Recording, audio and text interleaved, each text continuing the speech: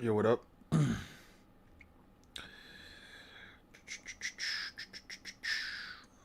second.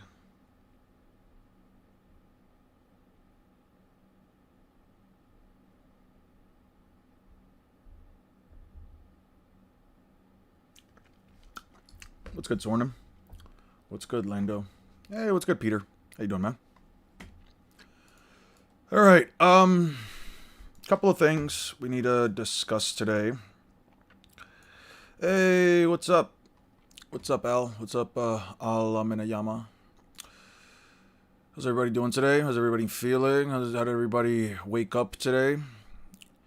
Did you guys have a good day? Good day, good morning, good evening. How are you guys feeling? What the fuck is this? Komori-san wa koto warenai. What the fuck's this about? Alright, this is about to be some freak shit. Comedy, school life. Okay, so it's nothing crazy. Is a junior in high school girl who's too nice to decline requests, constantly doing favors for others, has other people, has her granted her incredible powers, but even so, she's an adolescent junior. Man, go overflowing with ups and downs of everyday life. What powers could she possibly have? Causing this aura. I'm not a nice person. I'm in fact a bad person. Raven is beast. Yeah. I don't like the art style. Whatever. Fuck this. What else we got here? I'll marry your brother is crazy. That's a crazy ass title. Before the grapes ripen. Man. All right. Yo, what's up? I graduate tomorrow. Hey, MLG Mo. First of all, can we say this? MLG Mo, big fucking W's, guys. Can we give MLG Mo some big W's? They are graduating tomorrow. I'm super freaking excited. Oh shit. That's a big step. That is definitely a big step. You know what's funny? As big of a thing that it is to graduate and all those things, I actually never went to like my college graduation.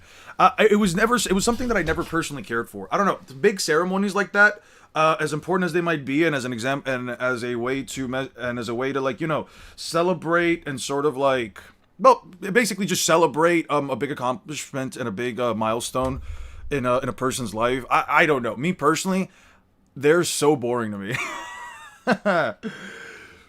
Lovely, man. Lovely. Hey, best of luck with your graduation tomorrow.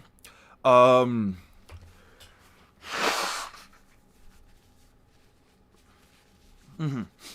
yeah, best of luck with your graduation tomorrow.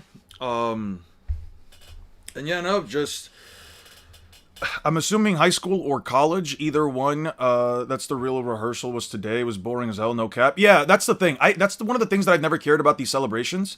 I didn't go to my high school or college graduation either. Last graduation I went to before that was elementary. I wish that like at least at the time I wish that like my mom would have like at least let me like skip out of my high school graduation. But it's one of those big things that like your parents or your family members also still want you to experience. They want to be there, take the photos, you in the cap and gown and all that stuff. Me personally, I've never cared for that kind of stuff. I told my girlfriend,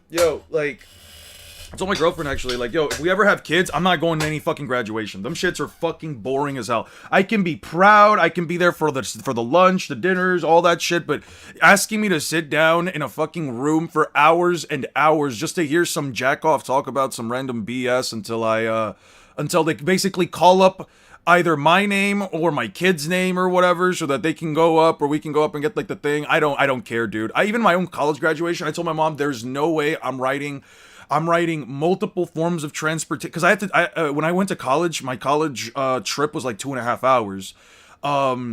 I told her there's no way I'm taking multiple forms of transformation in a hot ass cap and gown in the middle of fucking August just to go sit there in the hot ass sun for a while just to receive a paper that isn't even my diploma. I'm not doing that. There's no way in hell anyone is ever making me do that. I personally, they're a big thing, but why is it called Zaza? Oda's definitely been Oda's definitely been taking a couple hits off the blunt, bro. Why do you call this shit Zaza? Yeah, who the? That's crazy. Will you also be missing your own marriage? Listen, as long as it's not in a fucking church, because usually those things also go on for a while. If I could show up to my own, if I could show up to my own wedding, and I literally just have to, she just walks up, we hold hands. They said, does anybody have any problems with them getting married? No. All right, you may kiss the bride. I'm cool with that. If I have to stand there for more than 10 minutes to listen to some jack off speak, bro, I am so over it by that point. I don't know. Stuff like that just bores me. When I have to like just sit there and listen to someone yap for hours and hours and hours. It's one of the reasons why I don't personally watch streamers. I'm kidding. I only went to my high school graduation. It's morning to y'all now. That's funny because it's night for me. What are time zones? I had cool friends from my high school, so I just went there to spend time with the boys. When we graduated, all of the guys from my year, we all started, we were all like, how do I put it? Right, walking out of the graduation room, walking out of like the graduation like hall or whatever, like the theater or whatever that we were at, and walking out of it and like, all the guys like just yapping and shit like, yeah, we graduated. All of us, we did this thing where, for whatever reason, mind you, we're all basically like Dragon Ball babies. We're all from the era where like Dragon Ball was still airing in Cartoon Network and Toonami from like the late 1990s to like the mid to late 2010s. So by the time that we graduated, we were all basically just going,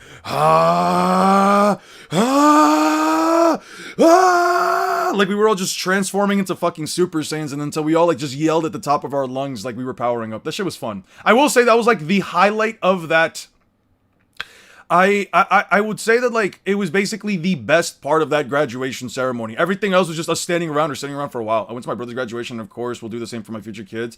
But for me, fuck all that. Yeah, no, like here's the thing. I'm talking a lot of shit right now, but like I would go to my own kid's graduation, but but like here's the thing. For anything like that, where I basically have to sit down in a chair for a couple of hours where the lights are off, or where if I'm standing outside, dude, I'm on my phone, bro. I'm on my phone. I'm on YouTube. I'm doing anything else but paying attention to some jack-offs on the podium, just japping, bro. I don't care. Peak has reached my page. Hey, what's up? Bro, some of the boys were walking out like Peaky Blinder characters. I don't know what the fuck that is. Nerds, yeah. Were you one of the popular guys? Fuck no. Everyone hated me. Nah, I had plenty of friends. But I was also, you could also say, I'm not even like sugarcoat it. I was a bit of an asshole. In high school. I was the type of guy that, okay, so the new thing came out. We have it here on TCB, so we'll just check it out there. But I was definitely one of those guys that, like, I didn't really, how do I put it?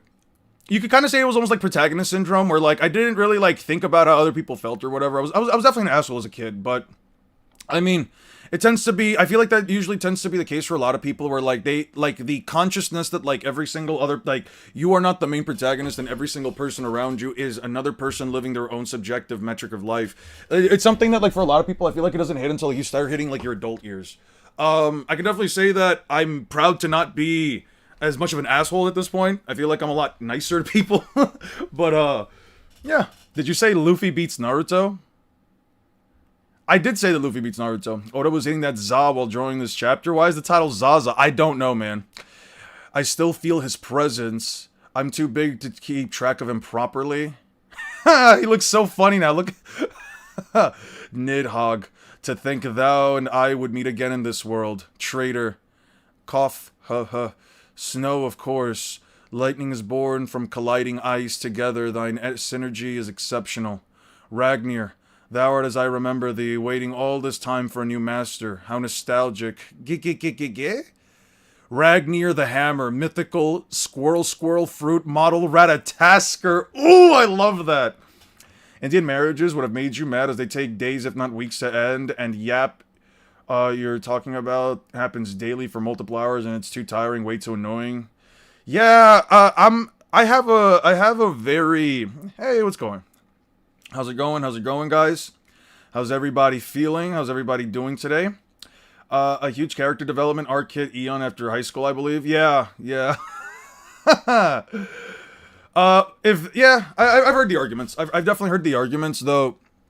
I I personally don't agree with arguments, or at least I don't. At least from the perspective, at least from my perspective, arguments derived from pixel scaling or calcs don't generally just boil down to opinions as well. I don't. They basically don't. They basically don't really counter any of the scaling I've got for Luffy. Squeak squeak. Okay, let's do this. Ragna 5 arrows. Holy shit. Tsitsa middle. Furigana Tsitsa middle and Asta goddess kanji. How the fuck do you pronounce that? Tsitsa middle. Pronunciation. Holy fuck. Okay. Plural tsitsa mime. Okay, so tsitsa mime. Tsitsimime. Tsitsimime. How the fuck do you pronounce?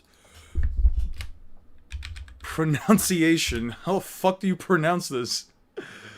Tsitsimitl. Tsitsimitl. Tsitsimil. We'll just call it Tsitsimil. Zitsimil. Now, I just use Momoshiki creating a pocket dimension. Creation feats have absolutely nothing to do with attack potency. Yeah, I don't agree with the concept of creation feats have anything to do with attack potency. Creation feats usually just boil down to calcs. I'm sorry, to hacks, and hacks essentially have no form of quantify. Hacks are unquantifiable. Chakra equals AP. Chakra does not equal AP in the slightest bit. Momoshiki used chakra. Disagree entirely. Chakra does not equal attack potency. Scary. Bonnie, get back. It's not like I'm going out there to fight. Not against that guy anyway. Damn right. It's my job to look after you now. And I won't let that happen. I still wonder who is he. He clearly outranks all the God's Knights here, but he's not one of the 5 elders. I suppose it's only natural for a vast 800-century-old organization to have spawned some dark shadows, given its history of power and struggle.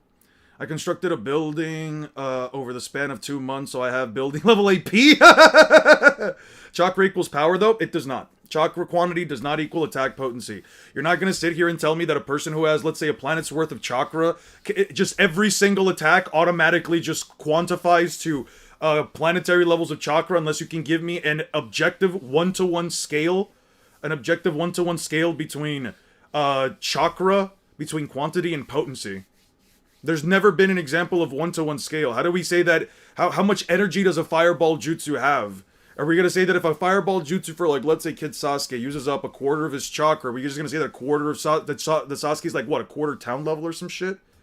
I mean, AP doesn't equal DC. AP also doesn't equal DC. I agree with that 100%. Wait, Sanji, your injuries are... I can't back down, Bonnie-chan. Sanji, I guess I don't need to deal with you after all. I gotta admit, it's crazy you're even breathing after that. Where are you going? I'm going to see through the mission I came here for. Can't you tell my power is overflowing now?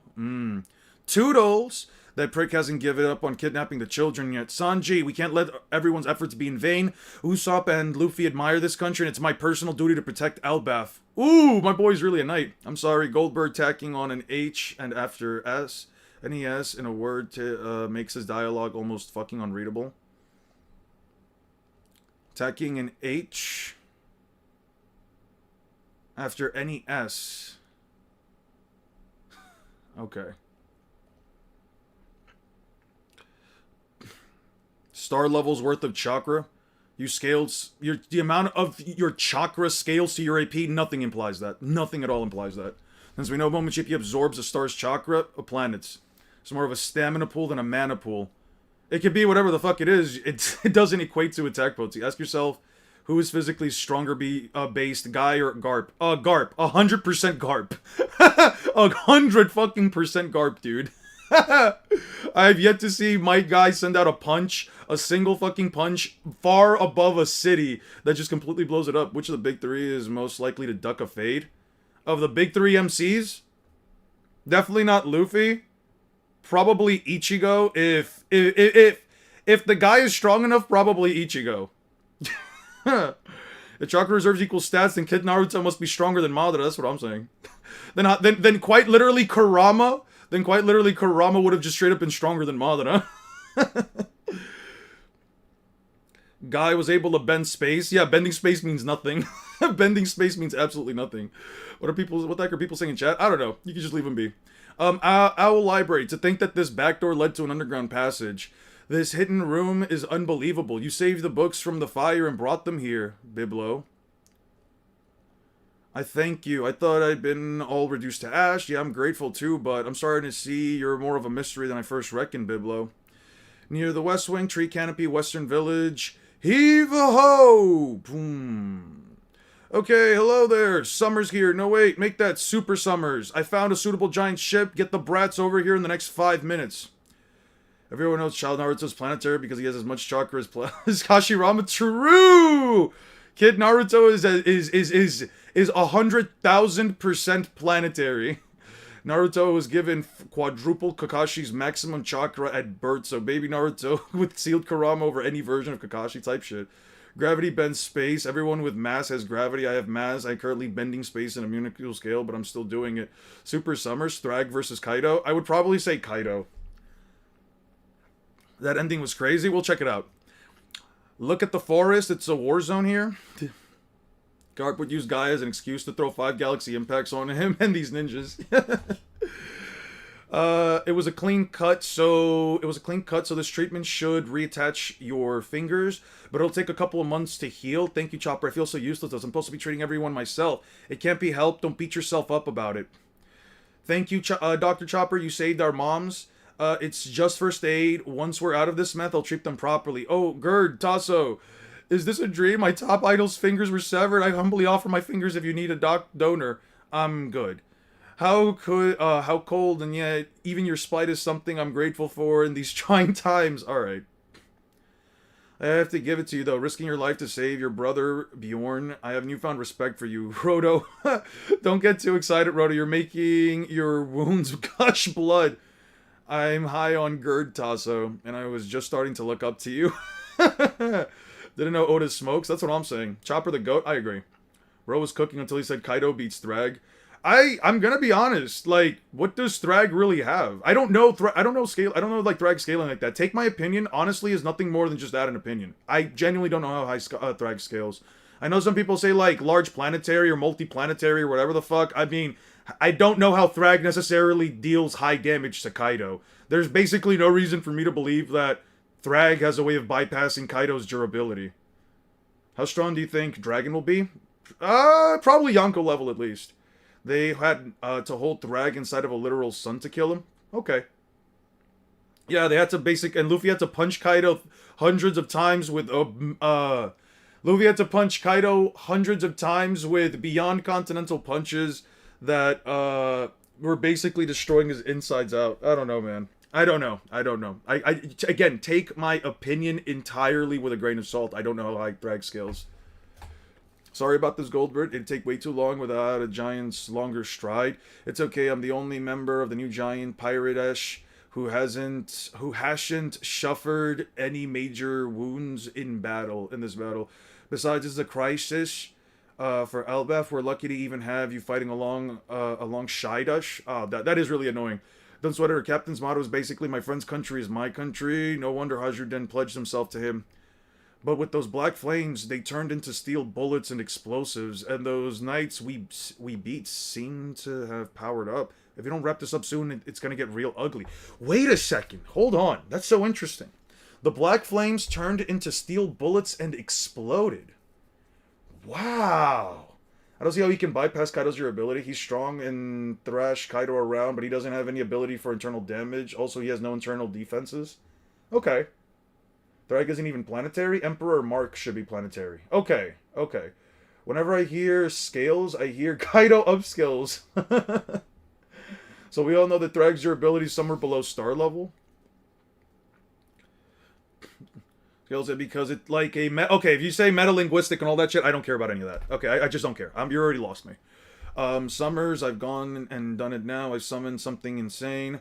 Killingham, don't tell me. I'm afraid so. I accidentally summoned what I'm most scared of. I just got carried away. You stupid idiot. That thing is terrifying for all of us. You tell me you can control it. Well, it's a dream demon, so probably. Well, what's done is done.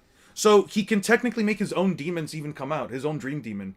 Just hurry, running out of time, and where's Gunko? Not the surface of the sun, which is multi-continental.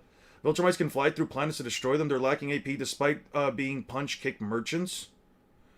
I mean, but wasn't the planet that you're referencing, isn't like the only planet that they ever fully destroyed? Wasn't it like also destabilized by a giant beam or something?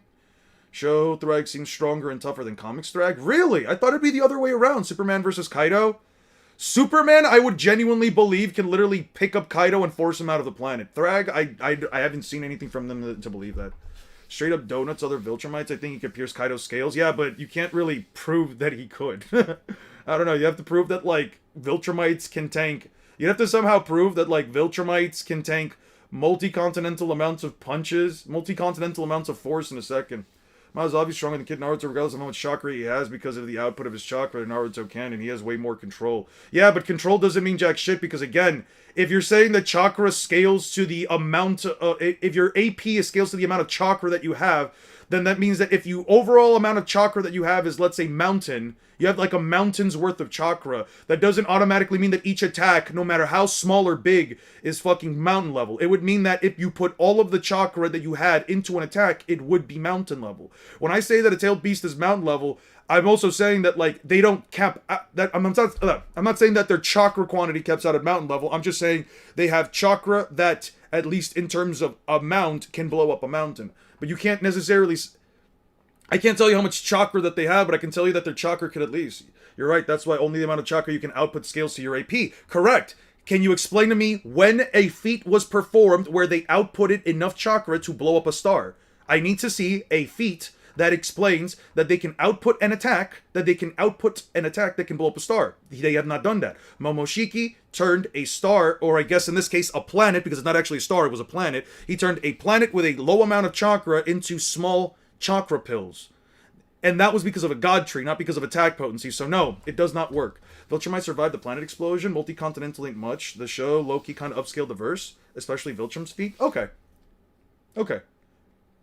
I'll take you guys' word for it. I don't know. I genuinely don't know. I genuinely don't know of their scaling, so I can't really say anything. Was stated in the novels to create pocket dimensions, which, okay, he can create all the fuck that he wants. That none of that even remotely scales to attack potency. Creating something is not the same as destroying something. It's unquantifiable. Who's saying Superman beats Kaido? Yeah, but really? That isn't the topic here. I know. Well, whatever. The Great Emu's body isn't meant to be out of this world. But that's a fact, but now our key combat forces and the forces that must be erased are all right here. We must not disappoint the Great One, we must live up to the expectations. Killing it? Of course. It's raining, cats and dogs, all of a sudden, what's going on? The water's gonna flood the inside, don't let the injured get wet. Go capture those brats. Kolon Yilva, what help? There's something inside? What the fuck? For those of us born above the clouds, the idea of water falling from the sky is terrifying. We always heard stories, not only about the decline in Nika, but also about the monster known as the Rain God. The one who pelts the lower realm with water from overhead. Wait, what the fuck? It appears with the rhythm of the rain dance. Whoa, Zaza, now that's frightening. What I find most scary, the Rain God Zaza, Dream Demon. I thought this was just some random fucking AI post made by somebody on social media. I didn't think this was actually something real. What the fuck? Holy shit. Yes, I've heard about the new Destiny Hero support. It's so fucking stupid. They gave Destiny Heroes a fucking FTK. Like, Destiny Heroes unironically now have an FTK that wins you the game on your opponent's standby face. That's so stupid. I'm bringing them over now. Get ready, Summers. We can set sail whenever. You basically need an infinite impermanence, an effect veiler, or whatever the fuck to stop your opponent from, like, killing you. That is so not fun. Why the fuck are they... Heroes? It's so crazy to me that elemental heroes, that the hero archetype in Yu-Gi-Oh! Has some of the most degenerate gameplay styles in fucking Yu-Gi-Oh! I think it's so dumb. I'm bringing them over now. Get ready, Summers. We can set sail whenever. Not good. There's commotion in the village. Should we go back? It'll be fine. This thing would also be fucking larger. Holy shit. This thing might unironically be capable of fully gripping the Tentails in its hands. That's crazy. My question is, can Sanji even kill that Dream Demon since it's shaped like a woman? I don't think Sanji's hurting this thing. But to be fair, it's a Dream Demon. I don't know. Looks like a Mortal Kombat character. Would you imagine damage rain? I wonder. Yeah, I think it would be crazy. But it's also flooding them, right? You're a hero player? I mean, I don't know, man. Like, Does everything now, I guess? Yeah, she dwarfs the giants. She dwarfs the giants. She dwarfs her fucking homes. These are all, by the way, all of these guys. So there's the sun god, the rain god, the forest god, and the earth god. So we've seen 2 out of the 4 thus far. We've seen 2 out of the 4, and not only have we seen 2 out of the 4, but you might even be able to make the argument that either Emu is one of the 4 or Emu is the devil. Either one. She's bare fist gripping the 10 tails like a fucking class hamster. That's what I'm saying. Without enough energy? Not really. Not really. You can just create a star. If you have hacks, you can just create a star. Also, is making a flood that is washing up the the full-grown giants. Yeah, she's making a flood that is literally washing away full-grown giants. By the way, the giants are all the sizes of tailed beasts. Yeah, like, by the way, most giants, they are literally around the sizes of tailed beasts. Some bigger, some slightly smaller. Most giants are anywhere around like 15 to 22 to maybe 26 if you go by Roto, I think his name is. They're all anywhere between like within a range of about 10 meters, give or take, in comparison to the size of the tailed beast. Well, you don't really know any ability that lets them create them the shit, so yeah, if we don't know what ability allows him to create it, why would I assume that he has the attack potency to also destroy these things? You can also create shit over time, as per construction analogy I provided in the last episode. Yeah, I wouldn't engage with invincible scaling, as a majority of the guys don't know what context is. It's fine. I mean, I can go into any kind of scaling I want. It doesn't really matter. I was thinking about invincible. I recently caught up with The Boys. I was so pissed off to find out that like the last 2 episodes still haven't come out yet, so I was just fucking around and I was like, all right, fuck it. But I was thinking about maybe just giving Invincible a watch now. Is the new season of Invincible over yet? Because I can just start watching it sometime soon, if anything. Man, this is crazy. How thou art as I remember thee, waiting all this time for a new master. Yo, Emu looks crazy. Emu smiling at someone is crazy. Low key, just thought of something. What if Gunko is Zaza? Her face looks similar to Gunko with her mask thing. You're thinking Gunko is Zaza? I could see where you're coming from. The hair doesn't really match, but I could see where you're coming from with it. That's not a bad claim. She kind of looks like a jellyfish. Deep Forest Emergence, Ten Tails drinking up the Rain Lady? Fuck no, he is not doing that. The Ten Tails, objectively speaking, has no reason to do that. Gay son or gay daughter? Either or. I don't personally care if they're gay. If you told me shipping daughter or power scaling son, I'd rather choose celibacy. I don't need another one of me in the family. I don't need my son potentially telling me that Bleach is low complex 5D. Or I don't need my daughter telling me that she wants, I don't fucking know, Deku with Mineta or some shit, man. I don't need that. Power scaling daughter, shipping daughter. I already, fuck. So no one's talking about Ragnar freezing lightning. Oh, did he do that? I kind of skipped out on that. Let's check that out real quick.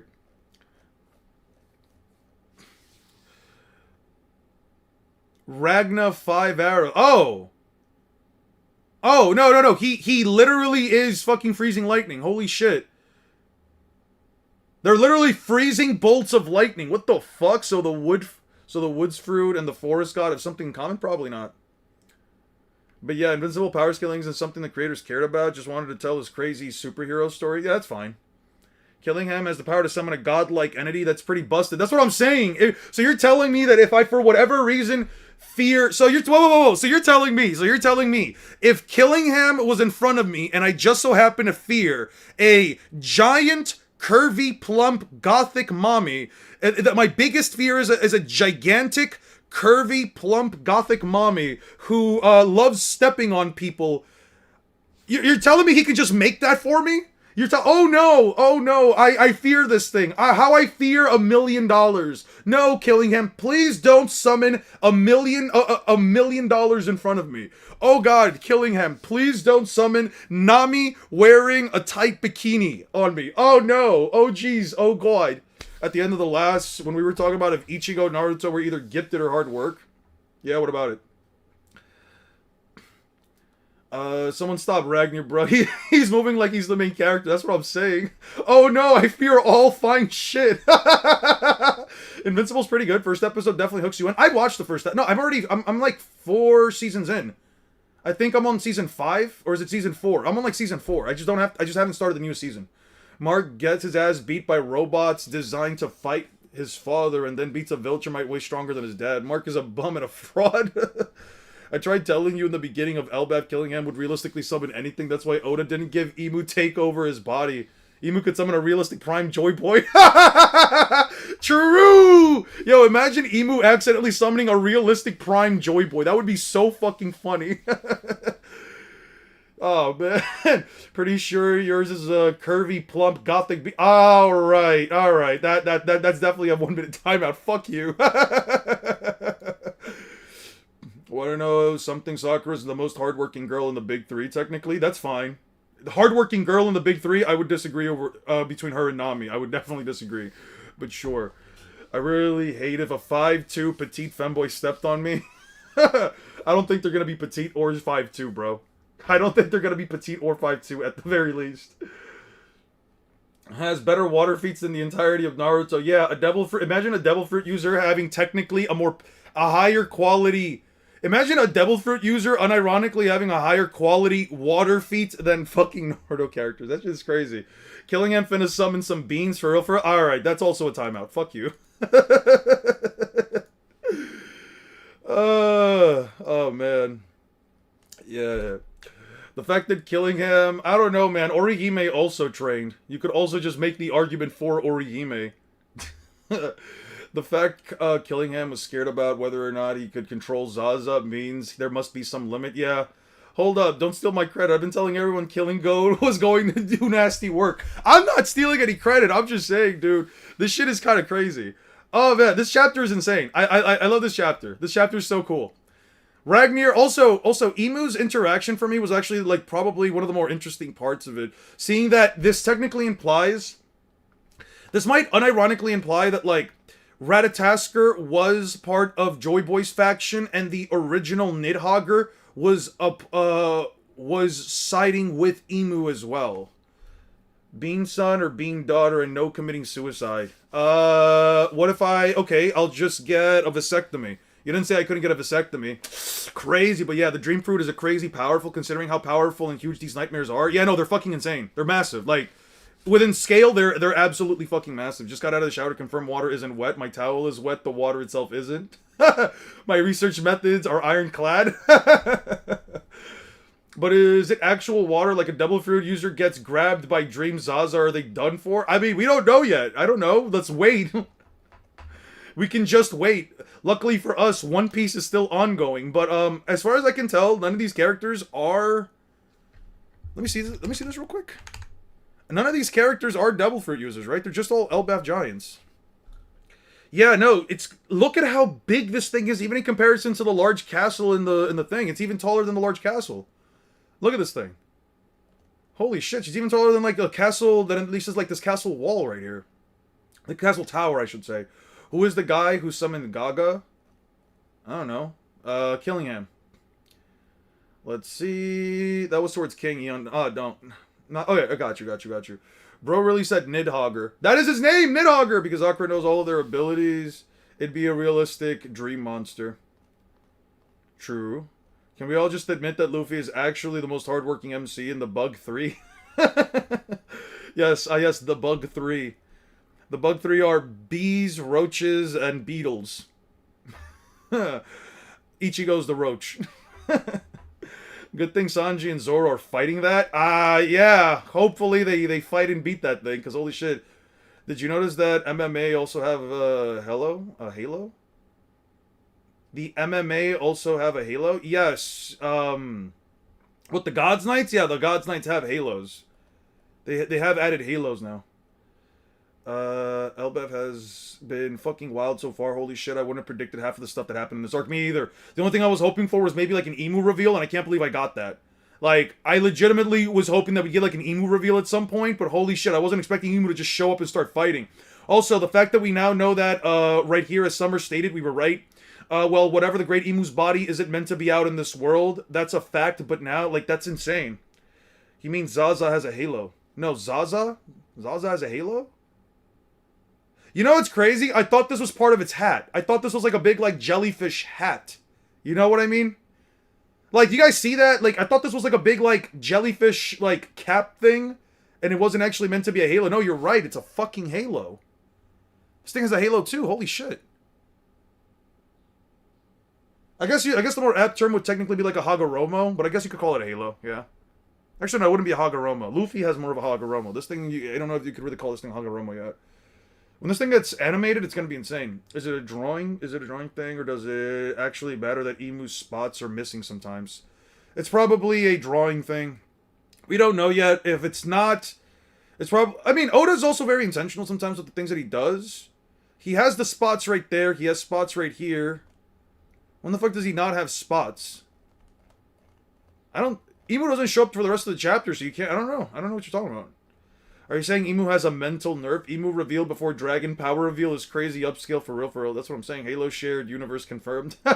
True. I'm stuck that the squirrel is freezing lightning. Yeah, the squirrel is really fucking freezing lightning.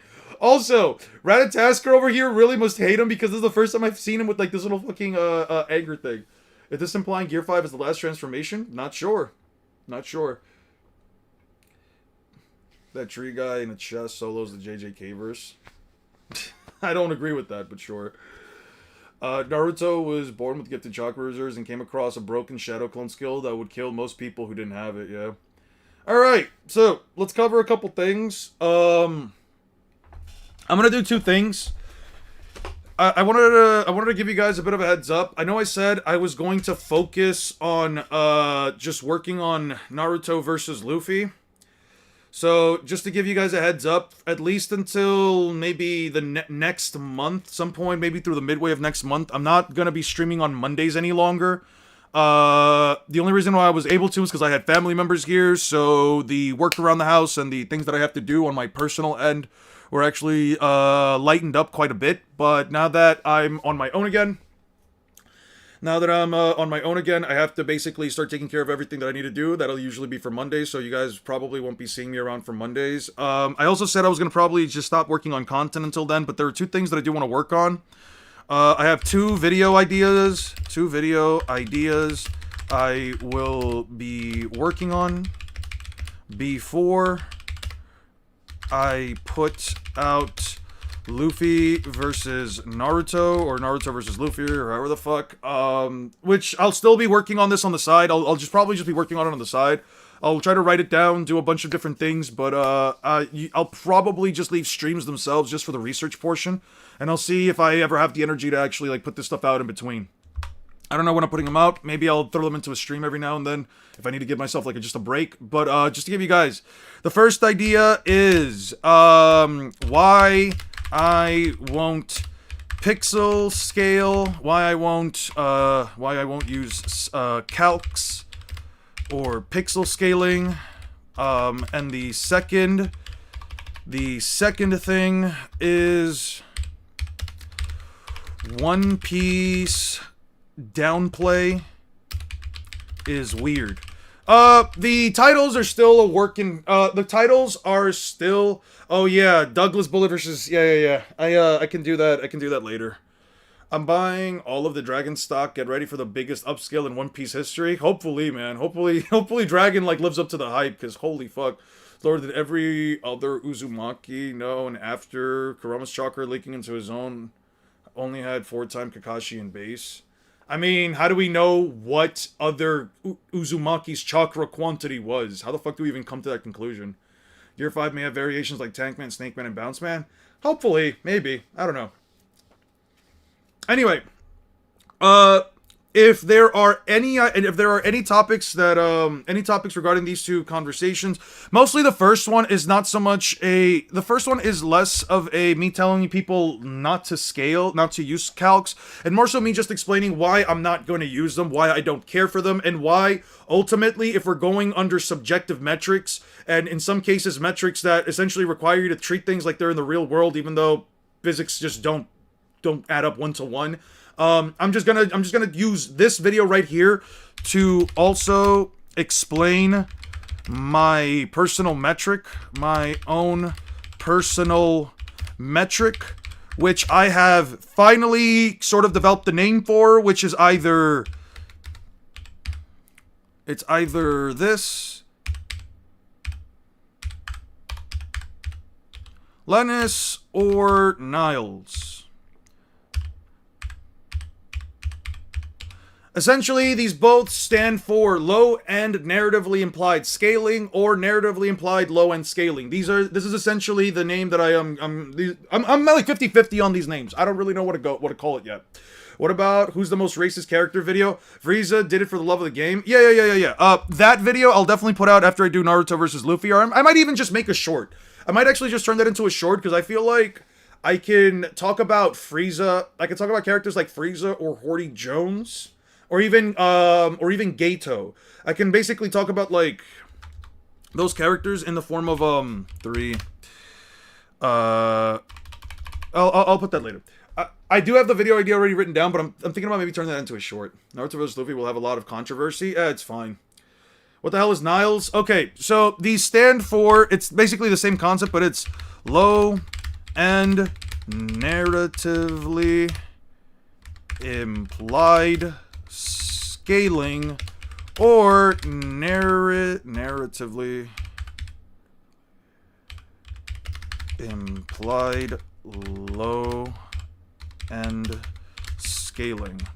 This is basically just the name I've come up for my personal metric. This is just the name that I've come up with it. When are we racism scaling? Whenever whenever I have a proper understanding. Goated title, pixel scaling is dumb. My vote is Niles. That's my hat. Get more like sorcerers. Get a more like sorcerers. I mean, no, Gato was just straight up racist against humans. He was calling human beings monkeys. If you didn't have cursed energy, he would view you nothing more as a lower life form. We should start math scaling. Let's start with Luffy versus Goku in a math test. I like the second one better, to be honest. You better mention the black hole meta, though. I'll bring up different metas. As a matter of fact, while we're doing that, what are typical like just strange, weird downplays that you see people just do? Stuff that, like, basically downplay for One Piece that, you guys see that, like, just makes absolutely no fucking sense and essentially is entirely built up with either personal bias, mental gymnastics, or, and most importantly, making shit up. One Piece downplay is weird. I'm gonna cover things like, cover topics like, the Gazelle Man fallacy, the Volume 110 SBS fallacy, the Volume SBS, the Volume 110 fallacy. What else is there? Foxy beams, pacifista beams, Kizaru accelerating, Kizaru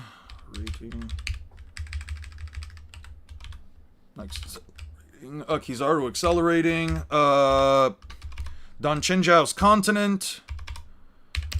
Don Chinjao's continent, Anel's Raigo, Blackbeard's black holes, Don Chinjiao feet. Luffy claims physical strength comes from devil fruit. Series looks goofy. Oh yeah. Series looks goofy.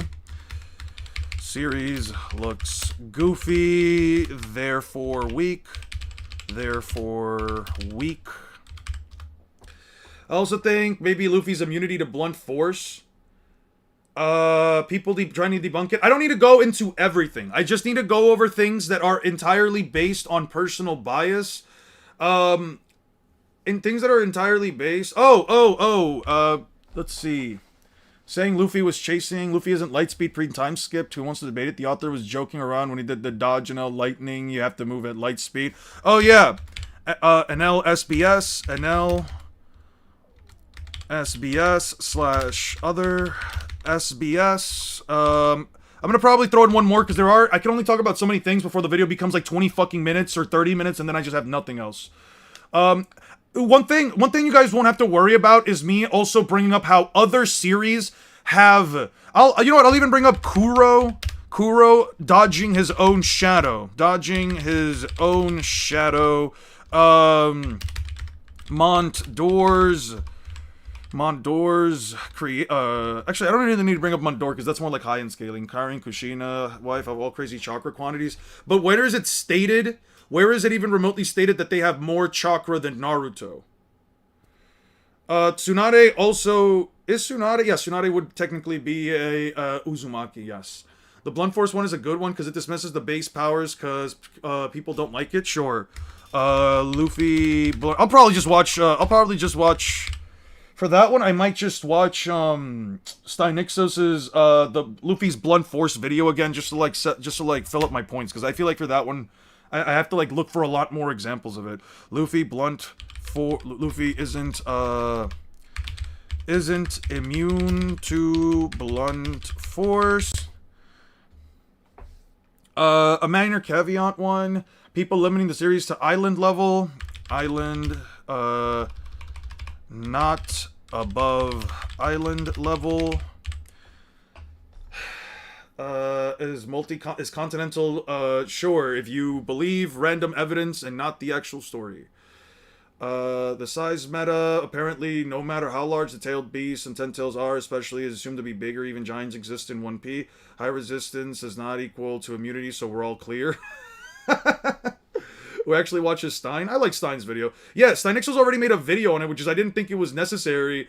I'll probably just talk about Luffy. I'll probably just talk about like the one of the few examples that I've seen people bring up, like Luffy, quote unquote, having his lip cracked in, and I'll probably just have like Steinixel's video as like a link to it. I don't think I really want to talk about that one too much. Every single opponent Zoro defeated has some kind of relationship to Africa, even if he slimed out Pika during the Black History Month. Alright. What about the random shipbuilder versus a well-trained ninja? The title speaks for itself. The biggest downplay I see is, oh right, aim dodging pacifista. Pacifista laser, aim dodging, pacifista beams. I'm not gonna go like, listen, all of these topics, I'm only gonna go to the point of like debunking them exceptional, just debunking like the logic that goes behind it. Pirate folk is a toxic cesspool? What the fuck are you guys talking about? Pirate folk is a dumpster fire of a subreddit? wait, they have a subreddit? Pirate folk Reddit. Pirate folk is toxic. What's the deal with pirate folk? Wait, what the fuck? I recently checked out other One Piece subs. I assumed it would be meme subs like Ningen, but all I saw is that there is a bunch of hate, which is one of the biggest. Alright, let's see what the fuck. Alright. Let's check out what Pirate Folks is. Alright. When I was 14, I coped One Piece being my favorite anime because I didn't want to admit I wasted my time watching. Alright. You're 100 times stronger than before, you say? Burakamamba? I can see why you defeated Kaido. You're quite strong. Snake Man 2 Piece Edition. Yeah. What's so bad about this subreddit? This shouldn't be controversial. Can anyone give me any valid reason Kaido beats Loki? Reminder, she stated 70 years old. What the hell happened? Rejecting, going to Wano to avoid for death. Alright. What's so toxic about this place? It just seems like just random fucking things that they're saying. Oh my god, just hates to hate. I can get why you argue the Foxy Beams is aim dodging. I can get why you can argue the Foxy Beam is aim dodging, but Pacifistas, he literally dodged that when they were close to him. I mean, the Foxy one, you can't argue something is an aim dodge if they don't move before the beam is shot. Luffy never moves before the beams are shot. The Tsunade moment was Karin fully healing her and refilling her Byakugo seal. She never does anything with it, though.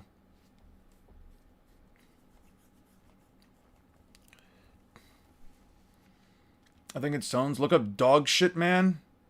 In the subreddit? Dog shit man?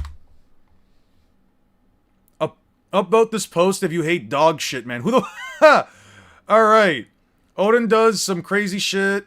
What the fuck has happened? Karma beginning, begging is crazy work. What does karma even do? There's gotta be a bot who was fed from a year ago or whatever. Okay, I will never downvote dog shit man slander. By my own slander. Odin dying to bullets. I disagree. What the fuck is happening here? Okay. Chapter 960, visiting, pleasure hall at 6 years old, beat up gamblers at 8 years old, got a Yakuza blacklist at 9, waged war against the Yakuza at 10, abducted, yeah. Okay. He's the most dog shit man there is. He's Kozuki Odin. Okay.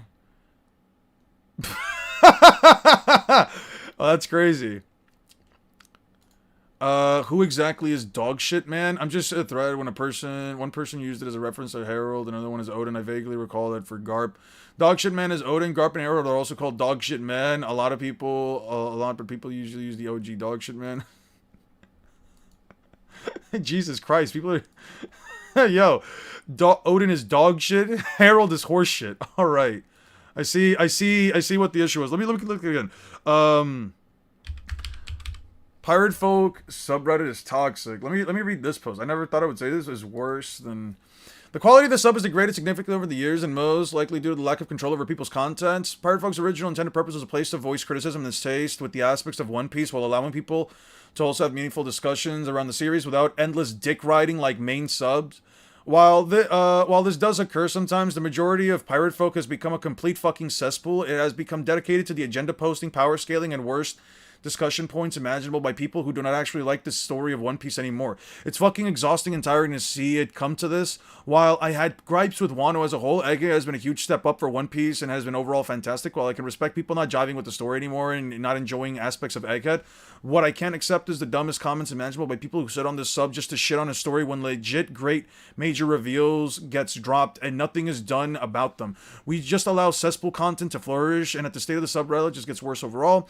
I'm mostly writing this because I'm tired of seeing pirate folks get co-opted by these people instead of being a fun place to talk about all the aspects of One Piece, good and bad. I think the sub is due for more forced moderation about content and content quality, because low effort posting is reaching a fever pitch that it needs to be stopped. The energy of the subreddit, blah blah blah blah blah.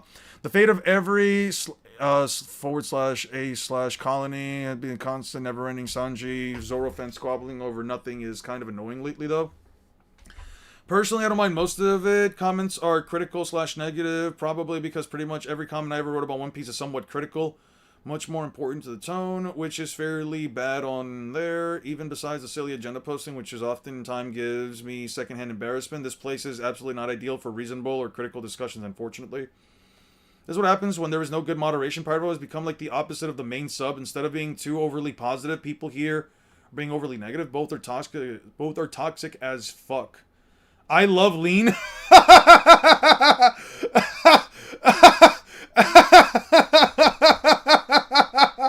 Yo. Oh, that's funny. Oh, that's really fucking funny. Sure, I'll type in Reddit pirate folks debunk. I'm just gonna type in the word debunk. Let's see what pops up. Bro, some people think that Kizaru being the fastest character and capping at light speed. Yeah. I remember the subreddit, they literally find any reason to hate the story, and remember the meme saying Usopp should be a slave? I blocked them a while back. You know, it only seems like a meme and jokes, but they literally believe the over-the-top slander. I mean, it's fine. People are allowed to believe whatever the fuck they want to believe. Do I think that they should go to the extent of people literally yelling at the top of their fucking lungs, trying to spread their own fucking agendas? I mean, I'd rather that not be the case, but I mean, what the fuck am I supposed to tell you? 100% power? 90% power? Where the fuck do I look up the debunks? I just typed in debunk and like, okay, another myth debunk. Sandman, do you know if Oda worked on One Piece Field? Did Oda work on this? No, bro. According to Oda, he never once met face-to-face with the Filmzy production team. For example, the overall framework of Zephyr's design has been laid out in text by Suzuki. Oda's editor recommended that Zephyr should not be included in the manga storyline. No.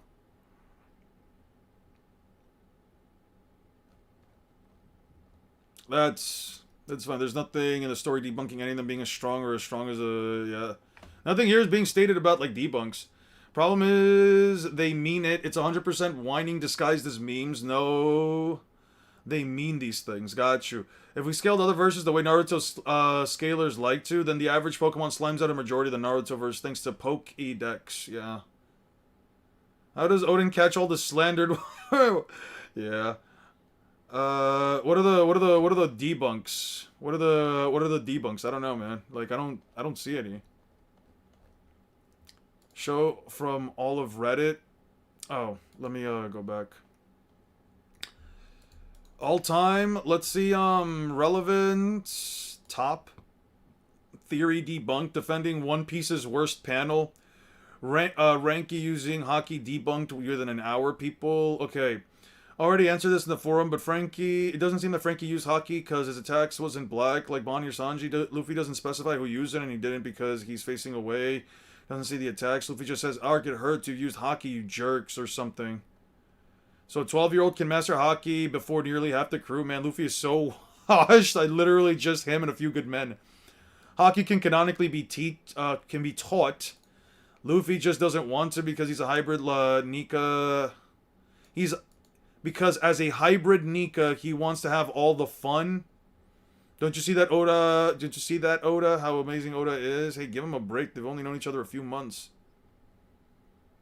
Zoro canonically can teach Momo. Sanji would gladly teach the girls if he had a chance to, since got uncle vibes he can teach. Yeah. Oh, okay. I don't know. When preside with Blackbeard owns the Reddit. Pirate folks posts either whiny or absolute no reason or great memes and slanders. There is no in between. It'd be lore accurate, full of lad. There's a dedicated sub to One Piece power scaling. I'm aware of that. No, I'm aware of the One Piece power scaling sub. One Piece. If I type into this bullshit, then let me see it. One Piece.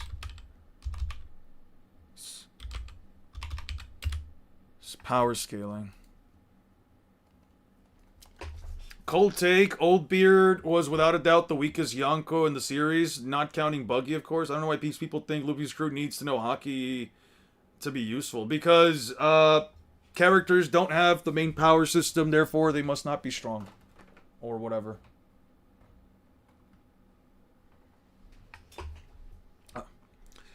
Teached. Haki cannot be teached. Go by the most popular post overall. I got you in just a second. What do we have here? Give me a reason why base Sanji without exoskeleton and Ifrit Jamba should not be considered Yonko Commander Plus, because normal Yonko Commanders can't replicate the same level of damage as Emu did. They have no chance of winning in a fair fight. Base Sanji after tanking Roundhouse Kick plus ACOC plus Omen Nuke from Hybrid Emu, get up a few minutes and probably regenerate all of his damage in the next chapter or two. Almost getting killed. Yeah. Ragnar and Kuzan versus Fujitora and Green Bull. That would be a fun fight. If you watched the show during the pre-time skip days, there was no debate. Whitebeard was the strongest man in the world. Alright. Ragnar can create ice while not being in hammer form. Yeah. I can't even imagine Ragnar losing. The one who broke One Piece power scaling. Also, can be taught is erroneous. Haki can be taught once you unlock it. Until you do, there's no way or method to teach how to unlock it. After you unlock it, then you can be taught. I disagree with that. I disagree with that because Luffy literally never used Armament Haki at any point in pre-time skip, and Rayleigh taught it to him. You can argue Future Sight. I mean, not Future Sight. You can argue Observation Haki. You can argue Leap debunking. Alright, I'll debunking One Piece scaling. Sure. Misinterpretations of Whitebeard's Devil Fruit. The fuck is this?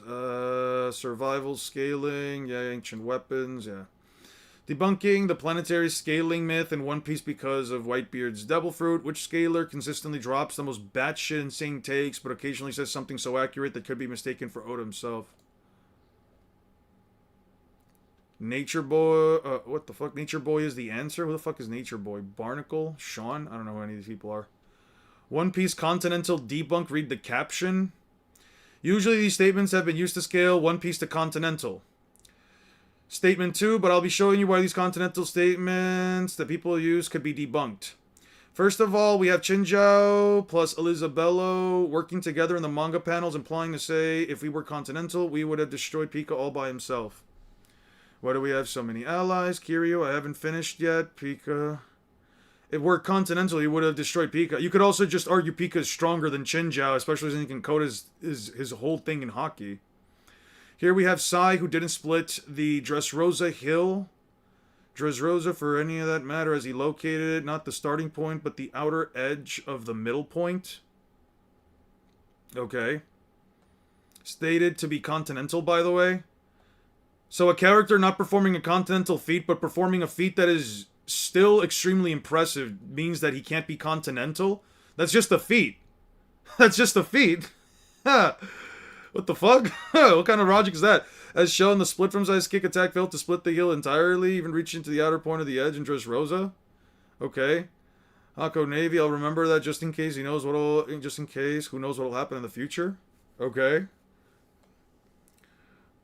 Why would he have one shot at Pika? Pika isn't kept at mountain level. Yeah, no. We're just assuming that Pika just isn't strong. And extremely emphasizes casual. Aokiji created a confident advice. Take that as you will. Aokiji failed to reach Lost Submarine with Ice Age and only affected half of Punk Hazard, which is considered to be an island. Why didn't he take... which didn't take a day to get to that point. Hot to the side. I mean, he was also fighting a guy who could melt everything, so I don't know why that matters. It's interesting the fact that he froze a continent of ice. The same Aokiji... Okay, so now we're just trying to use mental gymnastics around that. Jinjo's feet is mountain level. Here is why. He didn't split the whole thing. Didn't need to. The continent size is unquantifiable. That's irrelevant. It's a continent. The portion of the crack was hollow. Okay, and? It's still tougher than metal. We couldn't replicate the feat after he lost his pointy head. Sure, I can give you that. But his grandson literally broke his pointy head and Luffy literally fixed the damage. These are bad arguments. So it's not as impressive. Is Death not continental? It's constantly calced at mountain level, even on the high end. Calcs literally mean less than jack shit. Calcs are literally irrelevant. Who gives a shit? Kaido was about to lift up an entire island and drop it on a nation without much effort. Wipe your cracked Marineford with a punch and warped a huge chunk of the sea pretty easily. Aokiji literally froze the ocean from one island all the way to the next in an instant. Law punctures went all the way through an island miles down into the air, deeper still into the Earth's ground. All the people you stayed aren't even closing in on Continental. Bro said, but they're not though. Dude, I kind of love this shit, man. It's like, it's the mental gymnastics for me. It's the mental gymnastics for me because it's always just, you give all of the evidence, you show what they can do, and it's always just, yeah, but it's not continental. Like, that's always just the argument. That's just the basis of the argument, but it's not. But you see, Eon, unless the character's splitting the whole continent with every attack, then they can't be continental. Yeah, no. Unless they blow up the entire continent, unless they pulverize, vaporize the whole thing. Yeah. You know what? Not even. And even if they vaporize a continent that's tougher than fucking metal, even if the feat was him vaporizing it, they would still say, I mean, that continent's probably just like a slightly larger island. It's probably larger than like some random fucking offshore island in the Poconos or some shit, bro. You're the way.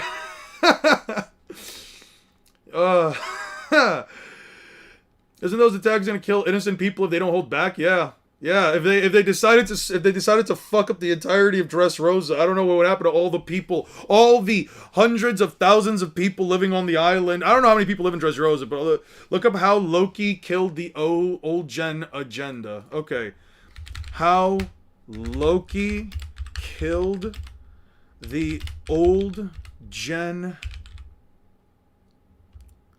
agenda. I'm assuming it's this one. A lot of people seem to be strawmanning Loki's feats by focusing on the first image. Loki killing Harold, who isn't defending himself, while ignoring the elephants in the room. Second and third images, let's check these out real quick. Harold makes it crystal clear that he believes no one can defeat him except for Loki as long as he eats Delbap's devil fruit, and only Loki can make things right, as, mind you, this is just with the devil fruit. Then there's Ragnar, who Harold straight up says none of Elbaf's rulers could eat the prized devil fruit due to Ragnar standing in the way. It implies only now, with his current strength, could he overcome the hammer. That alone would make Ragnar, at bare minimum, as strong as Harold pre-HK contract. Would make Ragnar, at bare minimum, as strong as Harold pre-HK contract. You could also argue pre-Devil Fruit Loki was a bit stronger than Harold pre-HK contract as well, but there seems to be something more than just being stronger to be deemed worthy by Ragnar, so we all have to see how that develops in the story. Then there's Loki, Yeah. Then there's Loki kind of just beating on Harold. Obviously, Harold is isn't too worried about his defenses since he's immortal, but even then, Loki straight up just shrugs off his attacks and smacks him away by the end of their fight. Harold just glazes Loki. For all intents and purposes, Loki is portrayed and stated to be above HK Harold. Downplaying Loki is unwise. He definitely negative the bloodlusted HK Harold. Expected past baseball W. Oh. So you have to factor in that Loki had 6 to 8 years at sea to likely get better with his hockey and devil fruit. So it depends on how you want to factor that in. If you don't know how much stronger he got, or whether you're scaling the Loki just got his devil fruit and Ragnar and current day Loki with both. Nice balanced perspective. We overall need to see Shanks versus Loki fight. Yeah, I would like to see that fight. Harold made it crystal clear that he believed Emu and the world government before this too. If you want to use the narrative and the dialogue, it's crystal clear. Yeah, I could agree to this. Now that island is made of cardboard. The ocean is softened up. Yeah. Just like how all those like regular ass dudes softened up. Just like how all of those regular ass dudes softened up the ice so that when Jinzhao split the ice, it wasn't really all that impressive. If we apply the same scaling logic to Naruto, then Naruto is like mountain to large mountain level. Yeah. Like, if you apply the same level of logic that people used to, like, denounce every single One Piece feat with Naruto, literally, Naruto does not get past country level. Like, from a narrative perspective, it just never gets past country level. No actual attack potency feat gets past it. Quantifiably, at least. You don't even know what's a kilometer. How dare you scale Luffy above island level? Yeah, I don't know how big a kilometer is. I like calculations. I do math for fun, but I've always bugs me in that they always go against the actual story and narrative. I think calcs are more viable when you're talking about like speak American I think it's, if anything, like more viable to use when we're talking about like live action series. If we're going strictly off of showings, they're not even country level. Yeah, they're not. The only thing that they have that's like above they're literally only 3 jutsu that are above country level in terms of like outright anything, are more reliable if we know the exact size, not gonna lie. Yeah, but we don't. You can't give the exact size for anything in Naruto besides Gamma Bunta himself. There's like literally no exact size for anything. There's no exact size for the countries, there's no exact size for the area that they travel. Like there's just nothing. Now, if you're going by like Naruto, like here's the thing, there's only 3 jutsu in all of Naruto. I was thinking of this up before. There's only 3 jutsu in all of Naruto that have like planetary scale in terms of like range, and that's Infinite Tsukuyomi, Nativity of the World Tree, and the ETSO. Mind you, I'm throwing in the ETSO in there just for Kaguya's dimension.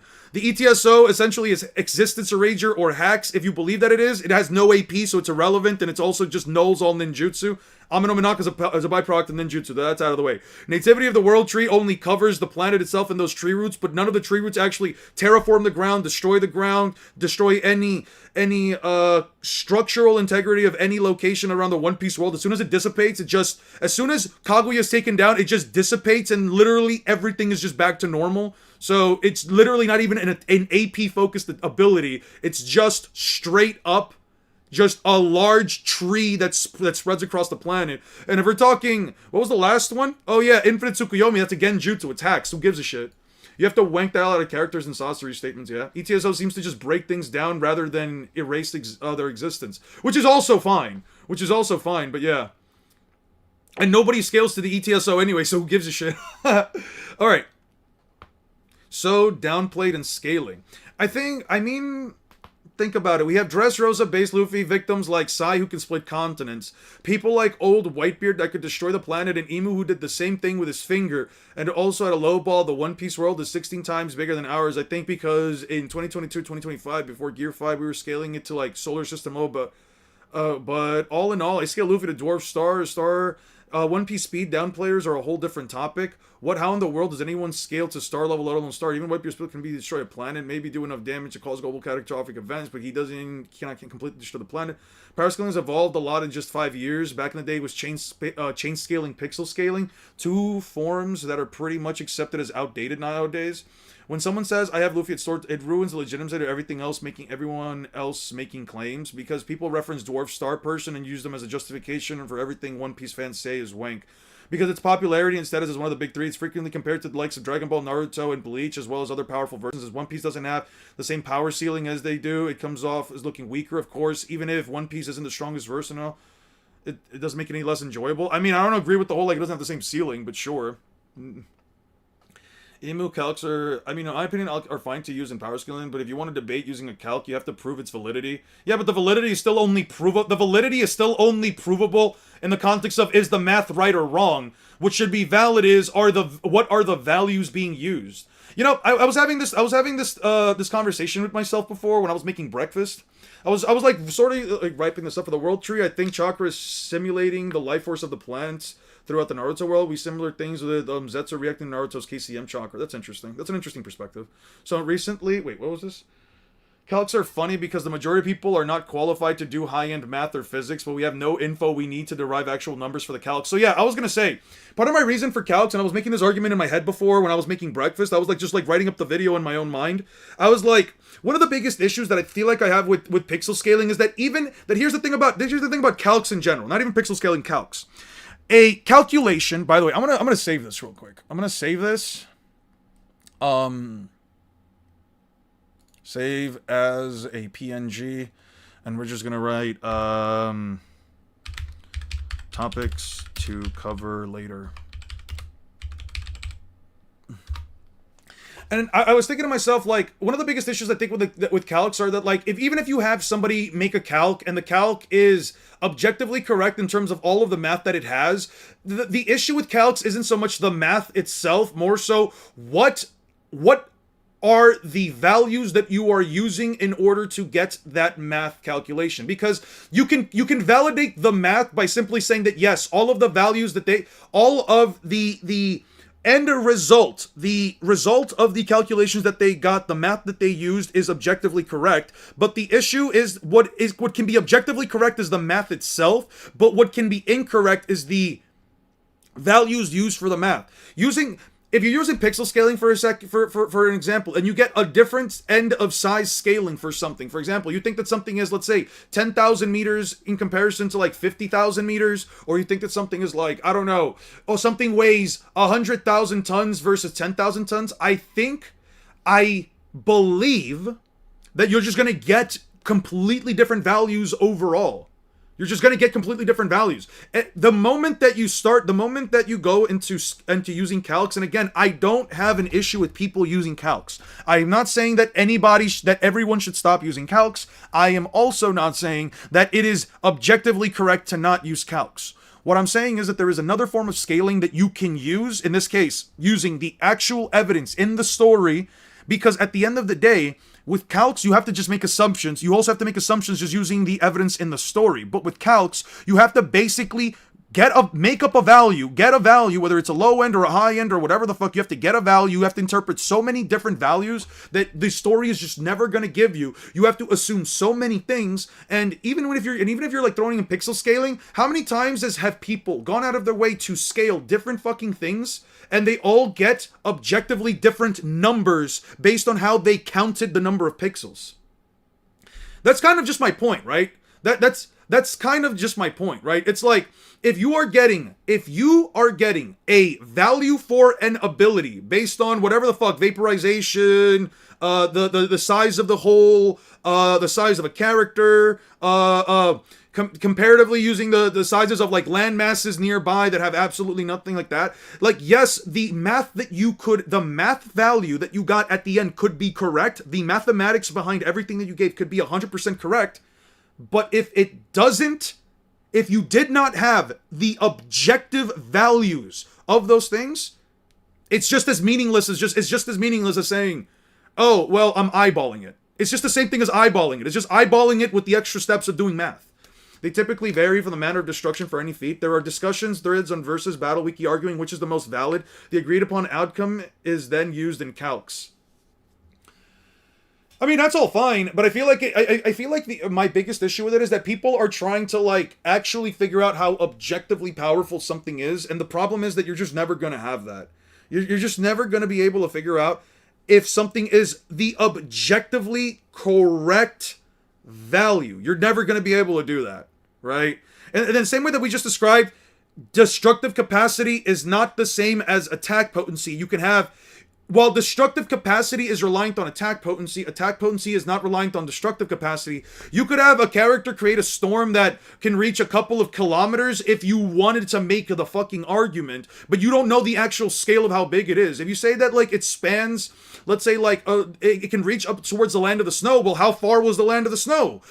What point exactly are we talking about, right? Are we saying is it's this far away from the leaf? Are we saying that it's this far away from the snow? Like, we don't have anything to go off of, so at the end of the day, trying to validate by saying that, like, it's more accurate, not really. You can say that, like, it's accurate. It's not about how many assumptions alone, it's about how absurd the assumption is as well. It's also that, like, if you make an assumption, for example, I've always gone back to this. I always like to go back to this one specifically. I'll give you guys an example, right? I'm gonna give you guys a really good example of this. Death Battle. By the way, I recently saw Charlie from Moist Critical Charlie. I recently saw a video with him and some of the guys that I watch playing YouTube. It was pretty damn entertaining. I gotta say, it was pretty damn entertaining watching them play. Charlie is like a very casual, like, Yu-Gi-Oh player, not really focusing on many of the strategies or whatever. They did a draft pool that was like very low powered, had a lot of like classic cards.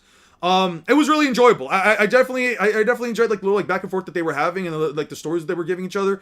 But yeah, it was fun to see like a little like clash like that between creators. I definitely see why people like that stuff so much. Let me find something real quick. Which one was it? It was Asura versus Kratos. Where's Asura versus Kratos? Clive Rossfield, Metal Sonic. Let's just look up Asura. Yes, Asura versus Kratos, right? So there's an example right here that I wanted to talk about. Let's see.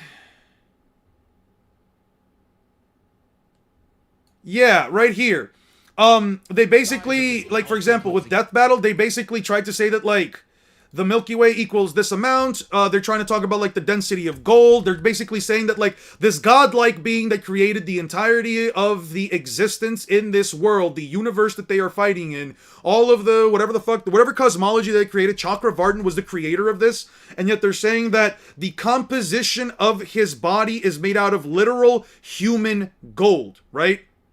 It's made out of literal human gold. So at that point, I have to say, we're just assuming that the guy who created the entirety of the universe, the density of his body, or the composition of his body is just that of equivalent of that of just normal gold. Like, what the fuck are we talking about here, bro? I'm not saying that it's not. What I'm saying is, I'm kind of having a tough pill to swallow that you base this all entirely. You're basing this all entirely off of stuff like this, right? And again, do I think that Death Battle is disingenuous? Do I think that Death Battle is on some bullshit? Why would they... Wait, why would he be made of gold? Just because he looks like gold doesn't mean that it is. And that's kind of my point, right? It's like, could it be made out of gold? Sure, but I think that, like, saying that a character who essentially created the entirety of the universe, the density of his body, or, like, the toughness of his body is essentially that of just, like, regular fucking gold, I think that's weird. I think it essentially not only lowballs the fuck out of the character, but it's an assumption that is basically born out of entirely nothing other than, well, he looks like gold, therefore he must be gold. Right? I don't know. That's just me. Yeah, but Death Battle reaches a lot, but what I'm trying to say here is that even though they use calcs, and you can say, well, all of the math that they seem to be presenting is correct, those calcs and values, and a lot of the reasons why people say that they reach a lot is because many of they have to basically make all of these assumptions. I personally don't like making assumptions, a lot of assumptions myself when I'm scaling. I don't really like going through many mental gymnastics. What's my favorite Death Battle? I don't know. I did like the Asura versus Kratos one. I liked that they gave both characters a chance to win it. I thought it was fine. I'm not exactly sure. What's my favorite one. I really did like the Clive Rossfield versus Dante one. That one was pretty sick. I also like a really classic one with I also like one of like the classic ones, which was Iron Man versus Lex Luthor. I really liked that one. I really did enjoy that one as well. Who has the best tracks in Mario Kart? Your tracks suck, bro. That's crazy. Yeah, this is why I don't take Death Battle as the end-all be-all most of the time. I just skip to the animated fight, which is fine. Pretty sure gold would amp density over a standard flesh giant. Yeah, but who the fuck says that he's also standard flesh? You know what I mean? We're talking about a guy who created the entire universe. Why the fuck would you just be standard flesh? That's all I'm trying to say.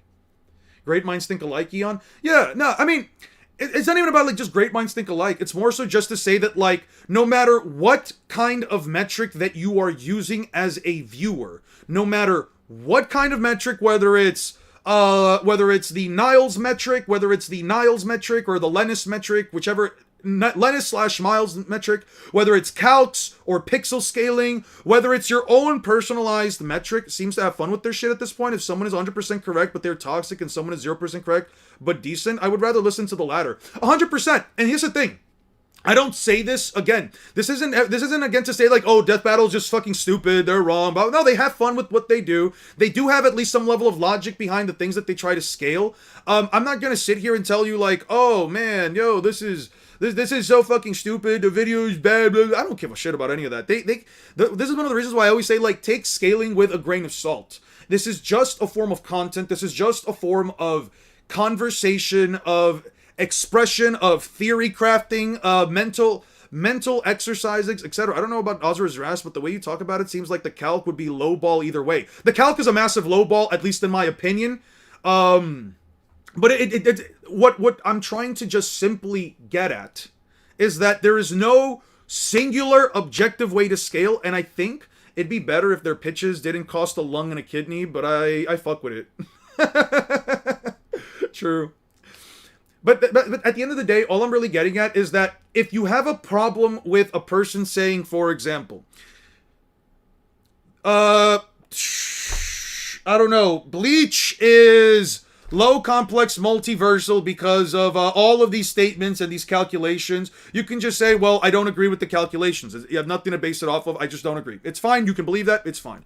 If you say, well, Naruto is implied to be country level within the context of his story, then you could say, well, I disagree with that. I mean, sure, the series might show that, but these calculations would naturally not make any sense. These calculations naturally would not make any sense within the context. I think they're a lot more powerful, especially if I go by this math right here, using very using very safe metric, using very safe values, using low-balled values, etc. This is still like the amount of energy that it would have to produce to do that. Okay, sure, that's fine. If at the end of the day, the conversation boils down to, well, I can see why you think Naruto doesn't really even get past country level to large country level because there's no feats or evidence or actual statements, etc., etc., etc. Nothing adds up to it. That's completely fine. I will still choose to believe in these calculations. Versus if you believe that the Ten Tails is continental because of tectonic plate movement, blah, blah, blah, blah, blah, blah, blah, all this crap. All the math points to it. All the values were low-balled. If you believe all of that, you can choose to believe that. I'm going to still believe that it's only country level because it doesn't even blow up a country. I think if the conversation boils down to, I can see why you reach this conclusion, but I still view it from this other metric of scaling, I think it's still a good conversation to have. If the conversation boils down to, I can see where you're coming from, but by my metrics or by this other metric, the character should be stronger or weaker. I think that was already in and of itself a very healthy conversation. But a lot of the times it doesn't end up being that, right? It's just arguing semantics and all of these, I don't know, pseudo-intellectual jargon mumbo-jumbo just for the sake of saying, like, no, I'm the one who's right. If the point of a conversation is just to say, no, I'm right, you're wrong, I feel like at that point it wasn't even a conversation. It was just a dick measuring contest, so to speak. Well, most of the conversations don't up that way. I don't think that, at least as far as this chat goes, I don't think they do. I would like to say I don't believe that it happens, but yeah.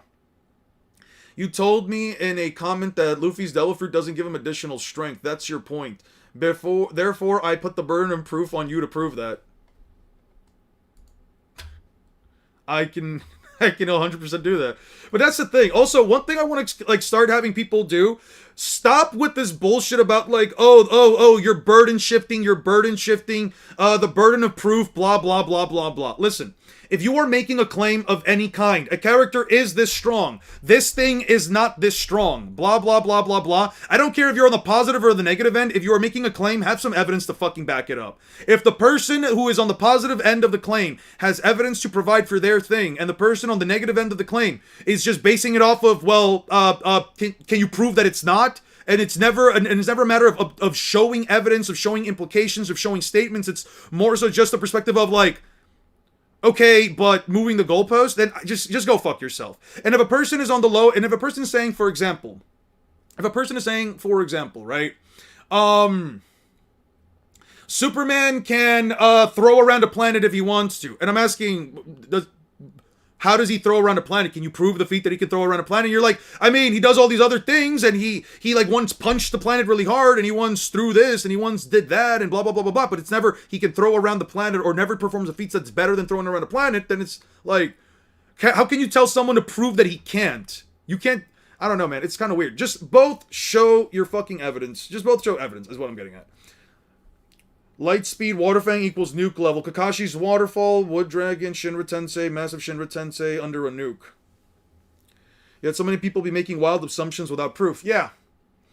Why is Sasori's name Sasori? Japanese for scorpion. Itachi's name is Karasu. Isn't Karasu? I don't know, man. What's the Gazelle Man fallacy? The Gazelle Man fallacy is essentially the belief that One Piece characters aren't even 200 can't even run at 200 meters... at 200 kilometers per hour because a guy ended up taking a girl away from Luffy and Zoro while their backs were turned. Basically, while everyone's backs were turned. And instead of instantly blitzing him, they chase after him in order to go get the girl back. People use that to try and debunk the entirety of the Naruto, the One Piece light speed scaling. Well, I agree, you still didn't prove that Luffy's Devil Fruit doesn't grant him additional strength. How can I prove that it grants him additional strength when nothing necessarily backs it up? Everything that literally Luffy wasn't even strong as a child. Luffy wasn't even strong as a kid as soon as he ate the Devil Fruit. He only grew in strength after training himself for years and years and years and years. Just made up because people annoy him. When did the series claim they scale below a nuke? I mean, I could just show you. When the fuck does Luffy go to prison? It should be around here. Where is... Yeah. Luffy's Devil Fruit does nothing. These handcuffs quite literally remove his Devil Fruit powers. Also, Eustace Kid over here. Luffy's physical strength is never once amped by his Devil Fruit. You might be able to argue it for things like... third gear, second gear, fourth gear, etc. But his basis of physical strength, every time he performs a feat in base form with physical strength, it's just straight up his own raw physical strength. To be real, Naruto has way too much regeneration endurance for Luffy to be put down before Gear 5 runs out. KCM2 was a Kaido level threat. It was not. So, okay. Now, for example, you're saying here, KCM2 is a Kaido level threat. How is it a Kaido level threat? What does KCM2 have that makes it a Kaido level threat? Because Kaido scales above characters that can split a continent of ice that is tougher than metal. Naruto blows up mountains at best. So how is he greater than... How is he a Kaido level threat when his best feats are consistently blowing up mountains? And Kaido is stronger than guys who can split a continent of ice. You should look at the poll suggestions channel and look up the conversation I was having with Dine. It's funny as fuck power scaling wise. I got you. Isn't there a statement that you showed the other day where it says that you can train your Devil Fruit abilities and the aspect of Devil Fruit is stronger? Where's that statement from again? It's fuck. You know what's crazy? I was actually trying to find that statement a couple days ago. I was actually trying to find it. I couldn't find it. The statement itself, I think I posted it in one of the fucking Reddits. Not Reddits, in one of the Discord servers. I just don't remember which fucking Discord server I put it in. Okay. So you guys were having a whole fucking debate. What was the debate about?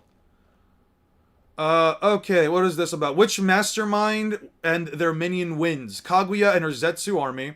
Junko and her remnants, Monokumas from Danganronpa. Gru and his minions from Despicable Me. Megamind and his brainbots. Muzan and his demon army, Emperor Palpatine and his entire stormtrooper army. Sure, this is a little stupid bears. However, one Palpatine is literally enough to remove city-sized ships with very little effort. Stormtroopers are vast as fuck. I also do not like Kaguya or Zetsu. However, those motherfuckers do be schmoving in comparison to a bunch of mono bears. And Kaguya is like at least equal, if not faster, than Junko. Isn't there? We'll have to find the statement. I don't remember. 6. Do you remember if 6 is still here? Yo, do you remember where I put that? That statement, that panel that says Luffy. Not Luffy, but devil fruits grow with the user.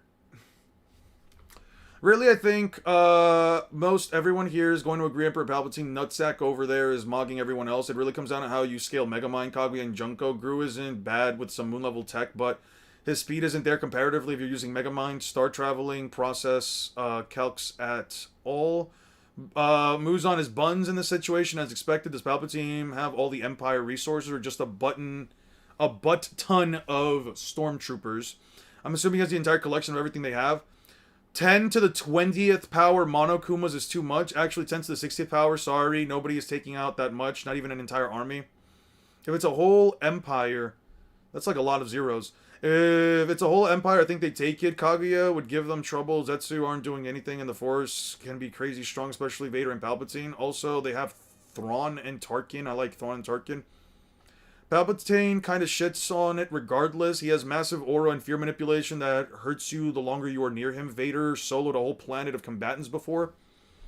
Palps is still stronger than Vader to a point, at least relative enough that it's definitely capable of replicating it, and it's against a planet with light speed guns. Use Palps has galaxy-spanning ranges of force with the Force. Okay. Also in Legends, Palpatine was manipulating / controlling the entire Empire fleet over Endor, making them fight more effectively and making them focus on destroying the entire thing. Okay, now we're just talking about... Okay, so where do you guys get into the point? I think the only army with the manpower and resources to deal with the universe-level amount of Monokumas is the Galactic Empire. A single Stormtrooper has the weaponry to actually tag a Monokuma. Monokumas should be roughly relativistic in speed, given Mukuro Ikusaba is able to perceive bullets as if they were as fast as snails, which puts her perception speed in the ranges of relativistic to relativistic plus. Then again, in Danganronpa, if she fights Sakura Ogami, who is stated by Junko to be relative to Mukuro in a hand-to-hand combat scenario, which puts her at a similar level as Mukuro. Then in chapter... Okay, we're just going into all that stuff. All that scaling, yeah. Explains the Junko's abilities, intake, yeah. Later on in Danganronpa, shown that the Mukuro can fend off nearly 100 Kumas with a staple before she gets overwhelmed by them. I'm sure with some calcs you can even use her to light speed off of this, but it's way harder to debate.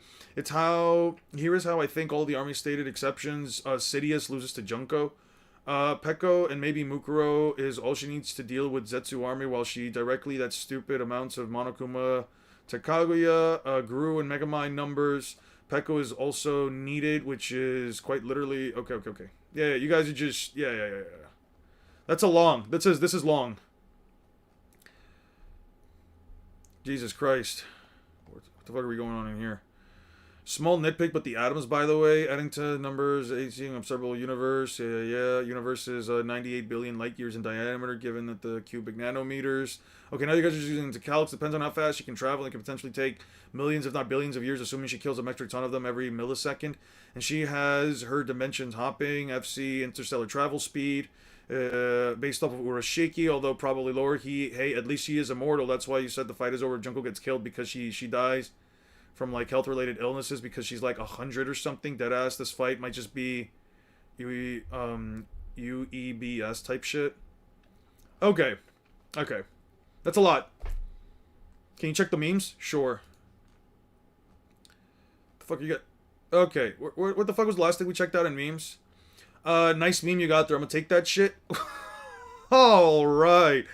This dude is 6 people. Yes, a classic meme. Yes. The classic meme. Sensei, that pre-time skip Luffy guy's pretty tough, huh? Yeah, come to think of it, yeah. If Infinity were to be outsped by his Gum Gum rifle, it'd certainly be in a world of trouble. But you'd pull through, right? Yeah, nah, he'd no-diff me. It's no use, that man punches are as strong as pistols. Alright. It sure is great to be big. Change him back. And I'm huge, so cool. Oh, Brandish is looking kind of cute. Oh, of course, we gotta get a foot shot here with her wearing high heels. He begged me to make him bigger, but the giant head thing is creepy. Look how happy he is, though. What? Quit playing with people's bodies. What is it that makes it so fun to tease? What is it that makes you so fun to tease? I wonder. I know, right? Are you just here to goof off, or... What is this? I'm taking over. He had this much power? There's no mistaking it? Yeah. So she just made Luffy's boobs smaller or bigger if she wants. Billions must die? Alright. I'm going back to gooning the fairy tale. That's chapter 8, sure. Do not marinate your chicken in NyQuil. Eon's face leaked. Alright, fuck you. Basically, Kaguya would take 23 billion to fight the army. You're telling me she's gonna take 23 billion years to fight the army of 10 to the 60th power Monokumas? Naruto was getting obliterated by Kimimaru. For the guy asking if it was ChatGPT 200, page 10, Devil Fruit, chapter 200, page 10, the Devil Fruits grow with the user's power. Oh, yeah. It was, chapter 200, right? Alabasta was in the 200s.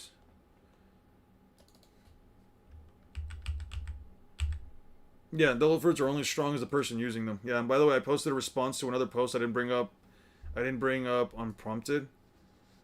I posted it in response to another post. I didn't bring it up unprompted. What could have possibly been? You said you put this up as a post. Wait. You said you were doing this as a response. Where the fuck is the response? There's no response here. You're just trying to save your ass. What the fuck? You didn't even bother actually replying to it. Sure, that's the plot, sure. It's just as I fear I can't read for shit. I mean the fairy tale chapters. Ah, got you.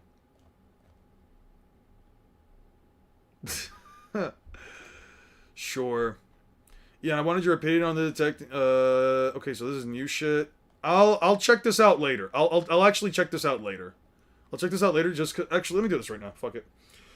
Basically, only wins because she takes a time longer than the universe's age to kill them all. That's funny as fuck. I like how you guys came to that conclusion by counting the number of Monokumas equivalent to the number of Monokumas that there are in comparison to the number of observable atoms within the fucking universe. That's funny as fuck, Lapis. You and Thine are really funny. I love you guys' scaling. From a series that explicitly does not say that you can compress your DC to a smaller capacity like One Piece, we can just assume that the punches are exactly what they're shown to do. Yeah, exactly. You can unironically argue that. Let it be known, for the record, Naruto's a much better fighter. Okay, I think that's fine. If you think that Naruto's better at hand-to-hand combat, I think that's fine. Dude, I had this Sniper versus Sakura conversation with my friend. It's the Order Sniper from Sakamoto Days versus OG Naruto anime Sakura. Luffy can't function without food. Yeah, neither can Naruto. You're telling me Naruto can live? Weakness is slicing attacks. Naruto's Rasengan rips through rubber.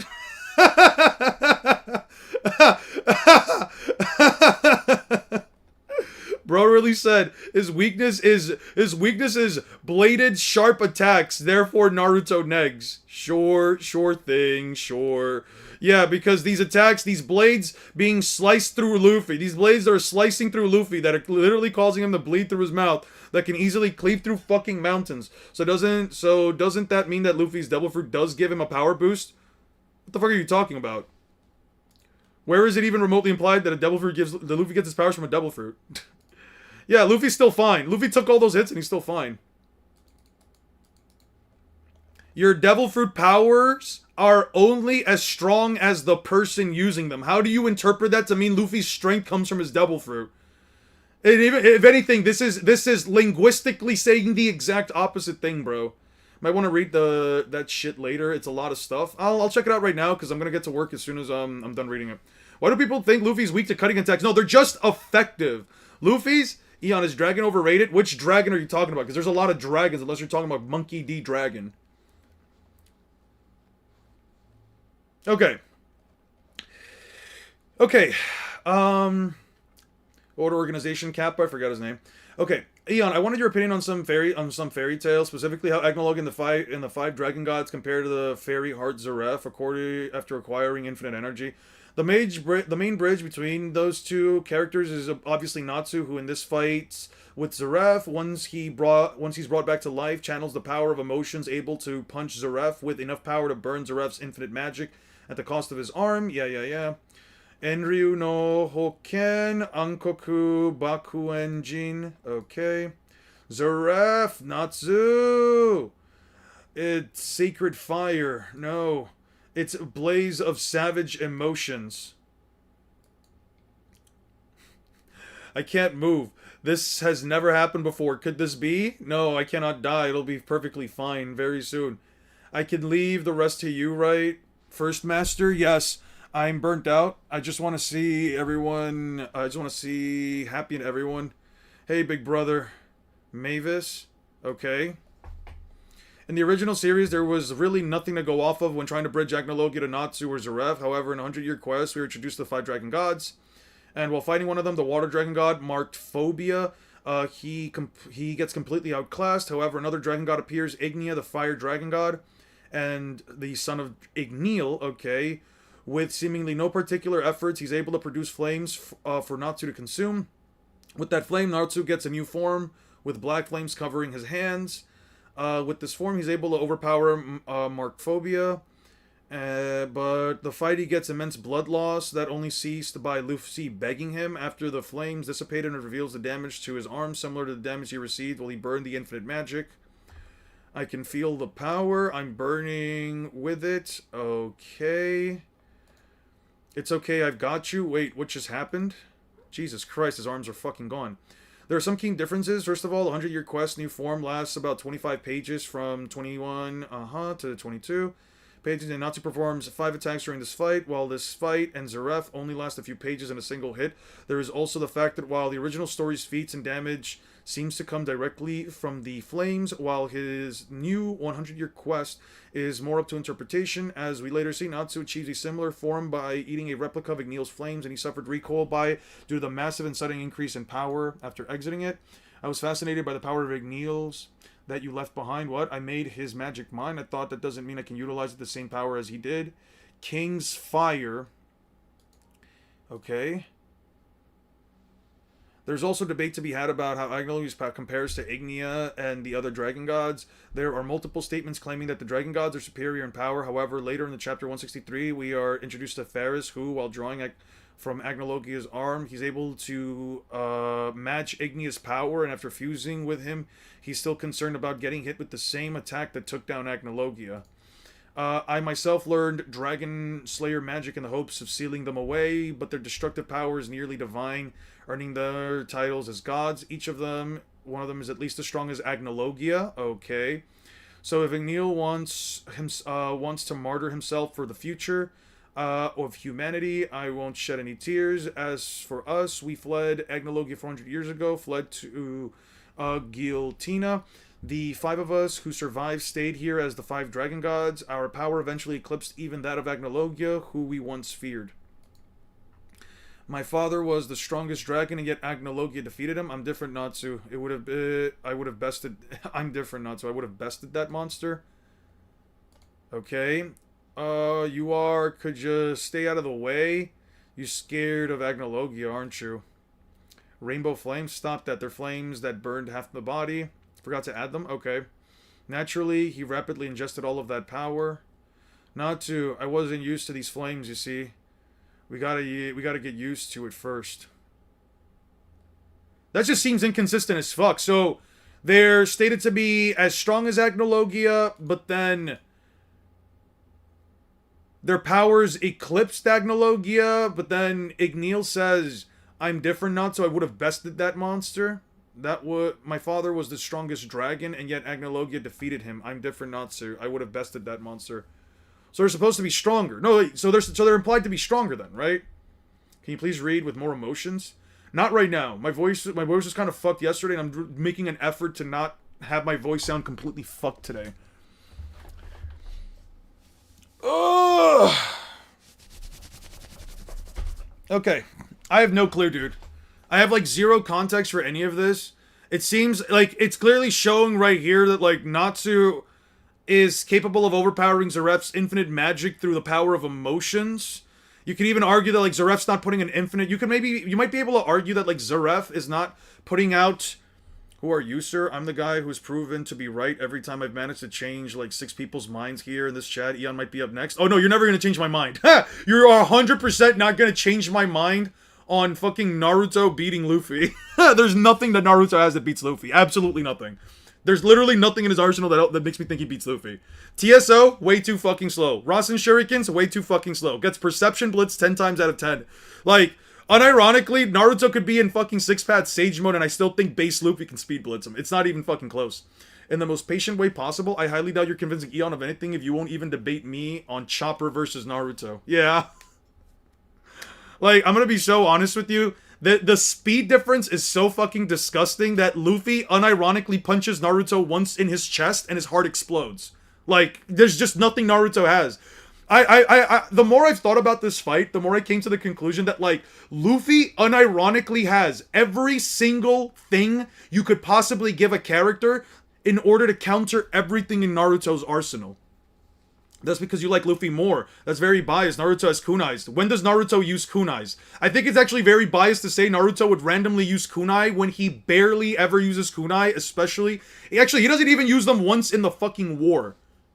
That's crazy. Well, we don't know how much Alphazaria and Ignia know about Agnologia. Alphazaria hasn't left his guild in 10 years. Okay, and Ignia is very cocky and is only confirmed to know Agnologia's powers from when he fought Igneel. Ah, okay, and the version of Agnologia that Natsu defeated was more powerful because he absorbed all that energy. Bro said Naruto has kunai, by the way. Bro said Naruto has kunai when Luffy, in the very first arc of the series, gets stabbed by a chakram in the back of his own head. Luffy quite literally got stabbed by a chakram in the back of the head. Literally got stabbed by a chakram in the back of the head and just literally rips it right out with absolutely no issue. Bro really said a kunai is going to matter. Yeah. Yeah, okay. Alright. Bro really said, I think you just overrate the speed scaling, man. I really haven't. I could unironically argue under every facet of logic that Luffy's light speed by long ring long, and the earliest you can objectively give Naruto light speed scaling is at the very right just before he enters the 4th Great Shinobi War, which ends literally the next day. The 4th Great Shinobi War doesn't even last, objectively speaking, 24 hours after Naruto joins the fight. I don't have a single reason under any facet of logic to believe that Naruto Uzumaki, who enters light speed, who at least achieves light speed if you give him the benefit of the doubt, there's no reason for me to entertain the idea that Naruto is even remotely keeping up with a guy who has been light speed since the early fucking portions of pre-time skip. Wild how Naruto stabbed himself in the hand and he grinned with glee. Luffy was in pain. No, he wasn't. Who the fuck says he was in pain? He just rips... Oh yeah, well I guess he was in pain. I guess I'm wrong. Yeah, fantastic. Are you telling me who gives a shit if Naruto stabbed himself in his hand and grinned?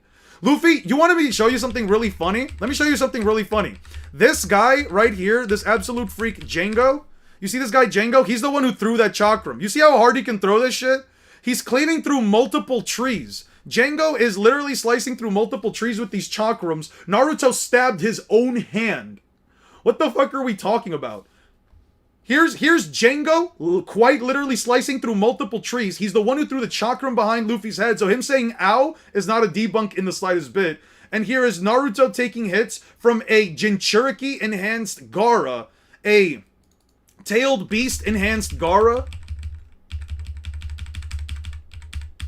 Right here. And all the best his attacks can do is just rip slight chunks out of a tree. Like, what are we talking about? You're showing me fodder showing trees can be destroyed in Naruto too? Yes. Here is. That fodder can unironically do more damage to a tree than Gaara being influenced by the tailed beast that has it inside of his body.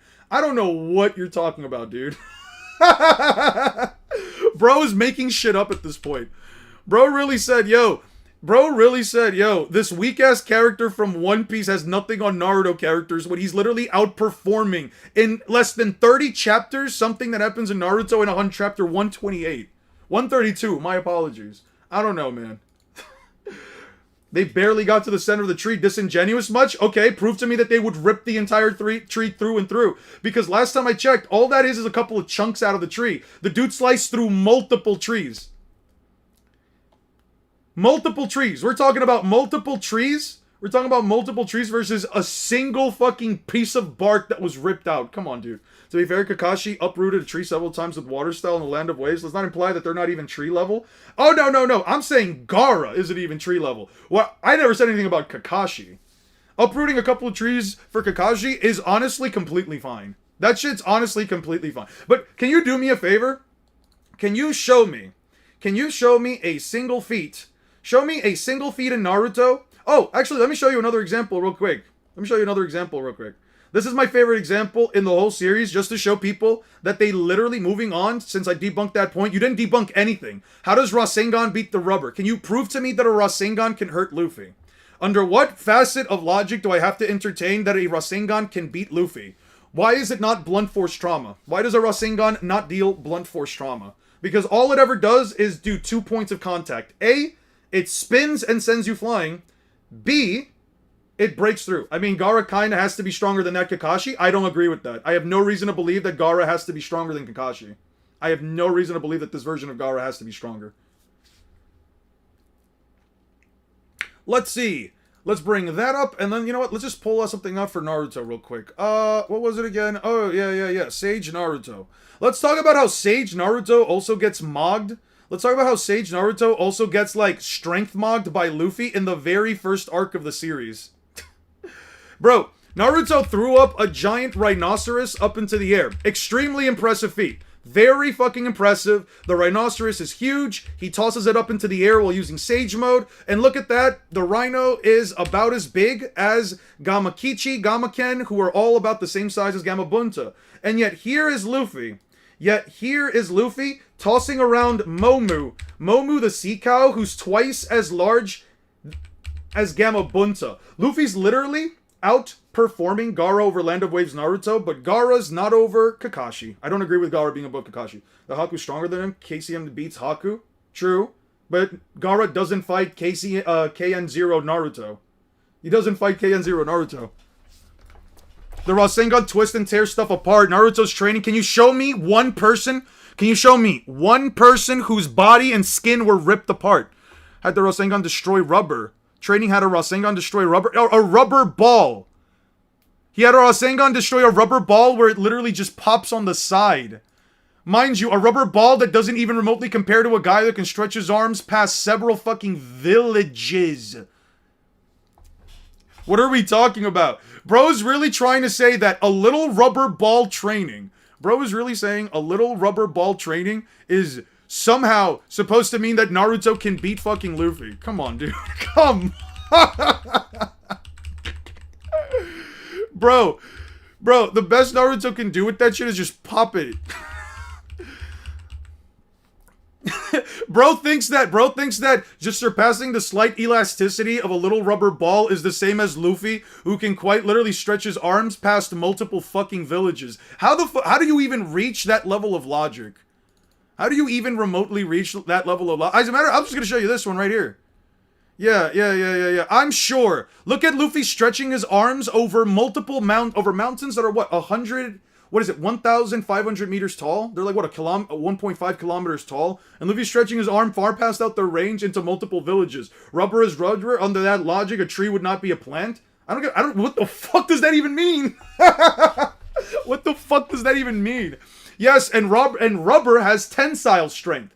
And different forms of rubber have different forms of tensile strength. So Eon conceded that Luffy can take a Duraneg attack? When the fuck did I say that? When the fuck did I say I conceded that Luffy can't take a Duraneg attack? You know what a kilometer is. I do. Gaara over Lee over Tutomo Sasuke over Haku over Land of Waves Kakashi. Are you really telling me that a single shuriken is more powerful than a giant blast of water? I just don't believe that, Aura. I just don't believe that. So apparently Kakashi's weaker than a bunch of Chunin. Sure. I mean, sure. Narratively speaking, I would disagree with that, but sure, if you wanna just use a single feat like that to show that Kakashi is, I guess, weaker than Gaara while using a large scale ninjutsu, I just don't agree with that. But sure, you can believe that. Aura, here's the thing, Aura, you can believe that. I'm not gonna have this discuss. I don't believe it. I have no reason to entertain that. I don't have a reason to entertain that not Naruto, that the Chunin are stronger than Kakashi.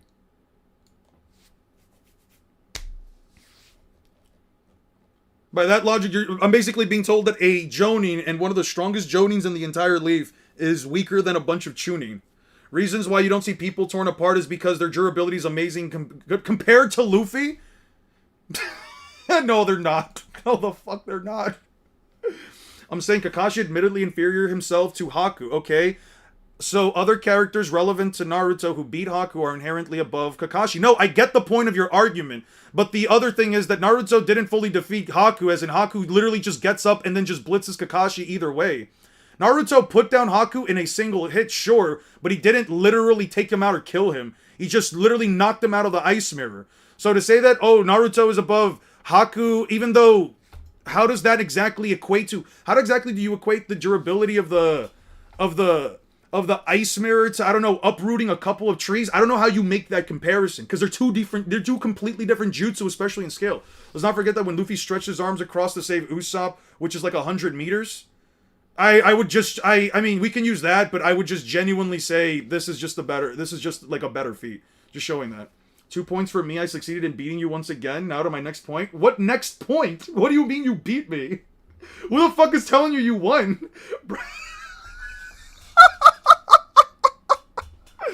Yo, I was wrong. Ignia actually knows that not to beat Agnologia. However, I assume all his transformations come from secondhand, like Bestia. Who the fuck is Bestia? Come from secondhand? What do you mean likely Bestia? Yes, guys, Lingui won. bro, my last comment, twin, as a holy redditor. I got you, my bad. Are we forgetting the Hokage Naruto getting his durability negative by a regular sword and chakra cloak? Yeah. Oh yeah, when Naruto gets stabbed by sword. Naruto stabbed by Sasuke's sword. Oh man. Bro, unironically just getting stabbed by this shit, man. That's but you're comparing a small 1 millimeter thick hollow ball with a human. That's what I'm saying, bro. Talking about Luffy being weaker than cutting attacks, knowing Naruto got no death by a regular sword. Yeah, literally. literally not dropping down to one knee. Bro literally is getting dropped down to one knee by a fucking blade. Schizo-scaling is tough. That's what I'm saying, bro. Bro's really out here saying what points. Who's giving you your points? Bro's just saying I win because I said so. You know what? Let me also say that. I can do this too. Let's see. 2 points Eon. Actually, not even 2. 5 points for Eon. 5 points Eon. 0 points linguistic. See, look, I could do the same exact thing. Bro really said he's giving himself arbitrary made-up points. Yo, I don't get people like you, man. I don't get it. I genuinely don't get. Mind you, off guard doesn't work. Bro is in a chakra cloak, yeah. And in a chakra cloak that's apparently supposed to have the ability to sense nature around him and attack. You are him. Anyway, Bisha is a member of Ignia's guild, and he used to be a member of Zaref's army. His information likely comes from Ignia, is never shown to be implied to have been in Fiore. Ah, okay. We're just gonna be stabby sticks on each other, yeah. Oh, man. What the fuck is this? It doesn't even have a title. Is it just a fucking toilet? Why the fuck does this have 501,000 views?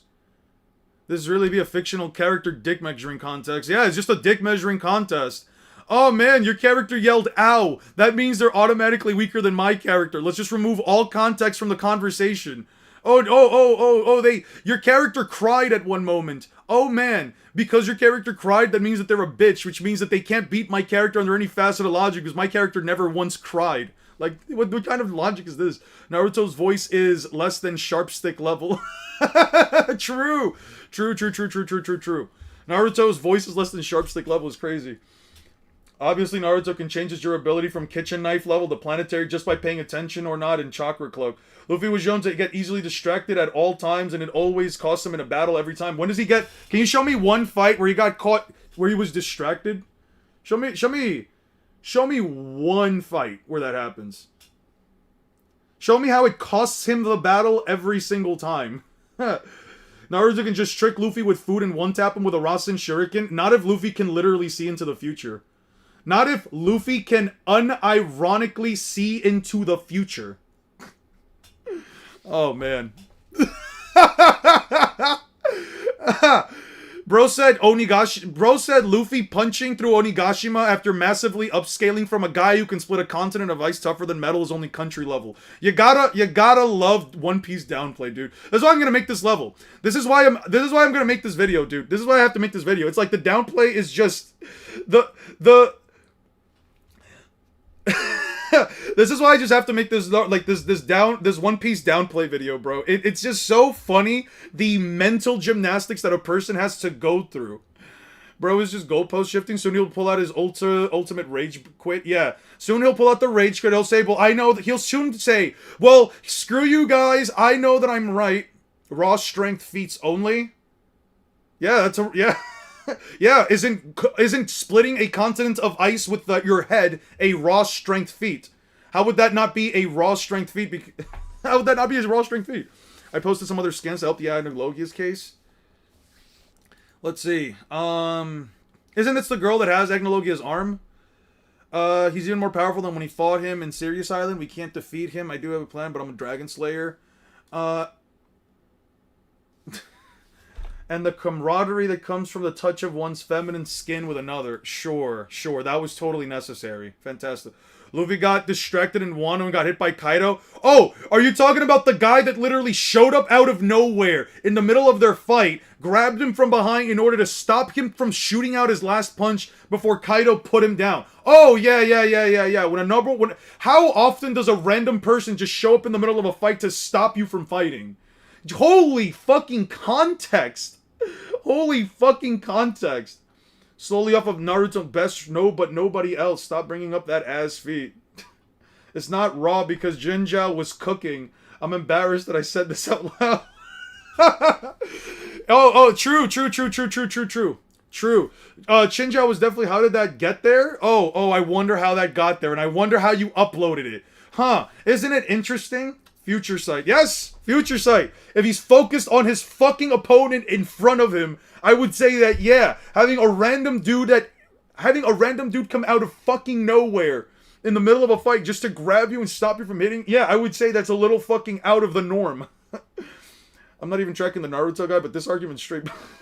Why didn't he use Future Sight? Because he's focused solely on Kaido. What, are you going to try to use that as an entire debunk for Future Sight, my guy? Especially when Luffy can quite literally use it casually later on while eating food with Bonnie, Kuma, and the others? Should I just bring that up as well? Jesus fucking Christ. Bros will literally pull out a plot-related moment in order for a character to be taken down so that they can awaken. It's almost as if Luffy needed to be taken down by Kaido again in order for him to fucking gain his awakening.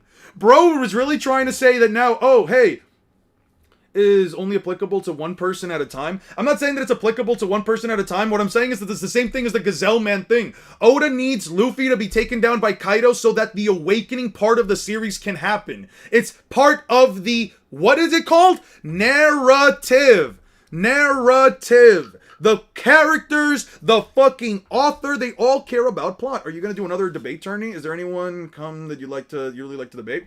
I was actually thinking about making another one of these topics. I was thinking maybe like next week we could have a tourney where you guys can do like some other topics of conversation, maybe something more lighthearted, more fun. How can you even defend the whole Naruto sword thing? That's a horrible look for Naruto. Yeah, no, bro essentially said, I'm gonna latch onto the Luffy thing and I'm gonna stick onto the Luffy thing because I'm not even gonna remotely talk about Naruto getting caught off guard by a blade.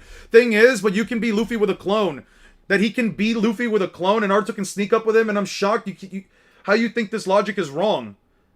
Because if Luffy's focused on Naruto and nobody's coming out of a random location in order to create a plot-related sequence, I would say yes, Naruto's not going to catch Luffy off guard because there's no fucking narrative behind it at that point.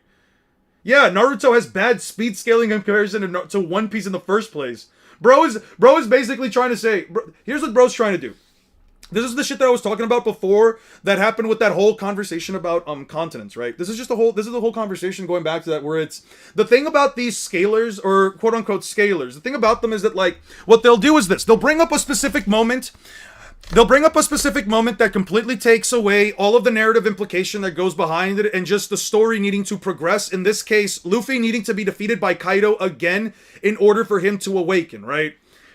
So instead of taking the moment and using the actual context that exists within the moment in order to reach a conclusion, because, you know, Luffy's fighting Kaido this entire time. He's solely focused on Kaido. He's about to run out of time. He has basically, like, if we're just ignoring all of the context from this situation, saying right here, I gotta knock him all the way out while I can still use Gear 4.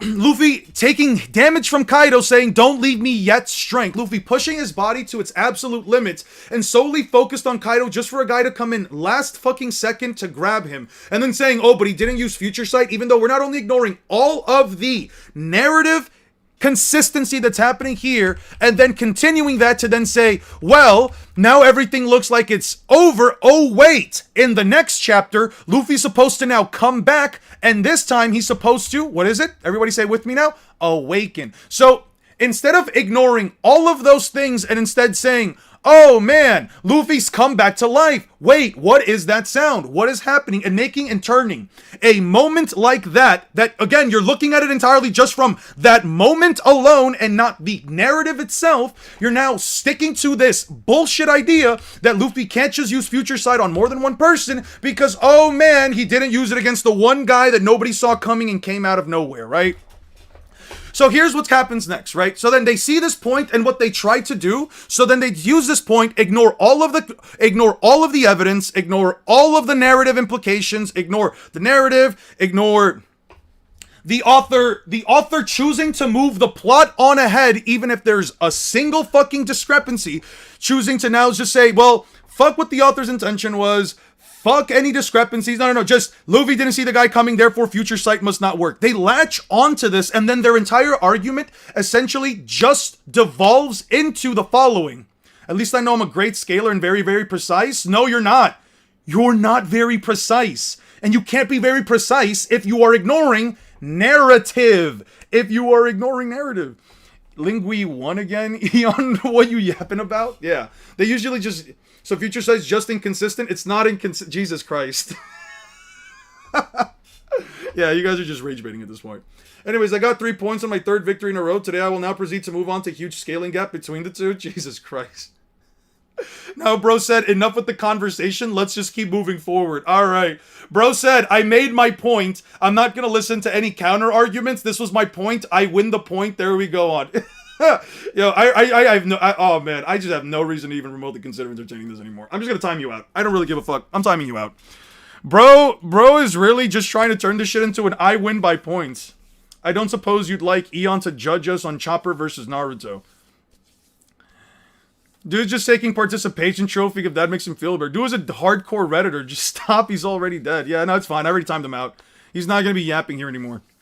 Bro, instead of actually following what the story is actually implying, bro just sticks to one point, says, I won the point, and then says, boom, alright, now on to the next thing, without even remotely listening to what someone has to say.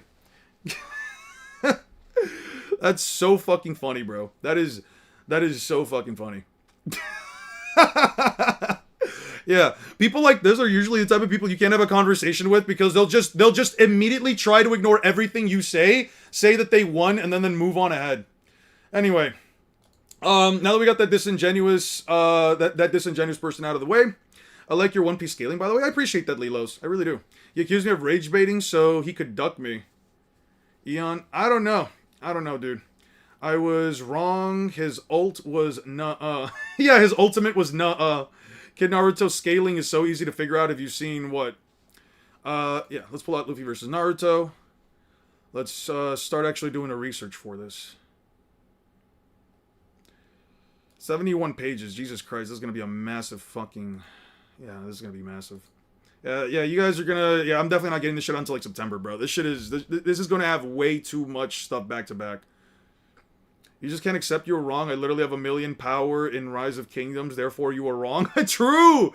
I didn't know you were that powerful in Rise of Kingdom. You know what? That objectively makes you right. That objectively just simply makes you right under every facet of logic. Actually, let me look something up real quick. I was curious about this. Mario Kart World. Mario Kart World. Used.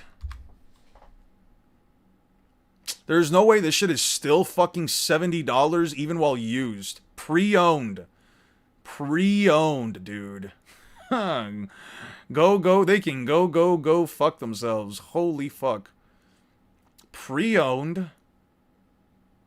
Why the fuck is it still $70 pre-owned? How is it $5 cheaper? Pre-owned, bruh. What the fuck, man? Jesus Christ. You said July? Goat Eon. I know. I'm sorry. I don't know how long it's gonna take me to get this shit out. I'm just giving you like a random date out. I'm just giving you like a random fucking date. I don't know if it's gonna take September. I'm just saying like the video's gonna be pretty fucking long. You should really look at my previous comment. It's really funny. He didn't even use the best evidence of Luffy being distracted. Yeah, I imagine. Yeah, I can imagine that. I remember you saying that before. It shall be done until June. By September, it'll be 80 years old. What is your take on red-blue button debate? I personally think it's obvious to pick the red button, and everyone should do the same. I think the blue button's honestly the better button. The blue button just seems nicer, more cool-headed, you know what I'm saying? You think you might use the lake theme from the Pokemon Diamond Pearl Platinum? I could honestly use that. I think about you throwing in some Pokemon OSTs, because one of the YouTubers I watch, Joshua Schmidt for Yu-Gi-Oh! He has a lot of Pokemon related background music whenever he's streaming or like for any like his videos and stuff like that. I enjoy it. I learned that it's like very calming and soothing, and I can definitely use that for some content, especially some content that's more like one-on-one, just like a conversation. Like with me and the viewer. I'm definitely even thinking about using it. The lake themes are so good, by the way. Diamond, Pearl, Platinum. Platinum is still one of, if not the best Pokemon game, bro. Platinum or Black 2, White 2. It's got to be one of those two, bro. It's either Platinum or Black 2, White 2. Everything else just gets negative, bro. That is a good argument for Naruto can't even land an attack on Luffy. Oh, I agree 100%. Naruto's never landing a hit. Spoiler alert, it's from the Foxy distracting Luffy. True. I've always wondered in both Naruto and One Piece, how does the characters increase their chakra or haki capacity? I don't believe it's explicitly stated in both series. For One Piece, it's haki blooms. For One Piece, it's haki blooms. For Naruto, it's never explicitly stated what makes chakra grow in quantity. I think it's inherent to the user. Your favorite's Emerald? Emerald's a pretty good one too. Emerald's definitely top 3. Definitely 100% in the top 3. I would honestly still argue that Fire Red and Leaf Green are the best ways to truly appreciate Gen 1. It's before the physical special split. It essentially is all of Gen 1 but with Gen 3 graphics and the gameplay style. Bro, we should discuss One Piece more sometime. As far as like discussing One Piece, that's all I basically do on my live stream. So I think we're doing that enough. Yeah. Love Heart Gold and Soul Silver. Heart Gold and Soul Silver are definitely up there. They're definitely top 5. Heart Gold and Soul Silver. I would even say Heart Gold and Soul Silver are top 3. For me, it would be Black and White 2 / Platinum for number 1 and 2 spot. And then it's like Heart Gold, Soul Silver, then it's Emerald. Emerald's pretty good. And then Fire Red and Leaf Green. Heart Gold, endings with Red is just peak. You see my last comment? I'm lagging pretty hard. My bad. Kind of a late response, but it doesn't matter if Zaref put infinite magic or not. The attack, because Zaref gets burned by Natsu's Fairy Heart. By Natsu, Fairy Heart is gone. Fairy Heart is gone. Oh, okay. So Naruto still burned it away. Got you. Now, Heart Gold, Soul Silver is the best Pokemon game. It's not even close. That's honestly not even a bad take. If you think it's the best game, I mean, they had the Pokemon Stadium thing that you could do, where like you can actually have like your Pokemon like run around and across the battlefield. Across like a track and field, or you can like have your Pokemon like do specific things. I remember training up my Blastoise just so he could be like one of the fastest Pokemon and always won like all the high level decathlons. I thought that was always so much fun. I absolutely love half of this stuff, man. So many good games. So many good games, bro. And then Gen 6 comes out. Ugh, Gen 6. Ugh, disgusting. Oh, God, I spit on you, Gen 6 onward. But Oraz was pretty fine. Or the Oraz games were okay. I think my biggest issue with X and Y were just no post game. X and Y like had literally 0 post game. It was so it was such a letdown for me. I don't know. It was like the first time when I realized, like, I'm not really having that much fun with a Pokemon game. They also felt really easy for me.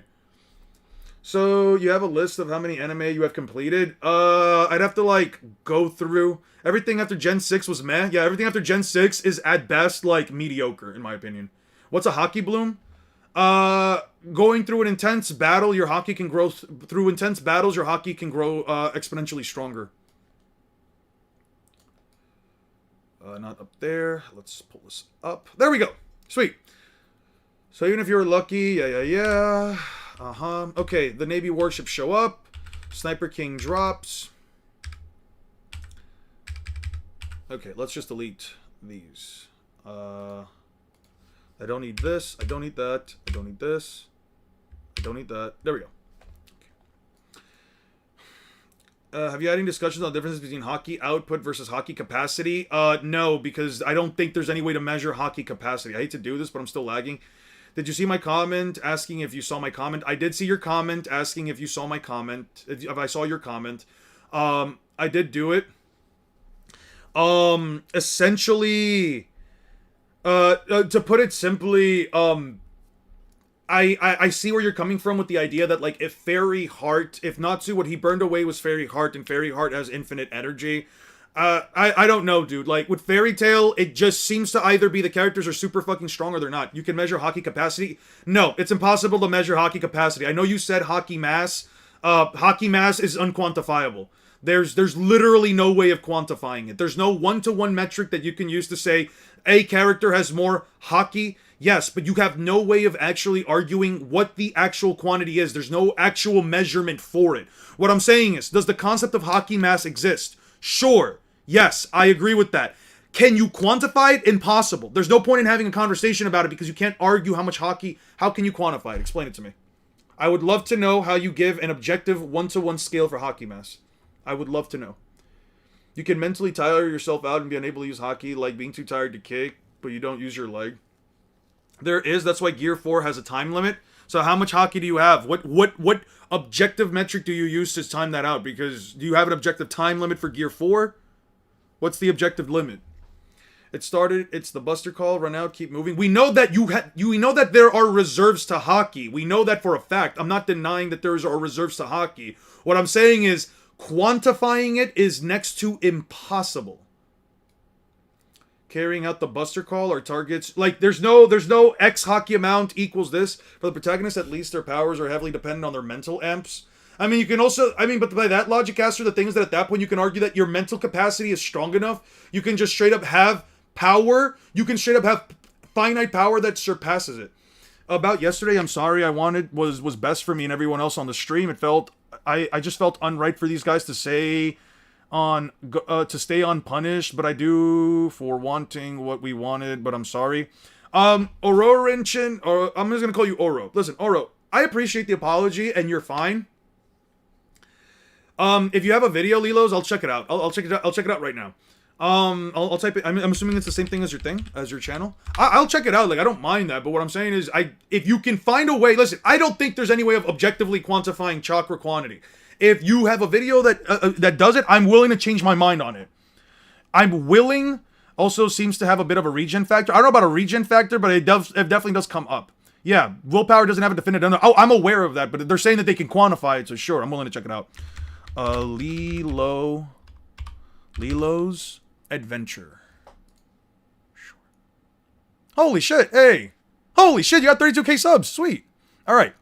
So, you made a video about it. One Piece is immaculate. Emu is overpowered. Hey in era. Wow.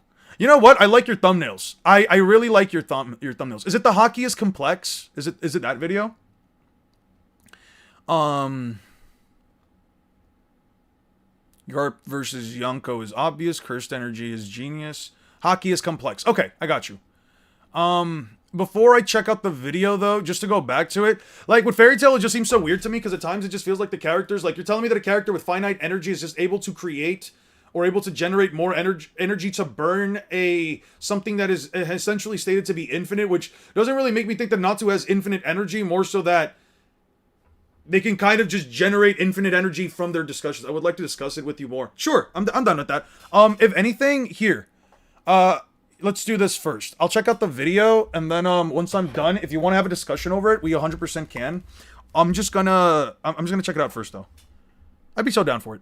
When it comes to Advanced Conquerors hockey, fighters can choose how much hockey they're outputting. I kind of like the at a certain base. point in time. Hey, what's up, everybody? It's Lilo, and today we're talking about why hockey is complex. Stay steady and pursue your dreams and goals. You're born to win, you're made for greatness, and I definitely believe in you guys. Keep up the great work each and every day. So Hey, that's really nice of you. I like that little thing right there. That's very nice of you, Lilo. Talking about hockey, overall, hockey is a power system with a small number of categories and multiple complex applications, especially with the introduction of the concept hockey mass. So today we're going to analyze the more complex elements of the hockey power system. The concept of hockey mass adds a lot of depth to the power system. Roger states, when he was fighting Rocks, he was using armament hockey with Advanced Conquerors hockey on top of that. The reason why our attacks are not hurting Rocks is because Rocks is also guarding with Advanced Conquerors hockey. So they're canceling each other out. They won't be able to damage him unless they surpass his hockey. This is when they begin focusing on hockey mass. Essentially, hockey mass just represents how much hockey is being output into an attack at one time. This brings up an interesting concept. The reality that there's a difference between hockey capacity and hockey output. Hockey capacity is the total amount of hockey that a character has. Meanwhile, hockey output, or in other words, hockey mass, represents how much hockey is being used at one time. These ideas are two separate concepts, and this is proven in Roger and Garp's final attack. Even though they have fought for a while and are both getting tired and were unable to damage Rock prior, they simply increase their hockey output, or in other words, their hockey mass, and now they're able to one-shot a character that they weren't even damaging prior. This shows us that at the very least, when it comes to Advanced Conquerors hockey, fighters can choose how much hockey they're outputting at a certain point in time, or in other words, they can increase their hockey output. Even though we were just given the term hockey mass to refer to hockey output in the recent chapters of One Piece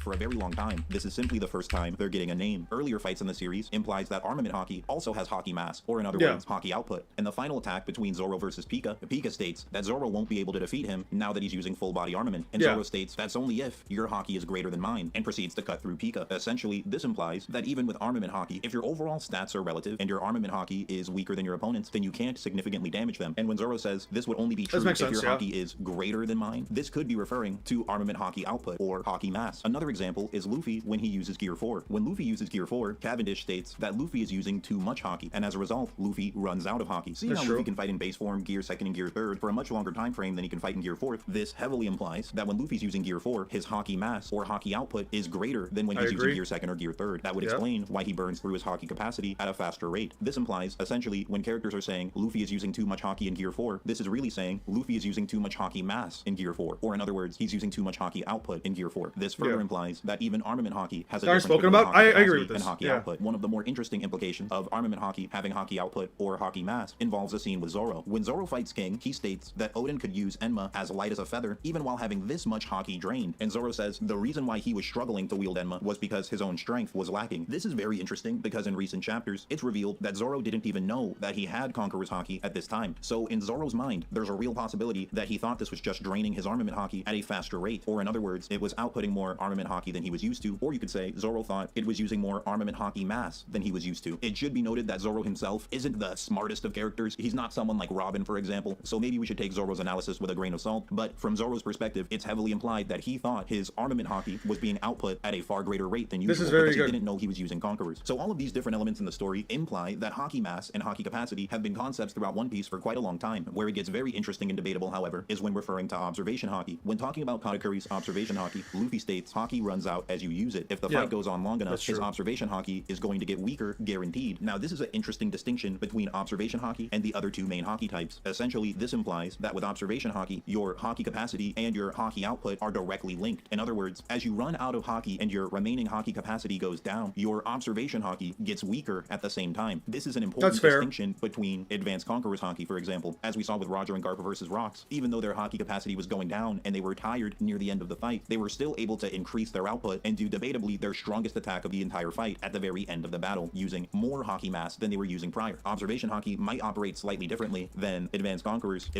Couldn't you also argue that they essentially put every last bit of energy that they had into it? What I'm saying is that, like, after the fight was over, they were both basically down and out. I think they even had to be carried away. Didn't, like, Roger and Garp also have to be, like, carried away? I'm sorry I'm going into, like, a tangent on this, but, like, I just want to double check that real quick. I love the LBAF spread. That looks so nice. What was it, like 166, something like that? Yeah, yeah. So after they landed the attack, by the way, can we talk about how how I just got it on the first fucking try? Anyway, will I leave this island alive? Yeah, yeah, yeah. Yeah, no, they had to be. Yeah, you guys are enemy too. You're worried about your enemy. You guys are my enemy too. What happened to Rocks, Rayleigh? Yeah, they killed him. Yeah, they had to be carried out. So, I agree with the concept. I would say that like when Garp and Roger both attacked Zebek with everything that they had. I would say that yeah, they're increasing their output, but I would say that they're more so like putting in every last ounce of energy that they have into this final attack. So I want to talk to you more about it and hear your ideas on hockey and stuff. I would be down for it. I would definitely be down for it. You see, it opens up some very interesting debates for the hockey power system in general. One option is that observation this hockey also just means operates stamina. differently The than- hockey uses is tied. Hockey uses is tied to stamina, and the more stamina you use, the more stamina you have, the more hockey you can use. I wouldn't necessarily say that stamina is directly translated to hockey. You could definitely say that like as you fight, you're naturally going to become more tired. As you fight, your stamina is obviously going to drop. You can say that it doesn't drop like 1-to-1. You can say that it doesn't drop in a sense of like 1-to-1 unless you're like basically pushing your body to its limits, which Luffy tends to do with like Gear 4, for example, right? Like with Gear 4, Luffy basically uses up every last bit of energy that he's got. I mean, yeah, I guess you can use it like as a way tied to stamina. I guess you can. But the thing is that like Luffy, as far as stamina goes, the reason why I don't want to say that like it's entirely tied to stamina is because we know that Luffy also uses up energy 3 times faster than the average person. He basically runs out of energy much faster than the average person in general. Nami stated herself, I think she said it was something around like 3 times greater. So if we were to say that like Luffy's stamina runs out 3 times faster and saying that like stamina is 1-to-1 with hockey, then by that logic hockey would also go down 3 times 1-to-1 would also go down 3 times faster than the average person. I don't know if I would agree with that per se. But anyway, let's also, real quick, Oro, before I go back to finish the video, Oro, real quick. I appreciate the apology and everything, but I need you to understand something. I need you to understand something, Oro, and I need to make this very clear. If the person that you think is objectively wrong, if the person that you think whatever the fuck, even if you think that they are wrong, that what they're saying is stupid, etc., here's the issue. You are not a moderator. You are not me. You are not someone in this community who has the ability to tell others whether or not you can break the rules of this channel. The rules are very simple.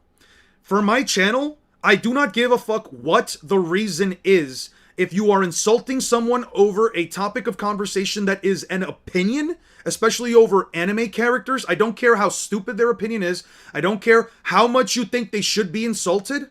Do not, under any facet of logic, do not have the self-control and discipline to say it out in front, say it out loud wherever the fuck you're at. Do not do it in my chat. I don't care what your reason is. This is my channel. These are my rules.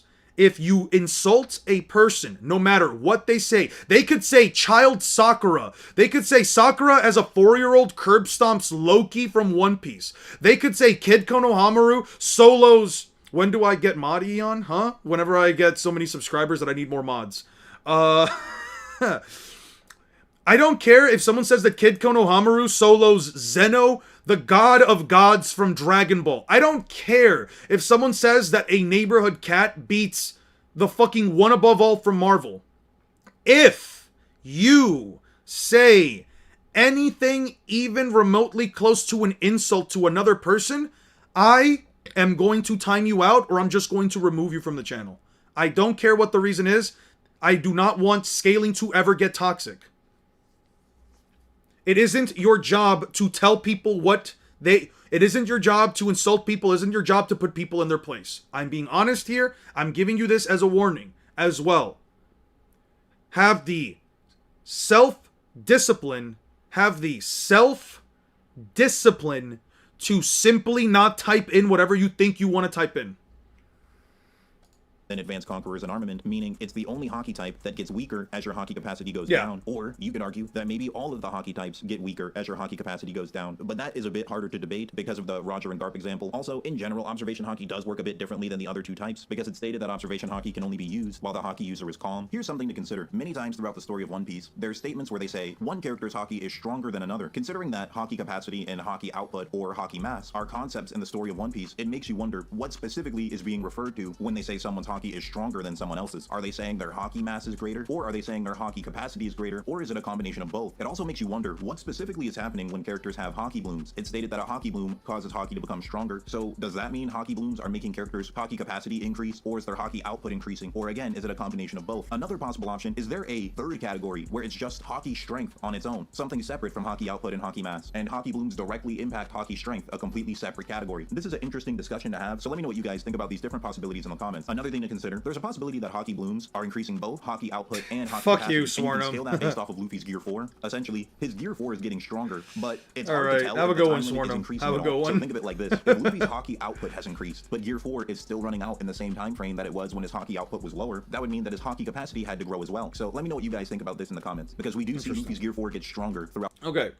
I think the only thing I have a contention with is like actually measuring how much. I think the only thing I would necessarily have a contention with is just how one can measure, let's say, the amount.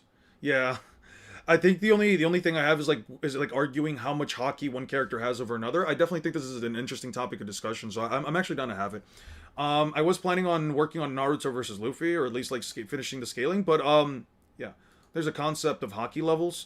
The hockey level concept I do agree with, because Okadakuri states that there are levels to armament hockey, and you can clearly argue that there are even levels to like how good someone can be at observation hockey. Here, let me do this. I'm gonna put out an invite to a server real quick. Lilo, if you can, number of uses. I'm just gonna throw in like 5 uses.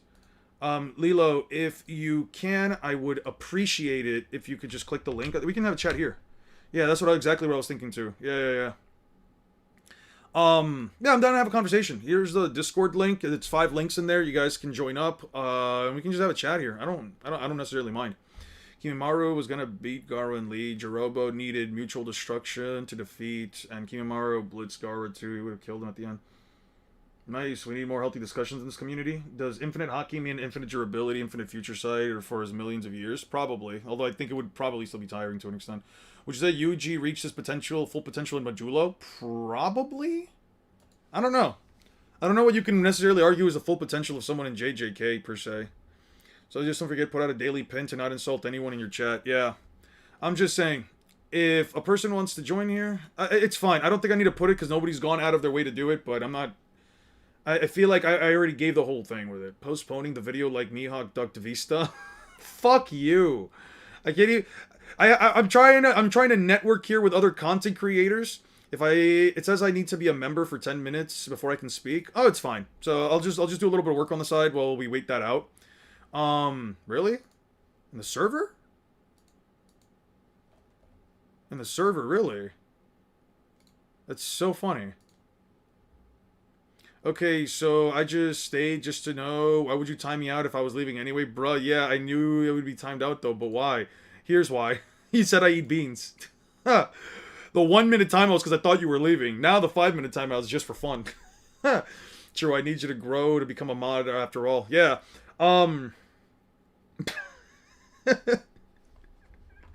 Anyway, I honestly, I'm always down to like also make content with people. Where is Princess Peach's bathroom in Mario 64? That is a very good point. That is a very good point. Asking because it stated he has the potential to become as strong as Sukuna. I mean, you could argue it. You could probably argue it. I have nothing to base it off of. You basically have nothing to base it off of but sheer belief at that point. You know what I mean? There's nothing that blatantly states that Yuji is as strong, stronger than, or whatever than any of these characters. How to counter Droll and Nibiru. 9 Elf Note White Forest. Dude, I hate White Forest. Okay, let's just get back to working on this then while we wait that out. Would you scale Mario and Sonic in the future? I would love to scale Sonic the Hedgehog. I have Sonic Frontiers. I would love to scale that freaking game, dude. I would absolutely adore to scale Sonic Frontiers. Do you think Gaara Lee beating Final Valley Sasuke? Gaara and Lee, both of them versus Final Valley Sasuke. That is a very interesting question. That is a very interesting question. Let me ask you guys this. Do you think Sasuke was stronger than Kimimaro?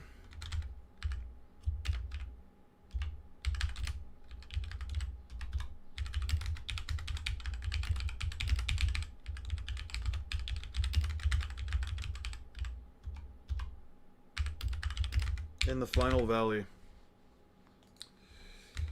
Relative. Weaker.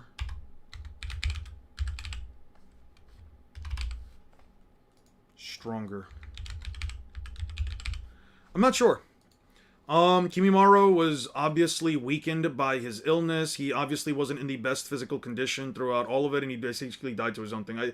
It's kind of impossible to know. KCM2 beats One-Tailed Naruto, who's stronger than KCM, who got diffed by base Kimimaro. Yeah. It's kind of hard to tell, right? He's already stronger than Sukuna. His feat against Mahito showed his art of subtraction, and it scaled vastly surpassed anything Sukuna done for real type shit. I mean, listen, I'm all for the glaze, but like, especially the Yuji glaze. I would also call myself a Yuji glazer, just not as big as my king. But I don't know, because Mahito did use domain expansion, but like Sukuna also took out Mahito's domain expansion with like a flick of his wrist. With like, what was it, 5 fingers at the time? Genuinely, where are we in the video? Don't tell me that we aren't even in Thriller Bark, or the other arcs are already done.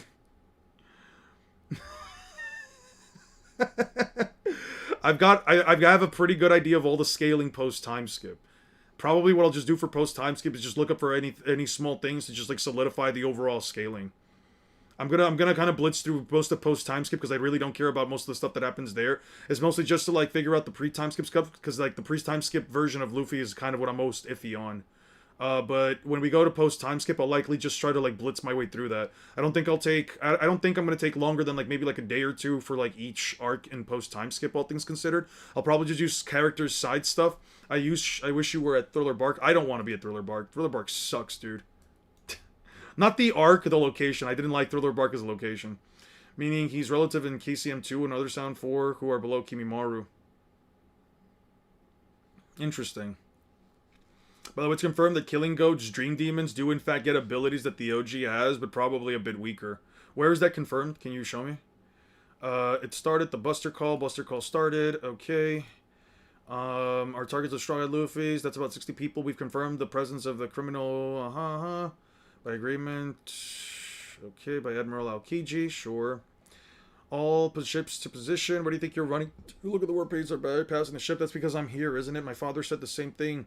The indiscriminate bombing spared only me. Temporarily expected. Yeah. What a crazy sight. Hey, you.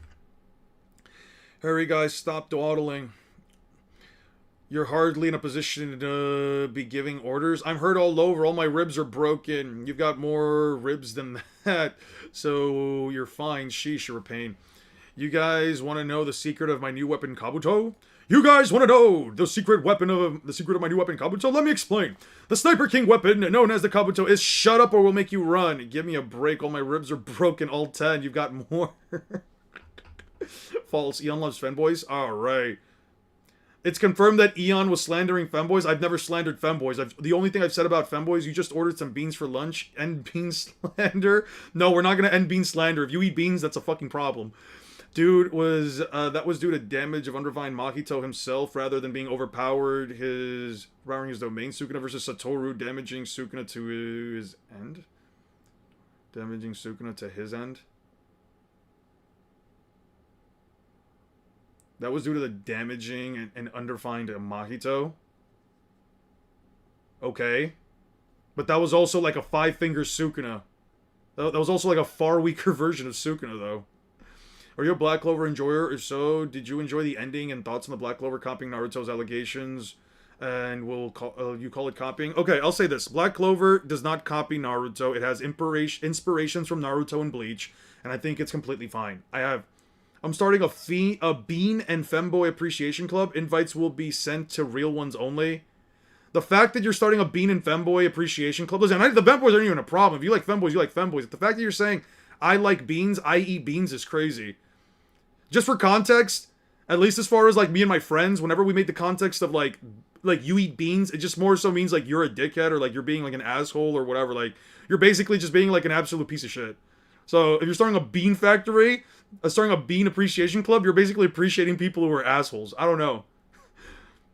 Does Eon know femboys are also females? No, by definition, they would not be females. They would be femboys. They would be males that look like women. So, Sukuna, aka didn't fight seriously, guys. Trust he's much stronger. Yeah, he is. I'm telling you. You seen the newest clips of the Logan Paul LARPing One Piece? He mispronounced Zoro's name 6 times and didn't know Ace's name. Yeah, because he's just LARPing. He's just LARPing, dude. What want me to tell you? First invite better be to Eon? Definitely not. If you're interested, you look up Kaiser Greymon and Magna Garurumon against Lucemon. The scaling is funny and interesting to me, even if it's not much into power scaling. Sure. You said Kaiser. Oh, yeah. I know you're talking about like the YouTube video. Yeah. Emperor. It has to be one word, right? Greymon and Magna Garurumon versus Lucemon versus Lucemon. There we go. Against Lucemon fall down mode, yeah. I can't help but love all those who live in this world, so I will give them happiness. Where's the happiness in that? Happiness means living by your own will. It would be meaningless. I've also knowledge of the battlefield, but I am too kind. For the purposes, this world needs to be destroyed. You have to die once. I will grant you eternal happiness. Okay, so he does Starlight Velocity. Okay. Starlight Velocity just absorbs it. Or did you think that would affect me? So he dashed at him with like a type of light attack. Let me show you my kindness. Paradise Lost. Oh yeah, then he just fucking Aura-Auras him. Then knocks him up into the air. Grows his wings. And then he pile drives him into the ground. Yeah, I remember watching this. Yeah, he one-shot him by pile driving him into the ground. That shit was crazy. Celebrating assholes, but we vote for them every election. Yeah, we do. Hey, we shouldn't be. Yeah, Donald Trump eats beans. What's up? Pam Bondi also eats beans. Everyone in the current cabinet eats beans. People who don't know what beans are LARPers. Yeah, they're all LARPers. Let's LARP. Nah. Yeah, this is kind of crazy. Bro ate a lightspeed attack like it was nothing. Said it. Did you think it would really affect me? And then basically pile drove someone into the ground, making them... Oh, he just... Bro, you just saw the combo happen to someone and it just happened to you again. Yo, there is no... Yo, I forgot about this. Look at this shit for a second. He knocks him up into the air, right? Grabs him, puts his... Yo, wait. Bro, unironically fucking... Let me slow it down. Oh, that's why. Look at this. Bro is unironically mogging. Bro said I have to pose while I'm absolutely curb stomping these two. I forgot how crazy Lucemon is. It's not Saint Seiya. There's a clip/GIF clip. There's a GIF/clip on Reddit that I saw. That's an impact from the attack that destroyed the planet and that destroys the surrounding planets as well. Frontier Lucemon is just Dio. Is this Digimon? The character design looks so ass. You look so ass. Fuck you. Yo, Jan, what's up, man? Hey, what's up? How are you doing, bro? What's good, Lilo? Oh, can I call you Lilo? Oh, yeah, dude. Yeah, that's my name, yeah. Alright, for sure. Yep. Hey, how's it going, man? How you doing? Dude, I'm doing good, bro. I wanted to say, man, I really like your videos, and, like... Oh, I appreciate that. Yeah, bro, I genuinely appreciate them, because, like, when I watch them, I can tell that, you, like, genuinely respect the One Piece power scaling, and I feel like not enough people give it like its proper respect, honestly. Like, you do a really good job of explaining how strong the verse is. I appreciate that. I haven't checked out a lot of your content though, but I'm definitely more willing to like do it. I really like the methodology and the logic that you put behind your content. I'm actually interested in some of the ones that I actually saw from before was like Gojo, who's holding back and stuff like that. I wanted to check out the Emu is overpowered one. I wasn't sure if I didn't see it at the time, but I wasn't sure if you were gonna talk about like Emu after like the reveal and everything. Oh yeah, I mean, I don't even remember what happened when I met, because I think I don't even remember what I said in that one, to be honest. I mean, honestly, I'm more of a Hunter x Hunter JJK YouTuber, but like the low-key secret truth is One Piece is my favorite manga, so like most of my videos are Hunter x Hunter JJK, but like I love scaling One Piece, so I'll just like do a One Piece scaling video every like 5 Hunter x Hunter JJK ones. Ah, But that's cool. Yeah, yeah. No, I mean, I like the logic that you put behind it. I mean, I think you can definitely do great content with it. I'd actually be down to do some content with you as well, if anything. oh yeah, dude, that'd be cool. So like a video that I'm gonna post pretty soon. Hmm. I can talk to you about like some of the ideas because Yeah, like yeah, yeah. I think it's nice for like if you're debating Naruto, Hmm. like so like you ever see people try and use like Kaguya's universal kind of argument? Yeah, yeah, yeah. I don't agree with it, but yeah. Yeah, I don't either, but there's actually like I view that as like the highest highball Yeah. interpretation, right? You can kind of there's like a highball for One Piece too, where it's like Blackbeard's universal, which obviously I don't agree with it, Yeah, yeah, yeah. but have you heard this one before? It's like when he's fighting Ace. Yes. Uh-huh. Yeah, like where he says he has infinite power and infinite gravity. Yeah, yeah, yeah. You can definitely make the argument that like if Blackbeard's being 100% serious about it, then he must have like infinite energy to be able to pull all things in, especially since he has the power of a black hole and he's consistently even stated in the V-Ray cards to actually be like literal black holes that he can just manipulate what is attracted into them. Yeah, I mean, I think it's funny, and then it would like scale anyone above Blackbeard to like Hmm. also universal. Like we see Ace Hmm. clash with him, and like other people who can like low diff Ace. So Yeah. you could have this like potentially universal One Piece, which I don't agree with, but No, I think it's a 100%, good yeah. counter to people saying Well, universal Kaguya. well, here's the thing, right? And this is like from a perspective, and this is coming from like the perspective of like power scaling is inherently subjective, right? I've said this before, and I said it, and it's basically like my channel's motto. Power scaling is all about interpretation. I might just write that in my fucking bio at this point. I've said it so much, but it's all about interpretation, right? So obviously, when it comes to this kind of like discussions, we have a bit of like people tend to have a bit of an issue with like trying to figure out how objectively strong a character is, right? I'm not sure if you've ever had like the perspective of like power scaling is meant to be objective. I know that I did for once, for at least at a point in my life, I definitely had that perspective. Um, so, but eventually, you come to the conclusion that, like, well, no, right? The only person that can say who wins in a versus battle is the author, right? The only if you don't have the information necessary to say something within the context of a story, let's say you want to figure out how big something is or whatever, and the author's just not giving you that information, it's always going to boil down to what you're going to use, right? Pixel scaling or size comparison between other characters, etc., etc. Whatever the fuck you can find, right?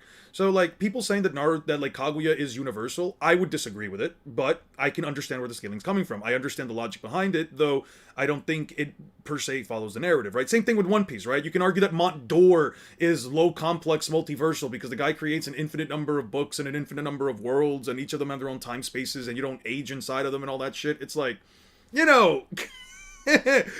Would I say that Mont d'Or is low complex multiverse? No. But could someone technically make the argument? I mean, sure. It's not narratively backed up, but you see where I'm going with this.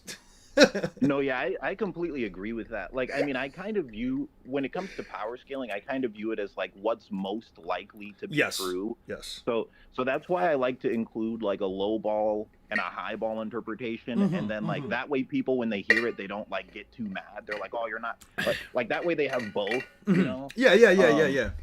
I agree. But Yeah. I think like if it comes down to like someone trying to debate something, then I mean I've seen people like try to debate anything, like the most ridiculous claims possible. But when it comes to just pure power scaling, I like pretty much completely agree with what you just said.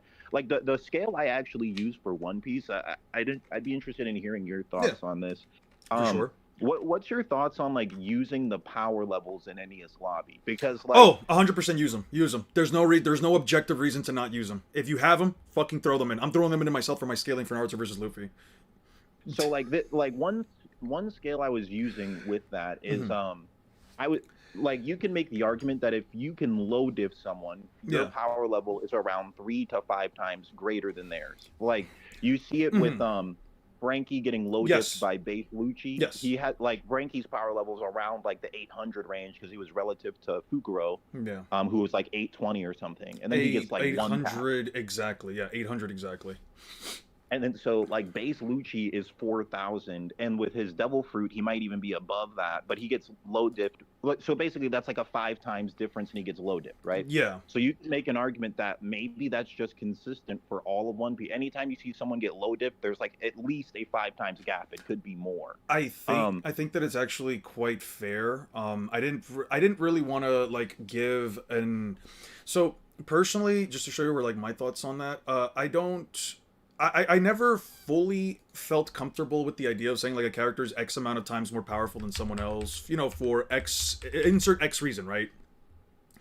Or the reason being that for the most part, there's always been a sort of like a subjective take on whether or not like I put up a share screen of anything, so because I can just I'll pull up just all the panels, right? So we can just talk about this. I have a good idea of like where everything's meant to be at, but it.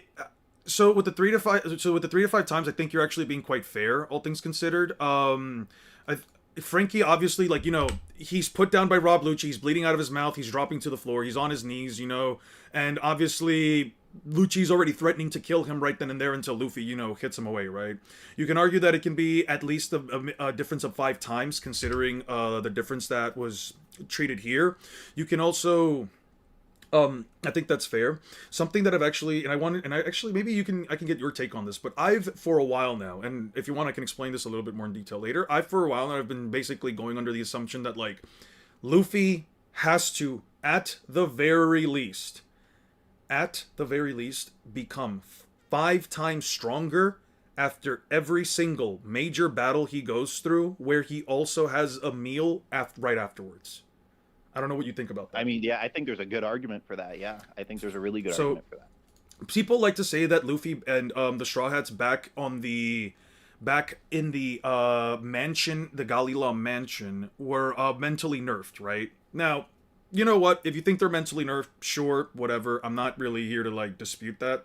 Because there is that statement from Nami and everything. But the thing is that like, how much does a mental nerf lower your capacity by, right? Well, we know that... Yeah, I agree here. Well, we know at least that by the time that Luffy fought against Bluno, or at least before he fought him, the only things that happened were Luffy stuck between 2 buildings, he pushes the buildings apart, and then as they're heading out onto the sea train, Luffy and Zoro are immediately given a meal. You can even say it right here. I do sort of feel weak. If only I had some meat.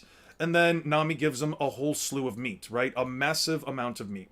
There are exactly 2 statements within the context of this arc alone that verbatim state from Zoro that the Straw Hats have gotten stronger after every time that they've moved from island to island. Mm-hmm. In between every single major battle that Luffy goes through, what happens, right? Luffy defeats the bad guy, and then he goes to eat a meal. Right? Whether we're talking about his defeat again, him defeating Crocodile, he has a massive celebration and a big meal. If we're talking Skypiea, after beating an L, he has a large meal. After Foxy, they go straight into Water 7. They eat multiple times in between. After fighting Bluno and Rob Lucci, he eats another meal.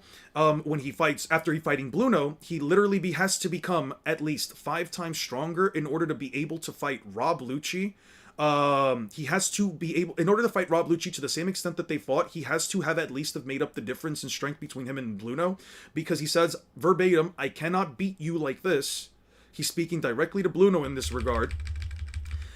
He basically says, I have to turn things up, I can't beat you like this, I can't do it, and then after he fights Bluno, he just so happens to also be capable of keeping up with Rob Lucci to the point that he's actually not only getting Rob Lucci dirty, covering him in dirt marks, but he's actually knocking him around and even blitzing him to certain extents, even in base form, right?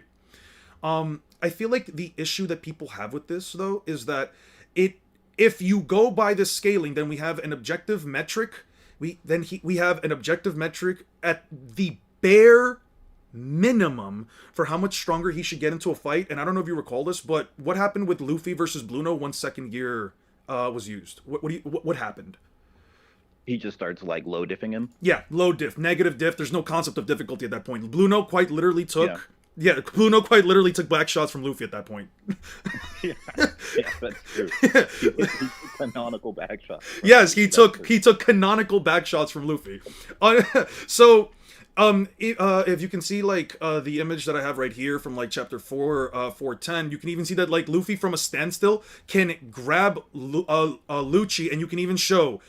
You can even see right here in Lucci's text bubble right here, a two exclamation points and a question mark, which usually depicts what? It depicts a prize, right? At least reasonably, and then just throws Lucci around, right? I don't think that you can just throw somebody that's supposed to be 5 times stronger than you around, but what does Lucci do? He also knocks Luffy away. The fight is extremely relative between these two, with both characters essentially showing that they have the capacity to be relative to one another, which means in order for Luffy to be able to fight Rob Lucci who is at least 5 times 4.87 times stronger than Blue Note, that means Luffy must have made the difference, right? And then, obviously, you can just plug that number in. Since it has to be an increase of 5 times every time, and since we know for a fact that Rob Lucci's statement essentially means that Doriki goes up linearly, I'm going to be honest with you, like, let's just look at post-time skip on its own, right? Based off of post-time skip Luffy, how many large fights does he have where he also has a meal at the end, right? There's Horty Jones, so that's 1. Caesar Clown, which is 2. Doflamingo, which is 3. You could technically even throw in the Corrida Coliseum, but let's not even throw in the Corrida Coliseum, right? Let's just say Doflamingo on his own, right? So Doflamingo's 3. Cracker is 4, because he does have a meal after fighting Cracker, and he does fight him for 11 hours.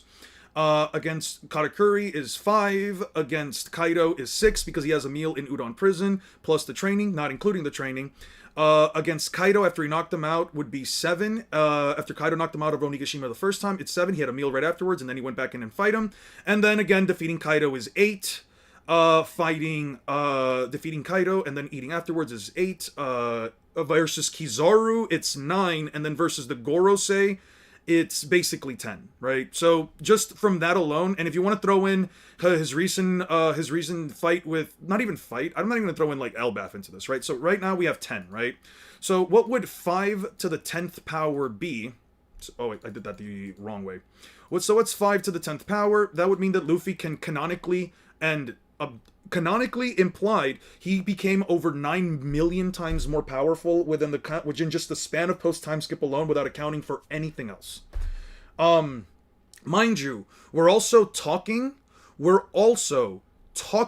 about a version of Luffy that is going through battles that push him farther than Blue Note. So the 5 to the 10th power is honestly a massive lowball in and of itself, because again, versus Blue Note, curb stomp, and he became 5 times stronger with 2 pieces of meat in his mouth. Imagine a fight versus Kaido or Katakuri or Doflamingo. Imagine how much stronger he would likely become from there if you just raise up the value. I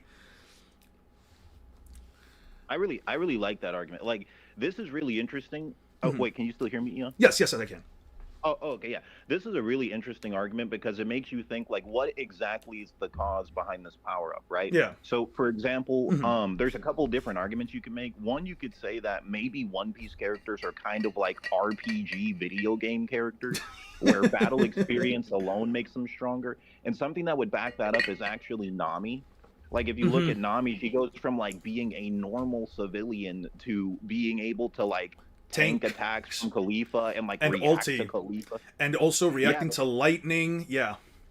And it's like, I mean, the one with her and Khalifa is a lot though, because she like didn't train at all, and she's not like Luffy where like eating would make her stronger. She's 100%. Just like, she just reaches a level where she's beating like someone way beyond Arlong after like riding on this boat for like a month. Okay. Yeah, like a month or 2. Yeah. You can even. No. What were you saying? I'm sorry. Oh, no, you're good. I mean, I was just going to say, like, that's one option. Maybe it's the RPG thing. Or maybe, like, you could say that Luffy works like a Torigo character, where, like, anytime he eats, he gets stronger just from the act of eating. Yeah. And then a third option, you could argue that maybe hockey blooms have always existed, even pre-time skip. Oh, they did. And they were did. buffing their... 100%. Yeah, I also believe they did. And, like, you could argue that maybe it was buffing their stats, even without them using armament. Which is like another possibility, but one last thing I would say on that is like, I don't know if every time the multiplier is exactly 5 times, but I do think there's many times where it is. Or you could make an argument that maybe it's like Dragon Ball Z, where after a certain point the power level gets so high that like a 5 times multiplier doesn't seem quite as big anymore. Like for example, like the reason I say that is because we see Lucci's able to low diff someone who's 5 times weaker than him, right? Yeah. So like that would mean every power up Luffy would be able to low diff his previous self. Yes. And I would say in some cases that is true. Other cases I'm not 100% sure. But like for example, I'm very confident that Luffy, after he gets his hockey bloom on the rooftop, and awakens Advanced Conquerors, he is low diffing Udon Luffy. I am confident in that. Yeah, yeah. So like there's a good example of it. But then I think to myself, would the Luffy who fought Katakuri low diff the Luffy who fought Cracker?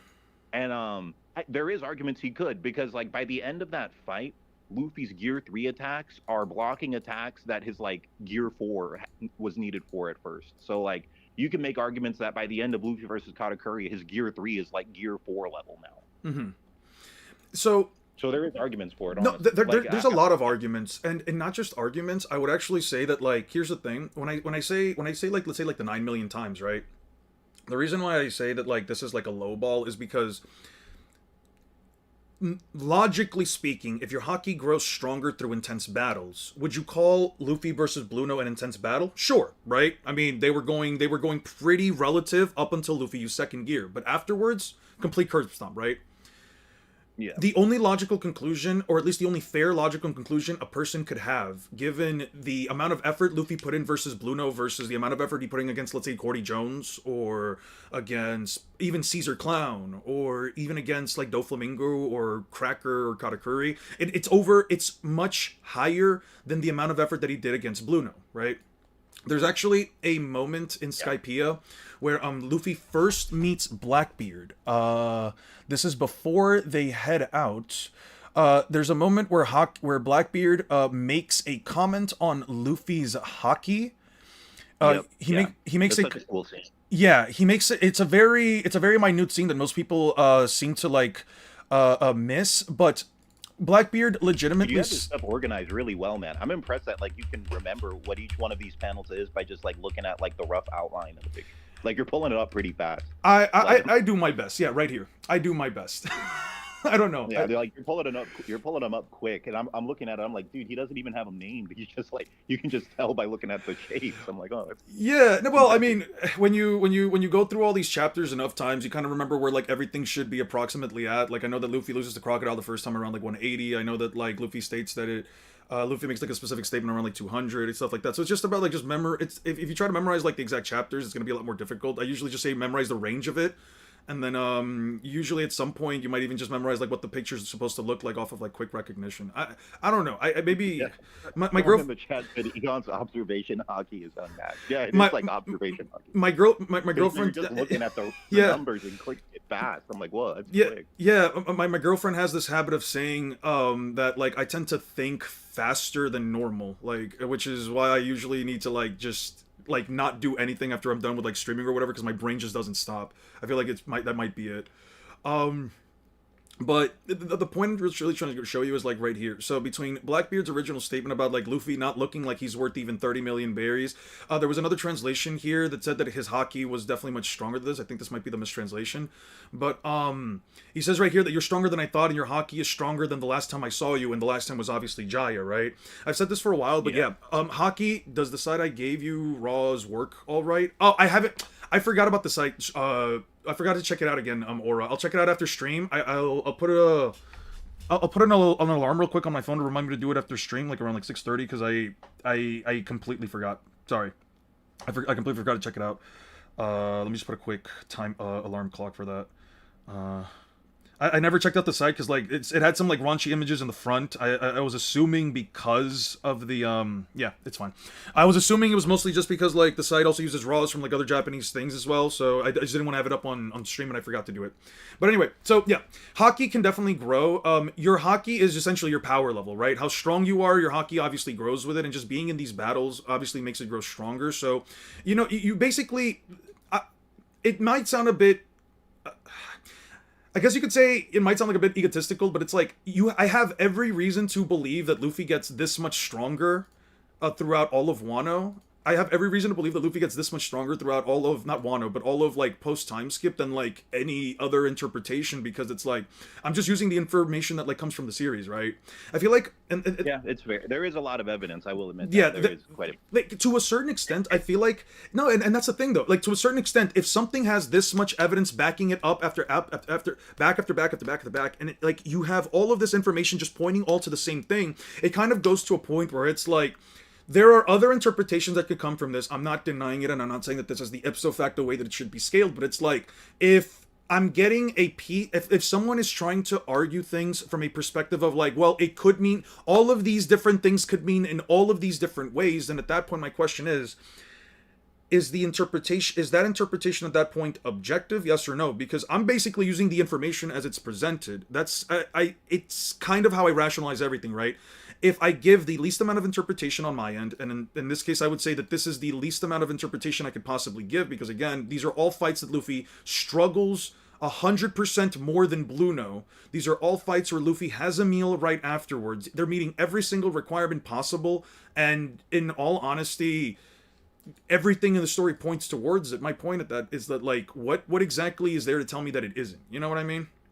I'm not saying you can also argue that like you can get like hockey blooms from even fighting weak people. Too, Yes, because like Luffy's hockey is evolving while he's in Udon fighting actual fodder. Yeah, and not just actual fodder, but even training, right? Like you could argue that like training may not make you as powerful as like maybe like an actual hockey bloom, which is obviously arguable, but it definitely does show that if Luffy can make himself a gear fourth's worth of difference stronger after like a week's worth of training, imagine like 2 years. Imagine like all the other stuff that he had to do, right? Oh like, yeah, you didn't even factor in the time skip when you were given that. No, did not factor it in at all. Nope, I didn't factor in Gecko Moria. I didn't factor in what was it? I didn't factor in Gecko Moria. I didn't factor in Magellan. Luffy lost to Magellan. Had to go through a whole sequence of healing through it, then forcing his way, then literally eating a ton of food just to like gain back his energy. Like there's a bunch of different moments throughout the series where you can just see this consistent theming occur back to back to back, and it's like.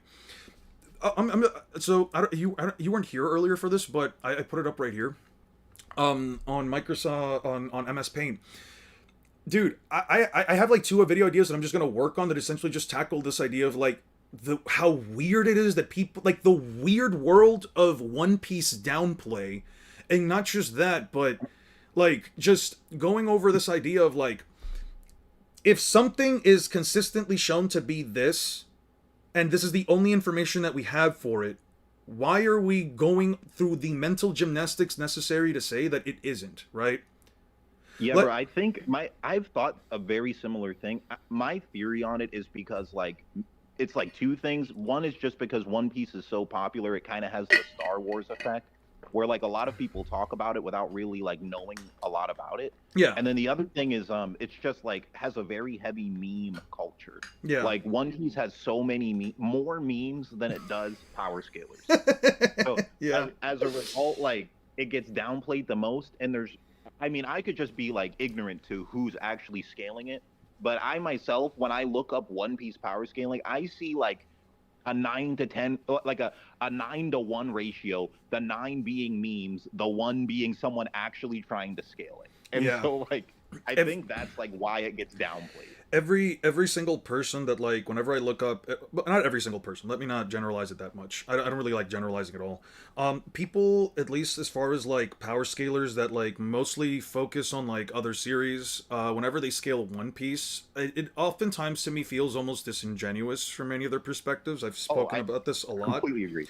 Where like they constantly use things to sort of depict that like, okay, well, the characters aren't this powerful, or dodging a beam of light is relativistic, but then they use very minimal evidence to provide for a character being light speed. Like, I don't know, the Naruto KCM stuff, you have the Raikage, etc. They use like supplementary sources from the data books, and I've had my own discrepancies with the data books myself, where I'm like, the point of a data book isn't the purpose of the data book was never to be scaled. I mean, you can tell that like a lot of the language there is flowery, but whatever. And not to say that it can't be used. I'm not saying that you cannot use data books. I'm not saying that they're not still useful for information, but to take their word as law over like the source material has always been a bit weird to me. But it's like, it's crazy to me to have a person say like, okay, so let's say like let's say who the fuck is it? What the fuck is their name? The Ambu Black Ops, right? They say that like they attack at light speed, so with no evidence within the actual context of the story, no narrative, no statements, no actual feats, no, just from a data book statement it says these guys are light speed. Okay, sure. So we use that as light speed, but then you have an image of let me just put up the share screen again, just because I feel like if I just put up the share screen, it's a lot easier. Didn't go up. What the fuck? Yeah, the Naruto versus databook merchants, bro. Yeah. If you do a debate where it's just manga only, you're like, oh well, like the what the fuck do you do? Like a high tier thing, like yeah it's like Zetsu who's seen almost everything. He looks at there's no light speed meta. Yeah, no, there's no way anyone could dodge a lightning bolt. Yeah. Meanwhile, you got Nami and Usopp dodging Anil's lightning bolt back in Hypea. Luffy blitzing him with like 100 tons on his fist, blitzing a man made of lightning with precog. Like there's just there's a big speed gap in Naruto for sure, humongous. Someone said using the data book Choji solos Madara. My thing is also that like, okay, right, so I've even used the data books themselves to like try to debunk a couple of things, like, you know, how into calcs are you? I'm trying to learn more of them. I myself haven't done a ton of them. I mean, I haven't done pixel scaling stuff. Like sometimes people in my chat will send me some, but like here, like an example of like a calc I do, they're more simple. Like the concept of Doflamingo can crush the whole country, and then you can just add multipliers we were talking before. Like, yes. And people would be way beyond country level. Another one I did was like, you know that statement where Garp fights Don Qingjiao and he's like, I crushed pulverized. Yeah, he pulverized 8 mountains with his bare fists. Yeah. Yeah, that alone, I like calculated that once before, and it's like that's like way beyond, like I think that was like continental or multi-continental or something. Like it gets like really high just from that. I need to go back and look at it again, but I haven't done anything like really detailed when it comes to calc. Just like simple ones like that. Yeah. I was having there was a second video that I wanted to kind of go over at least within the next couple of months while I'm still working on Naruto versus Luffy, because I want to give like both series like the fairest interpretation that I can by literally reading through both mangas and then having everything written down. I mean, I don't know why I can't put up put up a share screen again. It's fine either way, but like if you were to see my if you just look at stream, if you were to see like, let's say like my tabs over here, I have like 47 pages worth of notes taken down for Naruto, and I'm currently at around like 71 pages for One Piece, right? Like I like you're talking about the speed scaling? No, not the speed scale. I'm talking about like all the scaling, like every feat written down, every feat written down for the characters, every relevant feat that I could possibly use, right? The data books don't all support the manga. The data books don't all support the manga. The data books are nothing in the manga even remotely supports Amaterasu being as hot as the sun, bro. I'm not entertaining that. Yes, a lot of the information could support it, but some of the information is inconsistent. Anyway, I was having another video that I was talking about like one of the reasons why I won't personally use calcs, because I feel like at least from what I saw, you tend to like go through like statements, feats, and narrative more so, right? Yeah. I don't think that calcs are a bad thing to use. I don't personally use them myself just because it's an extra layer of effort and work that I personally, I'm not going to go out of the way to do myself. I'm not the greatest with math. I don't know how to even remotely start doing these kind of interpretations, so if I can't do the math myself, I don't know if I feel comfortable using it. That's something that I learned throughout like my first set of videos. But yeah, I can relate to that. Yeah, it's like one of those things where it's like you can do the math yourself, but there is also oftentimes a lot of like factors that you kind of have to like, you know, make a lot of factors that you kind of have to assume on, right?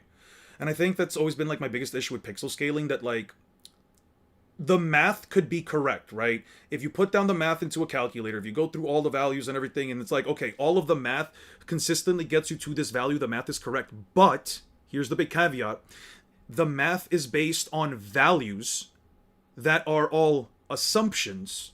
Then that essentially means that even if the mathematics are correct, the mathematics are entirely built up of assumptions, right? So if the math is built up off of assumptions, then it still boils down to an opinion, right? Because you essentially, yeah. yeah, because you have to essentially, like, let's say like a mountain in one Naruto. How big are the mountains in Naruto? I don't fucking know. They could be 200 meters. They could be smaller than that. They could be bigger than that. It could be bigger. Honestly, they could be. And if the calculation is honestly a low ball, even with everything, I mean, sure, that's fine. But again, how did you get across that value? A lot of pixel scaling also usually requires you to believe that everything that the author draws is perfectly to scale, which is just inherently impossible, right? I don't like Yeah, to. I don't true. like the. I don't like the idea of like nitpicking which portion. I don't like this idea of like constantly nitpicking which panels have like the right scaling, because like you know for a fact that, like, let's say Naruto might be 5'8", but like when Naruto is drawn next to the Eight Tails, do we know the exact distance that they were at from one another? Do we know the Eight Tails' exact size? We can compare the Eight Tails to maybe Gamabunta and say that he's 17 meters tall and make an assumption off of that, but the Eight Tails could also be straight up bigger, right? Also, the perspective shot could also make the Eight Tails seem smaller, etc., etc. There was actually one of my mods here says you have to have the right type of autism and or ADHD to know which formulas to use and how to apply them in the right circumstances. Yeah, it goes into like a lot of detail that, like, well, again, I will never say that like calcs inherently are an unviable source of scaling. For me personally, I'd rather just stick to like the narrative, the feats, and the statements, because ultimately narrative is author's intent and the feats and statements are what's being shown, right? Now, this is not to, like, again, I always say this is not to discredit anyone ever to like just stop calking or scaling, because I don't care that much either. People can scale however they want, and whatever conclusion they come down to is obviously their business, but I don't know. I feel like to put in that extra, at least for me, I was gonna make a video explaining why I won't use it, because I also felt like it would be important to explain where I come from with this kind of scaling, because I've noticed that a lot of people, especially those that hard believe in the concept of pixel scaling and view it as an objective fact, which is why I asked you before, do you view scaling to be like objective into its entirety? That's the reason why I asked that question, is because some people believe that like calcs are the most accurate way to get things, but then there's also like the fact that, if a series is FTL in any way, shape, or form, or at least implied to be, how the fuck do you calc that with real world human physics and logic? You know what I mean?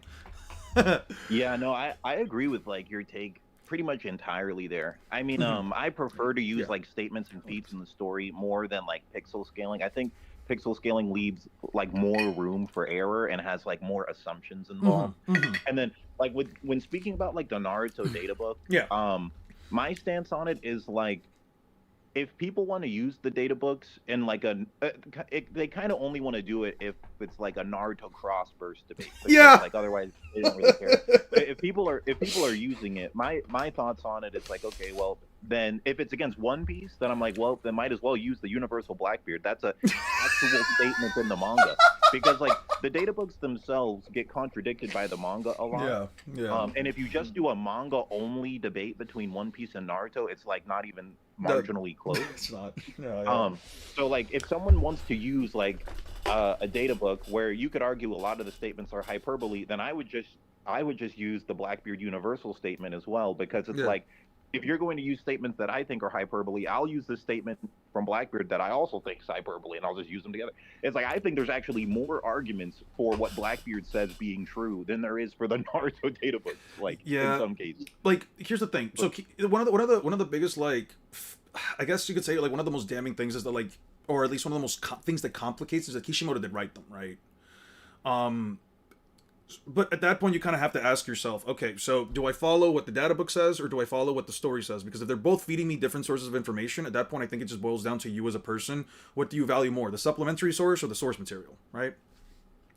Yeah, and another thing I think to myself, like, is when it comes to One Piece's speed scaling, if Naruto, or if any other series had even, like, half as many light speed feats as One Piece, then I consider it light speed. Yeah. But like One Piece is the only verse where it has like an abundance of light speed feats, and people are still like, nah. Yes, that's what dude, okay. Like, yeah. It's the only one like that. Oh, it's aim dodging pacifista beams. Foxy's beams aren't actually light speed because they're undiscovered particles, and because they're undiscovered, that means that they could have particle properties that may not be the same as the light, and if they have properties that are not the same as light, then that means that they're probably also not as fast as light. It's like the mental gymnastics necessary. Kizaru is the fastest character in the verse with nothing to back it up. up, and he just doesn't. He caps out at light speed for whatever reason. It's like, dude, what the fuck, dude?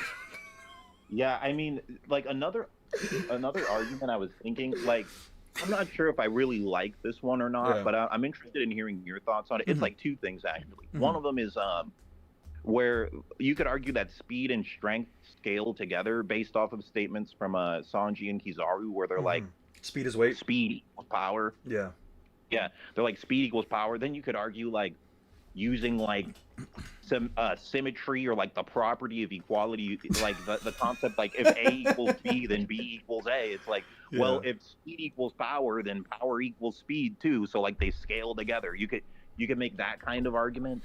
What are your thoughts on that? Because then you have an argument for Luffy being like millions of times FTL if you really want. You could. Well, that's the thing, right? I think it's inherently implied that speed equals weight, but saying that something is heavier doesn't or saying that something is more powerful doesn't necessarily have to mean that something is more is faster, right? Because like think of it like the concept of like AP equals DC versus DC equals AP, right? Where it's like, I like to use this as an example because like I don't know if you would agree with this, right? Would you say that in order to destroy, let's say, a mountain, you would need to have at least a mountain's worth of attack potency, like a mountain buster's worth of attack potency for it? Like Yeah, I've always viewed like DC. Yeah, what you said I agree with. Like I think AP is always at least equal to DC. Yeah, so if not just higher. Right. So for destructive capacity to be a thing, it must have at the very least that bare minimum of attack potency, right?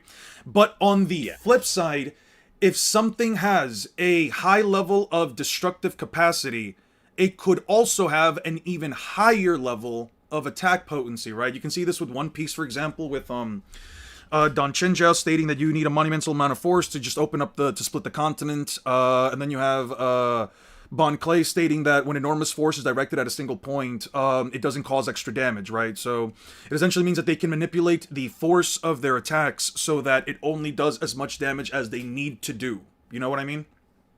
Yeah, Which would that's inherit. an interesting argument. Yeah, it's narratively implied within the context of the story. You can also use like Dragon Ball characters as an example, right? Where like if Goku shoots a Kamehameha at Cell, if a Kamehameha between Cell and Gohan's happening, right? For example, Cell says that this Kamehameha can blow away the whole universe, right?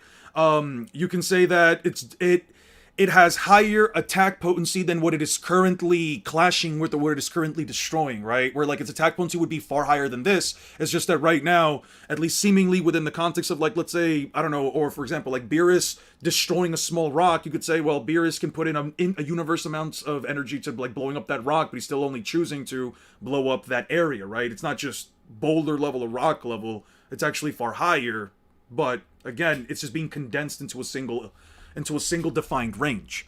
In the same way, I would say, while speed can equal weight, well, speed is weight, while speed can make something faster in One Piece, I don't know if you can necessarily say that, like, just because something is stronger, it's necessarily faster, and I only say that because, unlike the speed equals weight, this doesn't necessarily have, at least as far as I can recall off the top of my head, a statement, right? Like a character saying, the more powerful my attack is, the faster it's gonna be. You know what I mean? Yeah, no, I agree. I think that's completely fair to say that like they don't 100% scale together. I'd have to like research it a bit more and see if there's any other arguments. That was just something I had thought of like a while ago, and I hadn't really like put enough effort into like improving it, polishing it. You know. I mean, yeah. Another thing I wanted to ask you real quick was like just talking about the concept of like hockey mass versus hockey output. The reason why I think this is really interesting is I think it actually adds a lot more consistency to the One Piece scaling because like I was typing it in the chat earlier, but you can make an argument that a lot of the high tiers, they're using like 0.1% of their hockey output in their attacks sometimes. Yeah. Like that would explain how characters like Aokiji and Akainu can fight for 10 days straight without passing out. Meanwhile, you see Garp and Roger, they can pour like 100% of their hockey mass into one attack and pass out. Yeah.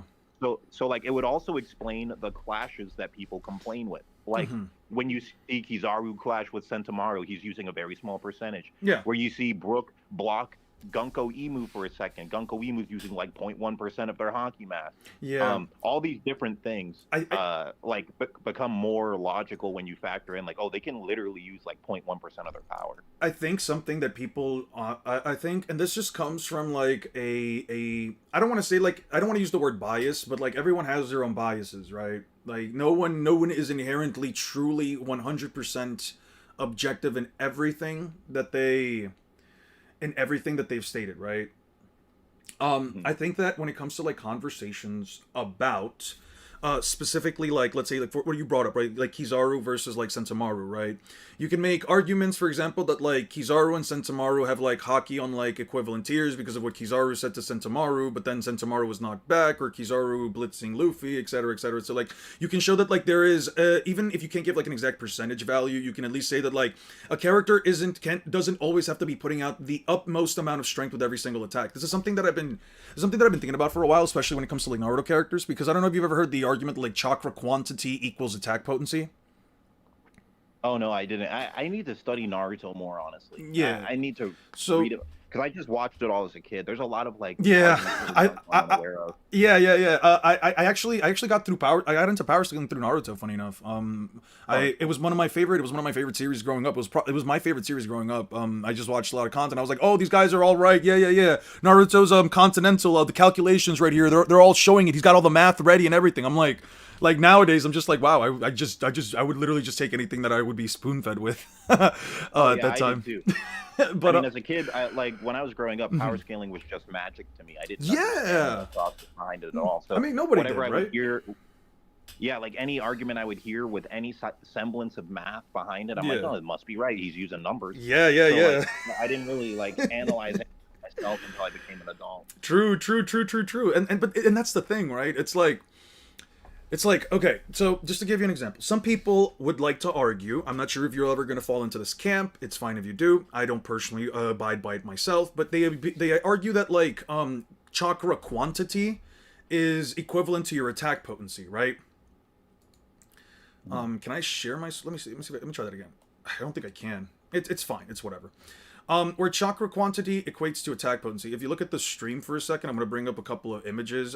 So they make this argument that, like, for example, the Ten Tails has a small planet's worth of chakra, right, within the second half of the war arc, right, when like the Ten Tails is summoned and everything, and it's got like its massive, it grows like its second half of its body and everything. They have like an image nearby that shows like, oh, its chakra quantity is like that of a small planet, etc. So people like to say that the Ten Tails is inherently as powerful as a small planet because of this, right? Now, I personally disagree with this take for a reason, right? That reason being that chakra... Oh, it's right here. Look at the sensory water sphere. It's practically like a small planet, but that's impossible, right? Even though the Ten Tail is still fully forming.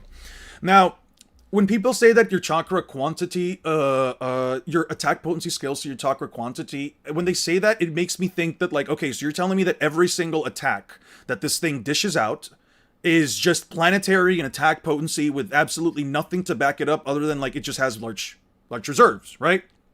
Going back to, like, your examples about, like, hockey mass and hockey quantity and all that stuff, I would like to say that instead, how about we look at it from a separate perspective? What if we look at it from the perspective of, if you're looking at stream, here's an image of, like, one of the Ten Tails tailed beast bombs, right?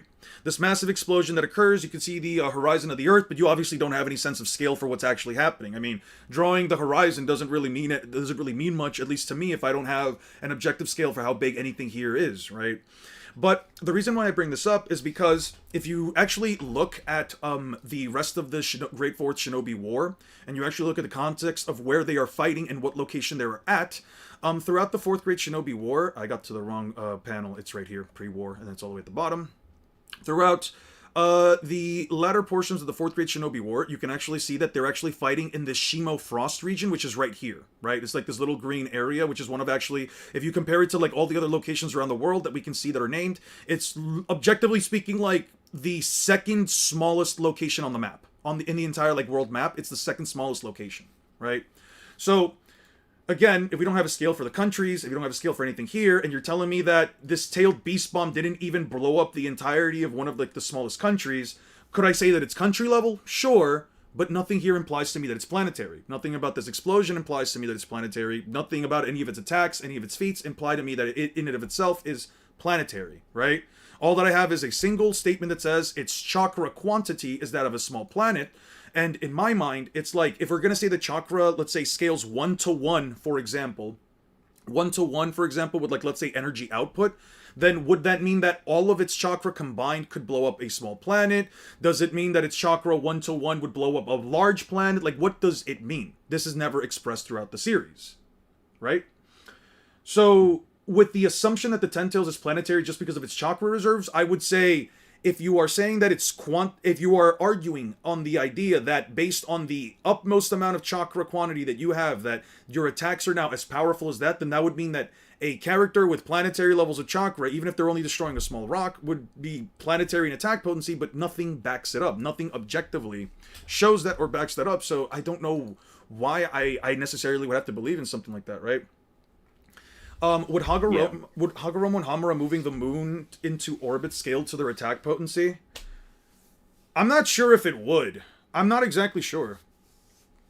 I'm really not sure if it would, only because Kaguya being ripped out of the ground. I'm sorry. I'm sorry. Somebody asked the question. I just want to answer it quick. Oh no, you're good. When they create the Chibaku Tensei, the context of that jutsu is inherently to be a gravitational orb or to turn somebody into a gravitational pull that essentially brings in objects around them in order to, send them up into the sky.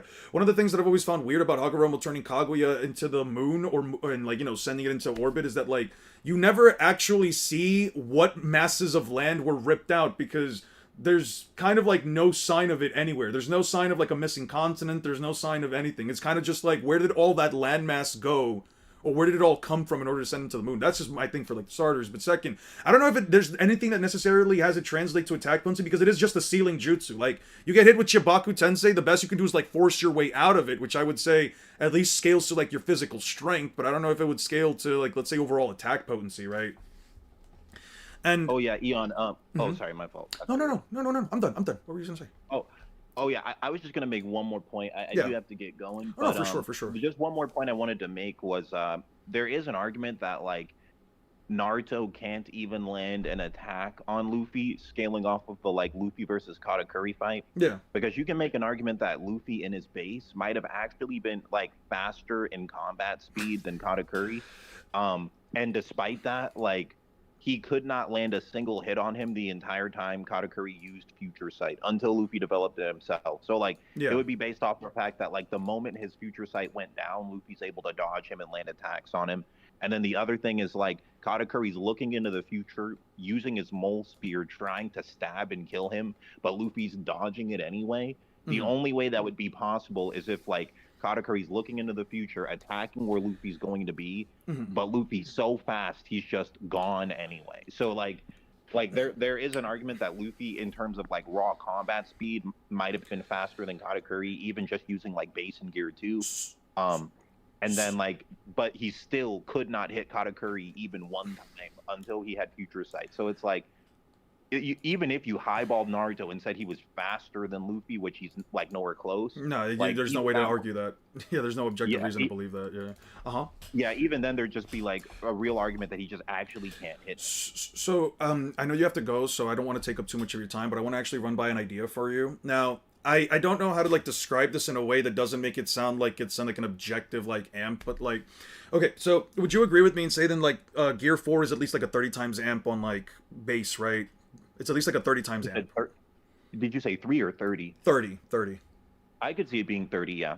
Well, it's like implied the weakest Gear 4 attack should scale above like the strongest Gear 3. Like, Kongan might scale above Elephant Galley. No, 100%. 100%. No, it 100% does because we see a direct comparison between Kongan against Doflamingo, right? We see Kongan completely burst through Doflamingo's spiderweb, whereas a spiderweb blocked a third gear Elephant Gun. The reason why I say this, actually, technically it should be greater. It should technically be greater than second gear plus third gear, even with armament hockey, because we see a direct comparison between Luffy using his rock. I call it the rock series, where like all of his like rock attacks against Kaido, which are literally a combination of second and third gear, but Gear 4 is just outperforming that, right? The reason, Yeah, the reason why, that's a really good example there. That's a good example. yeah, it should be greater than 30, but we're just going to use 30 as like a bare minimum, right? I would say actually 90 times, because if you had to say that like second gear is a 10 times amp and third gear is at least 2 times stronger, then that means it would be like 30 times combined. And if it's several times greater than that, then 90 times. But anyway, we're getting into semantics. I don't care about that.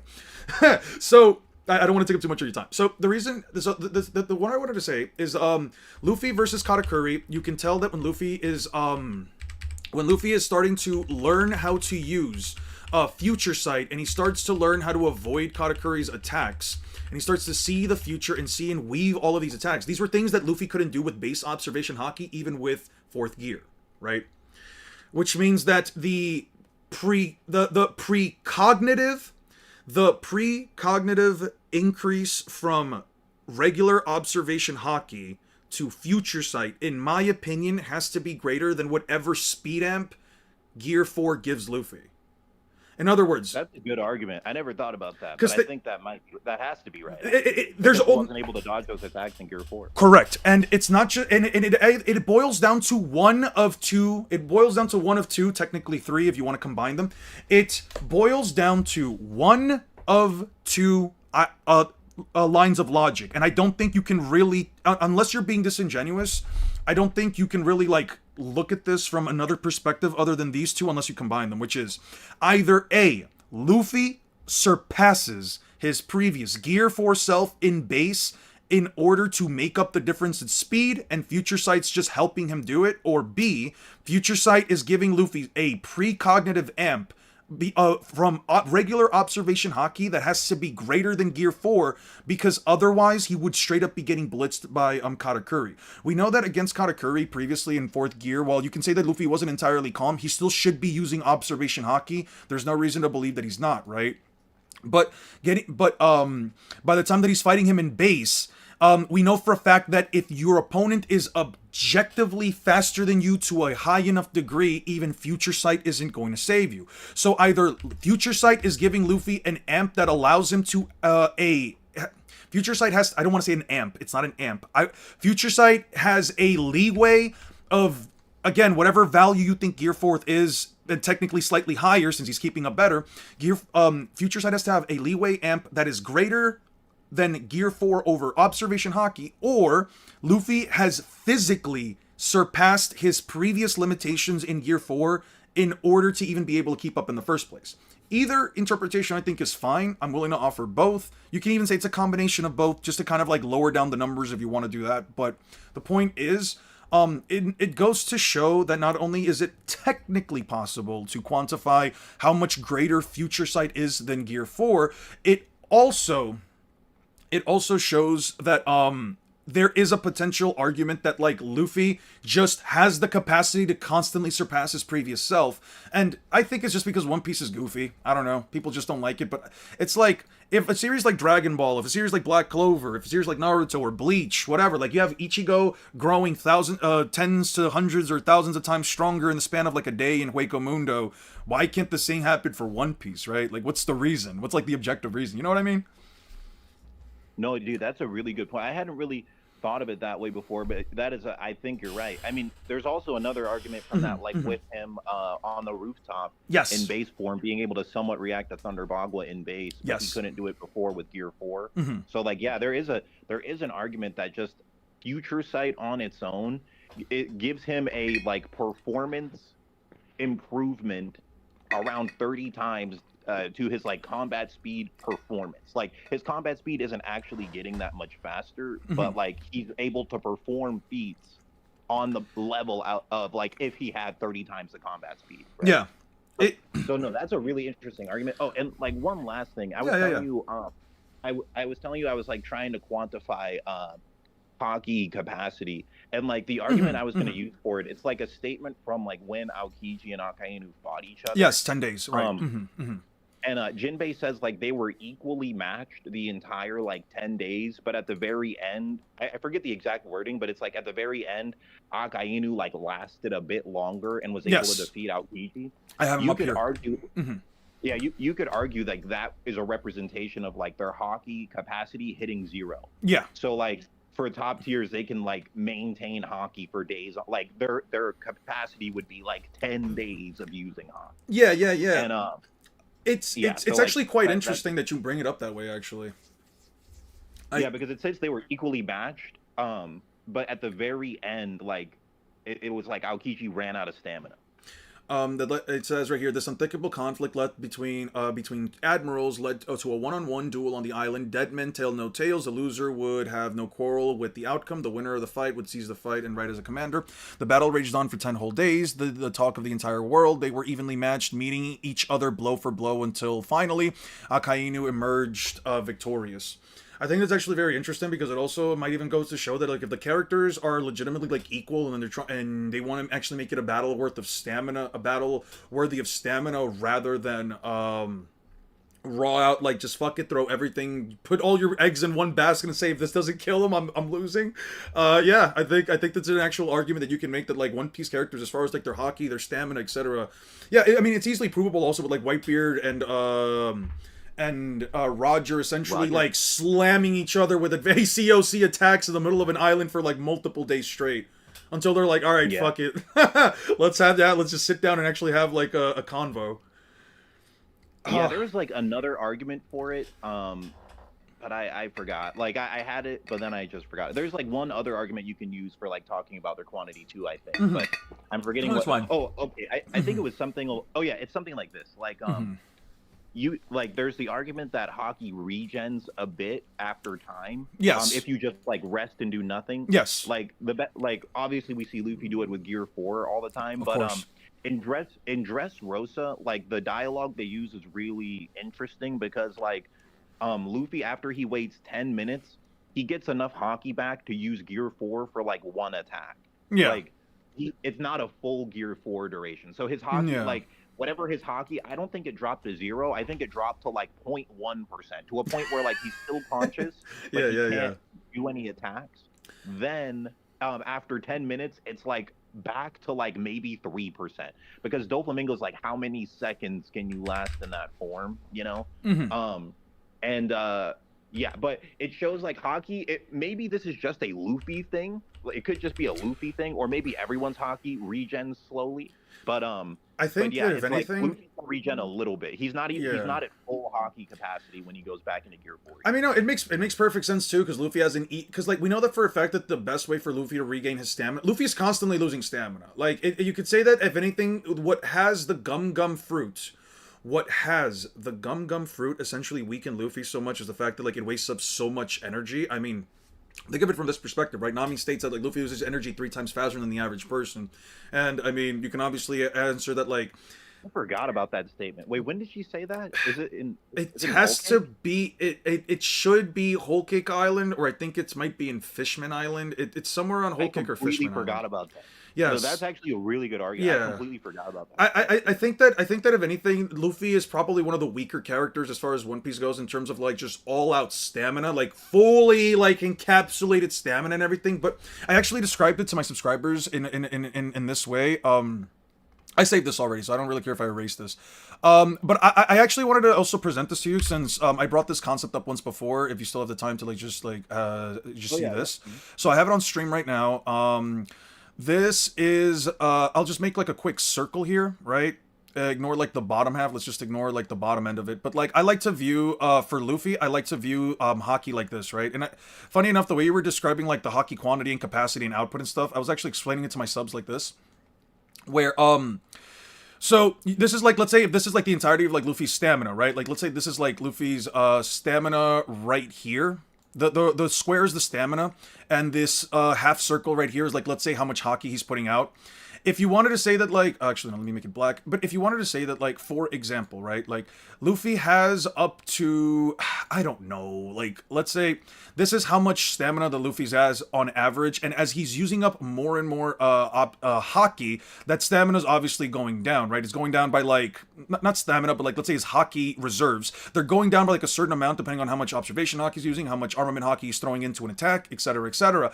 But when he's using Gear 4, Luffy seems to be one of the very few characters in the story that has to essentially put his hockey on like full throttle, right? So like for example, if this is the amount of hockey that like let's say you throwing in a normal punch, right here, throwing in like a normal punch with like gear 4, sorry, with second gear is well, let me slow down. If this is the amount of like of hockey that he's outputting, right? Like somewhere around here, for like, let's say armament hockey, regular armament hockey, or even a conqueror's hockey, whenever he's using gear 4, he's essentially like over throttling his hockey. He's like putting it on full throttle, essentially using up a lot more. JJK is an example, right? We know that cursed techniques have an output to them, as you described before with hockey outputs. You could say that gear 4 is Luffy essentially outputting more hockey than he normally needs to, or that you normally have to put out. And that honestly burns through his reserves much faster, as you described. So I like to view it almost like an actual like gear change, right? It's actually like a gear gauge, right? That's interesting. Yeah. So like whenever Luffy's like, let's say gear 5 or gear 4, like that hockey output is basically going beyond what normal hockey reserves would have. That output is obviously higher than what normal hockey reserves would be, and his stamina therefore starts to drop severely because of it, right? So as we go down, the stamina goes down until he reaches 0, and then 10 minutes in, I mean, Luffy gets a couple of seconds worth of gear 4, as you stated. I completely agree with that. I completely forgot about that statement as well, like Luffy, that Doflamingo said, so I appreciate that. I completely overlooked that. This is also one of the reasons. I just thought of another thing. There is there's like an argument that there might be a hockey efficiency as well. Like Luffy might be getting more efficient with gear 4 because like it seems that he can do it for longer now. Or you just argue that like his capacity's increasing. Yes. There's like I really think there's a lot of interesting things about hockey that people just don't really talk about at all. I don't know. I think there's a lot to it. No, but that's the thing, right? Like people often like to say like show don't tell, right? And hockey is a power system that is like oftentimes less is more, but I think where like and I do agree with this in terms of like its complexity. Where less is more is that with hockey, there are a lot of things that you can learn about hockey by interpreting things from the story that are blatantly and outright stated for you that oftentimes people just tend to overlook because, I mean, it is obviously like a lot in a series, and obviously because if you're not looking at a series from a power scaling perspective, these things are just going to go over your head, right?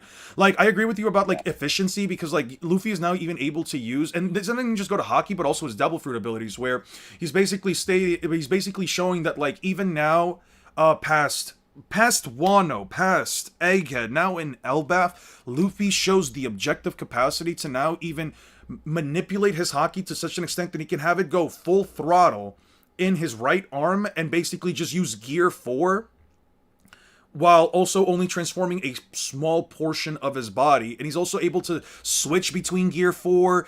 He's able to switch between Snake Man and Bounce Man. He's able to activate the forms instantly now. Like, this is what I mean when I say that, like, true. Yeah, like this is what I mean when I say that the scaling of One Piece is so fucking insane to the degree that if you actually pay attention to what Oda has gone out of his way to show us, there is not only consistent scaling, but there is consistent growth with the characters as well, right? You go from Luffy not being able to use second gear all that well in Enies Lobby, he says it's still too much for his body, to then trying to pseudo combine it with third gear when he attacks Gecko Moria. You know what I mean? To Luffy trying to use second gear more sparingly throughout the later arcs in Sabaody Archipelago, etc., because he's learning that like I shouldn't be forcibly staying in second gear very often. You usually never see Luffy in second gear as long as he does within the context of any other part of the series besides specifically Enies Lobby, where he's essentially fighting in second gear for like a majority of his fight with Lucci, right?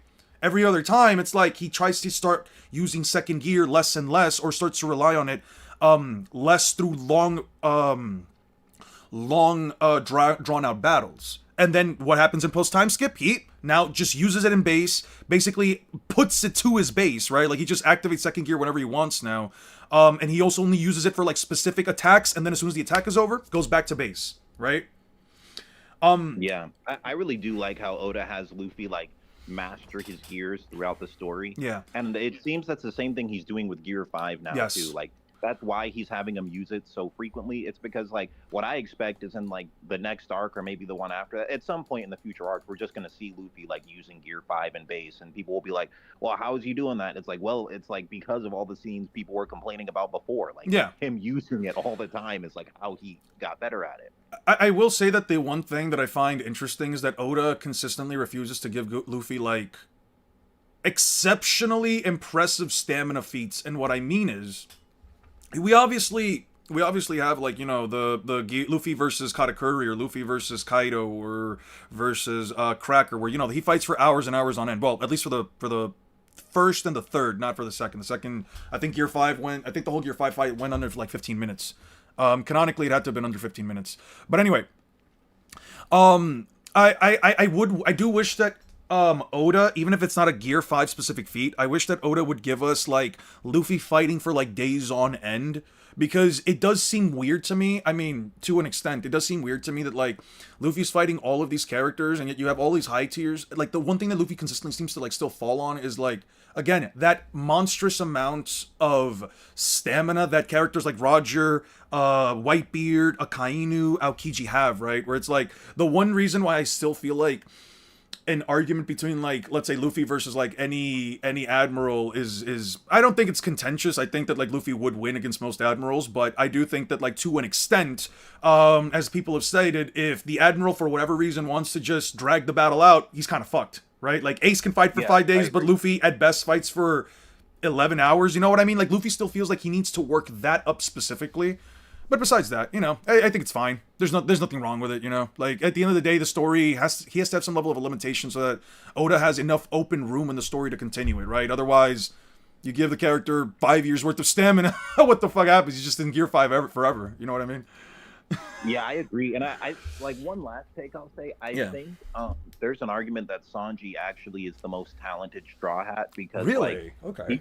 yeah, due to him, he's like this level of power without like training the way that Zoro and Luffy do. Yeah. But like, I've seen some memes about it that every night he fights Luffy away from the fridge. Yeah. And that, like, that wasn't that from like an SBS? Yes, from an SBS, right? I actually don't know. I mean, I thought it was a meme, but I could see something like that being an SBS. But it's like, really think about how strong Sanji is with like how little training he does. It's kind of crazy.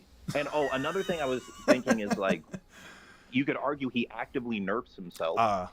Because if he just actually wielded knives, he would be crazy. Like, yeah. He would actually put Zoro in fire. Like putting like his Diablo Jambe fire, Ifrit Jambe knives, and like kicking and slashing at the same time. He'd be really strong. Honestly, I could only imagine him doing that shit with his feet, though. Like, I don't know, like him just holding the knives with like his grippers, just spinning them around. Yeah. It would be great. I mean, just imagine him like doing hell memories, but like wielding. Knives with building knives. Yeah, like wielding like knives, wielding like specific, like, let's say like blades that are like pointy and stuff like that. That'd be interesting. Yeah, like a fencing. Yeah, that would be so crazy. He literally just shish kebabs you.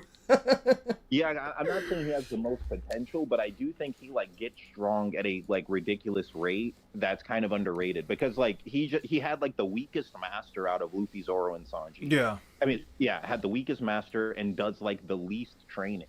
Like, we see Zoro's always training. We see Luffy had a whole training arc in Wano. Sanji didn't train. He just, you know, awakened his genes and is like real strong. That's it. From what I looked up, it says that it was just a meme. It's a community-driven meme that, like, Luffy tries to go to the fridge every night. Apparently, people just made it up. It's still funny. Yeah. Stop. I gotta get going. But it was nice talking to you, man. You're doing really good stuff with your One Piece stuff. Actually, I really appreciate it. I've been thinking about like doing like content creation with other creators. I've never been like the type to like seek out for it, but you know, having a conversation with one, I always offer it. If you're ever down to like have any video ideas that you'd like to just discuss, we could just yap like this for a video topic. We could do like 2 for each channel. But I really appreciate just having a conversation. I mean, like, I like, one of the things I've learned that I like about power scaling, just to like say real quick, is that like, in general, I feel like there is definitely room to have these kind of discussions, and we can have like very level-headed takes. You know, we can have discussions that like try to be genuine towards the characters, and I appreciate stuff like this because often I feel like it almost feels like this is something that's very difficult to do, unless this is just something very difficult to do unless like you're both just I don't know, you feel like the same way for a series, you know what I mean? Where it's like, if two people dislike a series, they'll just like go hard on it for no reason, in the same way that like they like it. I appreciate these kind of conversations. It just goes to show that, like, Yeah, you know, they're fun. yeah. But anyway, Yeah, I completely. They're fun. Like it. I've noticed there's like a difference between having like power scaling discussions and power scaling debates. They're Yeah. like two different things. yeah, I think both of them are fun. And I think you can learn a lot from both. Yeah, you but can. like there's a lot of just like interesting stuff to talk about. I think especially in One Piece, I really do think it's like Yeah. the most underrated of the big three. in Oh, terms of 100%. top- 100%. Yeah. I feel like more often than not, you know, like when it comes to like a lot of these discussions, what I personally prefer is to have a discussion, right? I want to understand where a person's mentality is coming from, rather than, rather than debate whether or not the characters are. Because here's the thing, right? At the end of the day, debates are fun, especially if you're doing them all in good faith. But if you're if you're trying to have like a discussion with someone, or quote unquote debate with someone that, you know, is just not even going to give characters the bare minimum they should be allowed, then, you know, it just boils down to not even like a screaming match. It just boils down to like, you're wrong, no, you're wrong, and then just nothing ever goes in a healthy way, right? So I appreciate stuff like this. But yeah, sure, I'd be definitely down to talk again in the future. Yeah, we'll talk more because I do like I try to do like 3 or 4 JJK Hunter x Hunter videos, and then I'll do One Piece. So like I'll do another One Piece video in pretty soon here, and yeah, we can definitely collab on stuff. And then I do live streams a lot too. If you ever want to, Sweet. like the same way you do one like this, like I do like the same thing. So if you ever want to do those, Sure. you're always Yeah, welcome. yeah. I definitely down. I Yeah. want more people to talk to about One Piece because, like I said, it's just so underrated, and like I'm not really a fan of how it's just mostly memes. Whenever I like look up One Piece scaling, I'm like, all right, well, I wanted to hear a nice video on this topic, but it's just like jokes for 30 minutes. But Yeah. like when I found like someone in my Discord showed me your channel, I'm like, oh, this guy actually is scaling. It was like very refreshing to hear. Yeah. Like, yeah, I like the videos, man. They're good. A lot. One of the things that I've just tried to do in general is just try to like remove the negative like stigma from power scaling, that like it's all just a bunch of like nerds in their mom's basements yelling at each other and calling each other horrible things. Like, I just don't like that shit, man. Like, if you and I ever Yeah. disagreed on something, like if you and I ever like disagreed on like some kind of scaling, I'll just be like, I mean, that's fair. Like, if we ever want to like present a video or whatever, like do a collab where like we were both presenting like different ends of scaling or whatever, I think that would also be fun, because it's like you can view things from these two separate perspectives. If this makes more sense to you, go this perspective. This makes more sense to you, go for that perspective. You know, it's completely fine. At the end of the day, no one's objectively right. The only people that's gonna tell you who's actually gonna win a fight are the fucking authors, and have fun getting in contact with them. Yeah, I completely agree with that, man. That's a really good take. Yeah. But alright, Ian, it was nice talking to you. It has been a pleasure getting to know you, Lilo. Yeah, for sure. If I ever see you streaming, I'll definitely show up on chat. Thanks, bro. But alright, man, I'll talk to you later. For sure. Have a good one. Peace out. Well, that was nice. That was lovely. Hey, look at that. We're networking. All right. How's everybody been doing, though? Sorry I didn't get a chance to really read many of your messages, guys. Oh, I watch this video from time to time. Dope videos, yeah.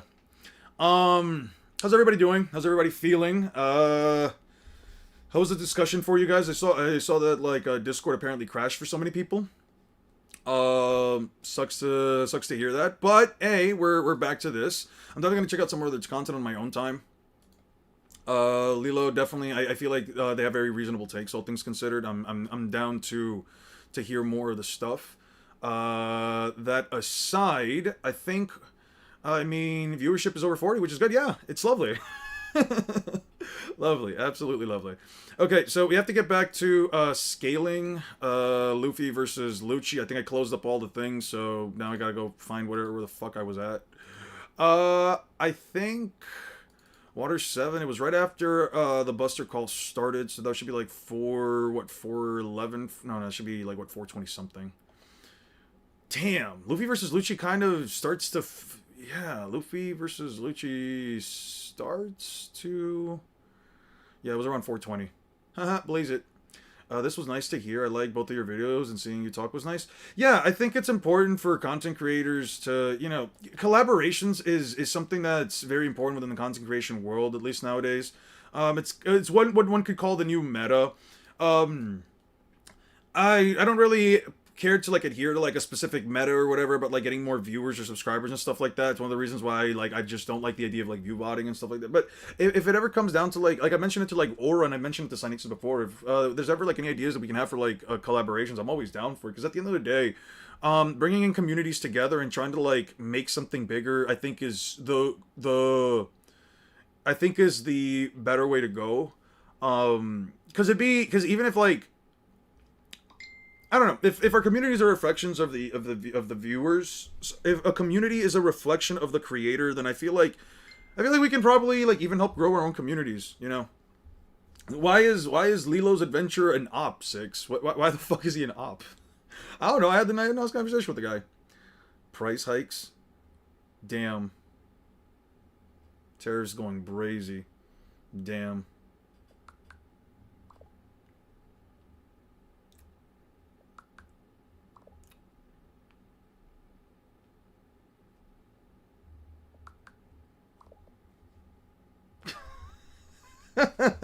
Oh, I'm about to send a picture to my friend.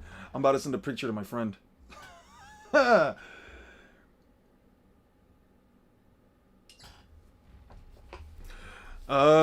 was eating some rice and beans while listening. You are eating beans? Everyone, boo this man! Shame! Shame! Because he uses shitty scaling to get Sabo high, he makes us Sabo fans look bad. Shaking my head. How does that make him how the fuck does that make him an op? I don't know about really calling it shitty scaling. I mean, I haven't seen any of the other scaling stuff, but I do agree with their takes on hockey. I don't know. Lilo's a cool guy. I'm having a good conversation with him. I've only ever saw a few of your videos, but you seem cool now that you've streamed with Lilo. I appreciate that. I mean, listen, I don't know.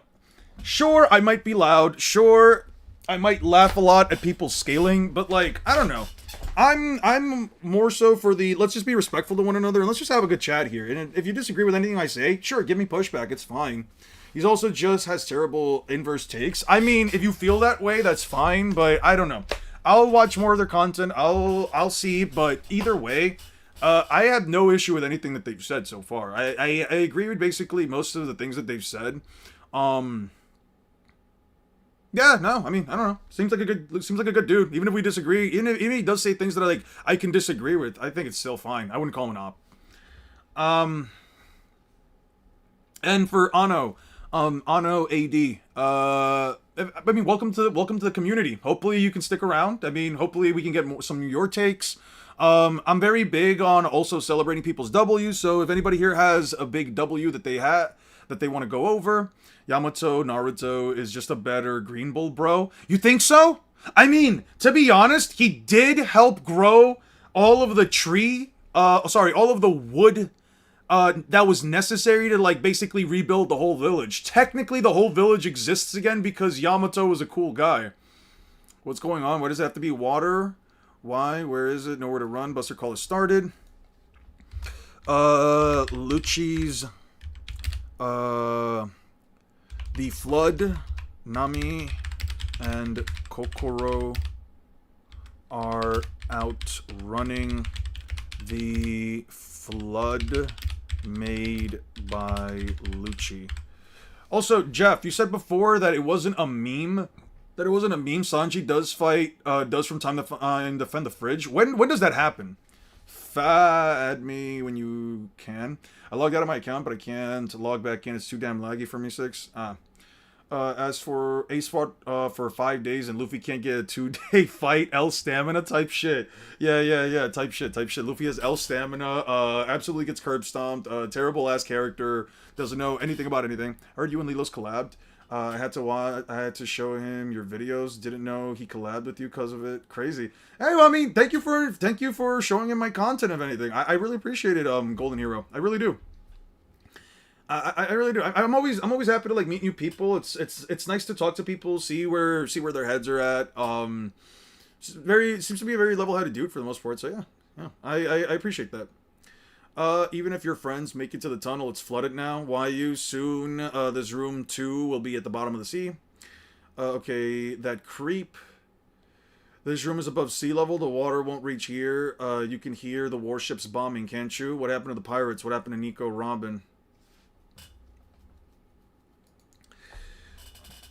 Nami and Kokoro are out running. Luffy chases Lucci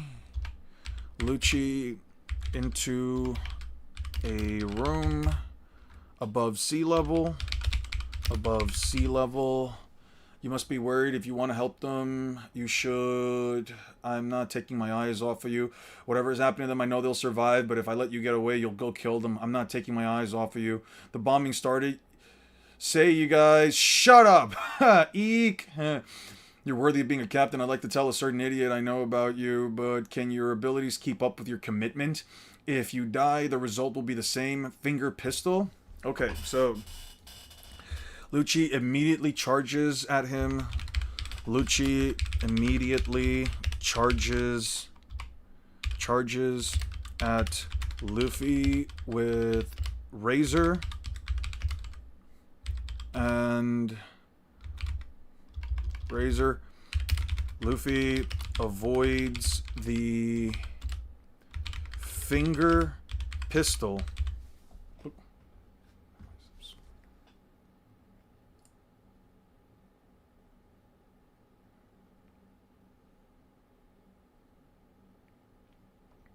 100 Marines versus 100 ninja?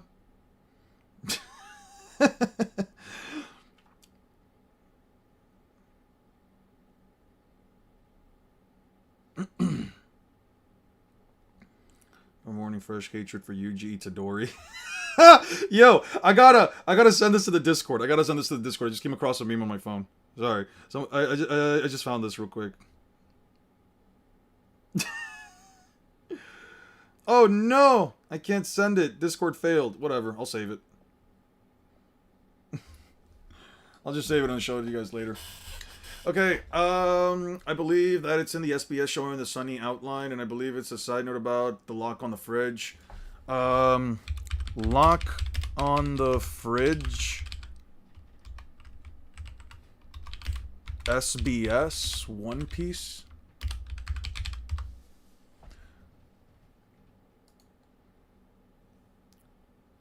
Regarding Nico... No, what the fuck? For in fact, the Sunny Fridge code to play on the... Oh, that's what it was. I don't know. If we can find it, it'll be fine. One Marine is enough to beat 100 Shinobi. What about 100 Marines versus 100 Fourth War... Marineford Marines. Are we throwing... I can debate on Reddit or Twitter. Are we throwing in...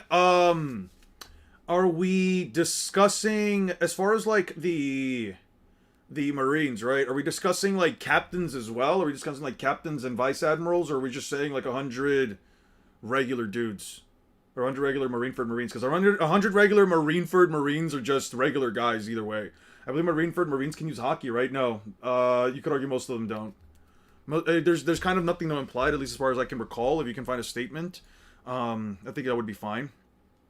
Avoids finger pistol, but Lucci continues. But Lucci follows up with a Tempest Kick, Rankyaku, that does slice up Luffy. Can you beat me? Luffy grabs...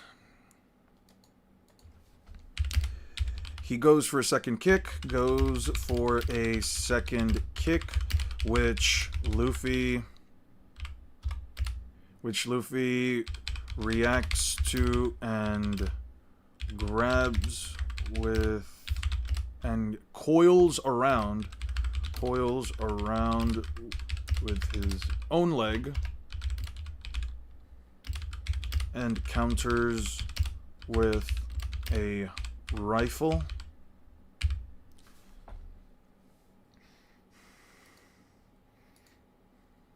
What about MySpace? You guys, I have IG, but I'm not trying to bait on there. Sure. Empty tree? Sure. Iron body? Sure. Lucci uses an iron body that is so tough, he sends Luffy flying back. It's an iron body counter. It would break a normal person's fist. Uses an iron body counter that is so tough, he sends Luffy flying back. He says it would break a normal person's fist. What about Roblox messages? You guys should just get on AOL Messenger. You guys should just get on like an AOL messaging board. Fuck out of here. Why not just debate it on a Versus Battle Wiki forum? Just go to Versus Battle Wiki and just start up a forum there. I thought I'd met a man with backbone, but I was wrong. Like I thought, you used up all your strength with that fuel injection. Finger pistol sting. Lucci states, Luffy used up all of his strength with second gear. Finger pistol sting. He then flicks his finger. He then flicks his finger. Here. He then flicks his finger with sting and launches an air blast.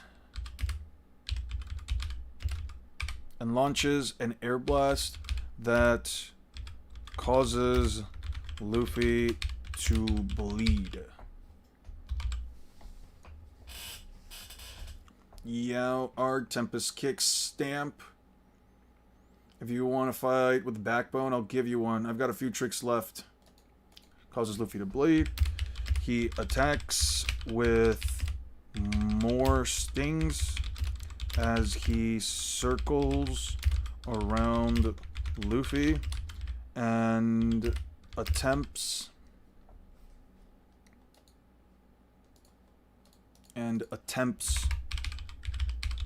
to strike with a Tempest Kick, but Luffy stops his leg from fully launching the attack with Stamp.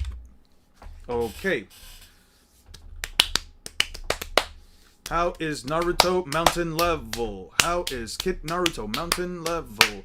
How do you qualify that with this?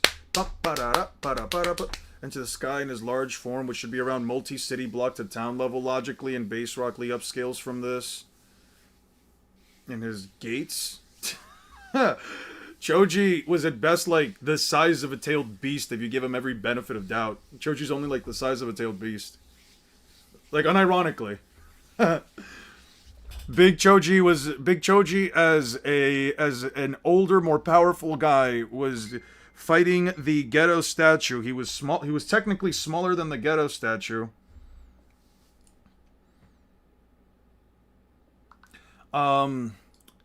He was technically shorter than the ghetto statue, and the ghetto statue is at least kind of shown to be like about the same size as the 17-meter tall tailed beasts. Are you excited for the One Piece Netflix adaptation? No, because I'm not going to rewatch something that I've already seen.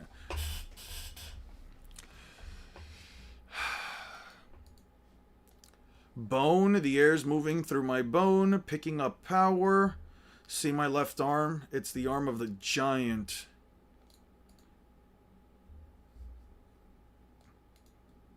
Cut the cheap tricks. Iron body. Gum gum. Giant pistol. Lifting a large child equals town level. Do you believe that Lucci Awakening was due to Emu's influence, due to the black clouds that Lucci... No, I don't think it's because of that. I don't think you'd ever meet him. Yes, we have read, yes, Eternal, we have read the newest chapter. It was absolutely insane. You can check out the early portion of the stream if you want to just look at that real quick. I think we were there for like I think we were there for like almost an hour. Luffy unleashes third gear and launches Lucci straight through Lucci, who uses... I don't think mount level's even reasonable until a tailed beast. Until full host transformation. I don't think mount level's even remotely viable until full host transformation. Who uses iron body straight through multiple large stone buildings. Wouldn't he be taller since the Eight Tails walks on all fours while the Ghetto Mazo stands up tall? I don't fucking know. Are we arguing that the Eight Tails? How tall big is the Eight Tails? Is it as big as Gamabunta because it's on its hind legs, or is it as big as Gamabunta? I mean, we only saw like its upper chest, so I still don't agree with it. I'm just gonna give it a fair ball and just say both are about half.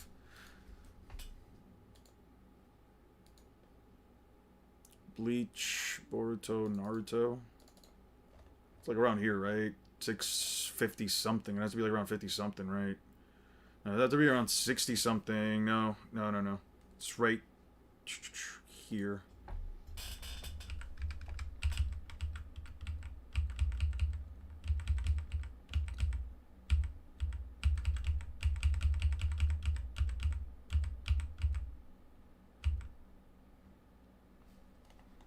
I don't know, dude. This is like literally just the upper physical half of the Eight Tails.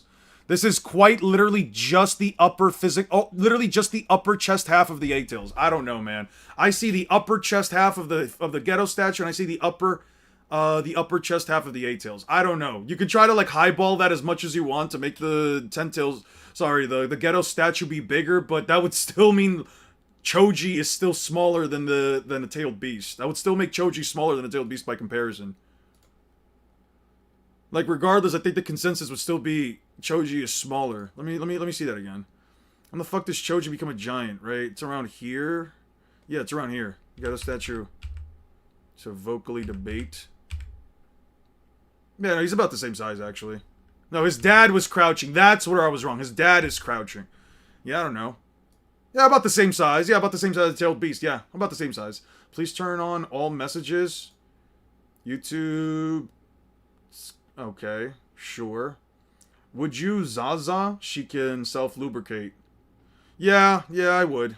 Yeah, I would. Cover me in all that lubrication. Yeah, cover me in all that rain. I'm down for it.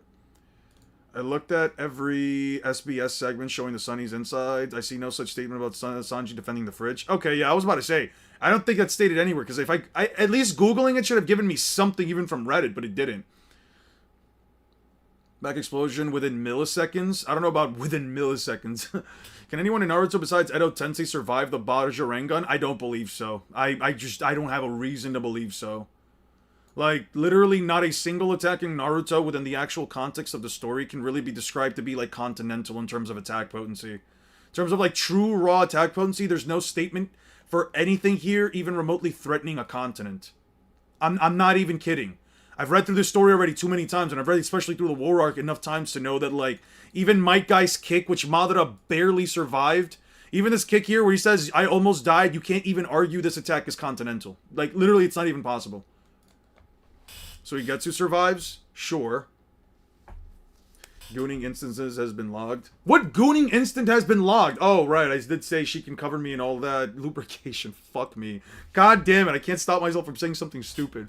Finally agreed on one of my smash takes. I mean, look at her, bruh. Come on now. The end can't destroy the cyberspace, and that is at best a universe. Along with that, Amy could somewhat compete, and she is at best peak human level till... She's at best peak human till the IDW comics?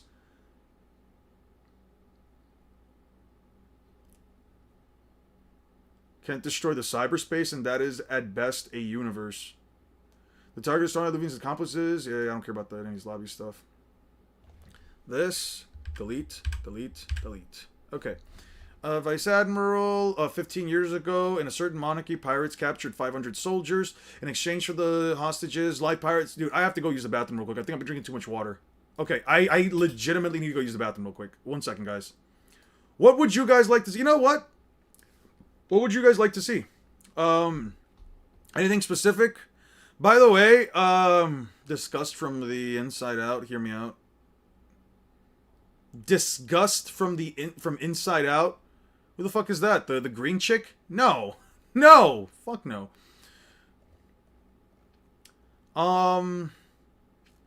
You know what? You know what?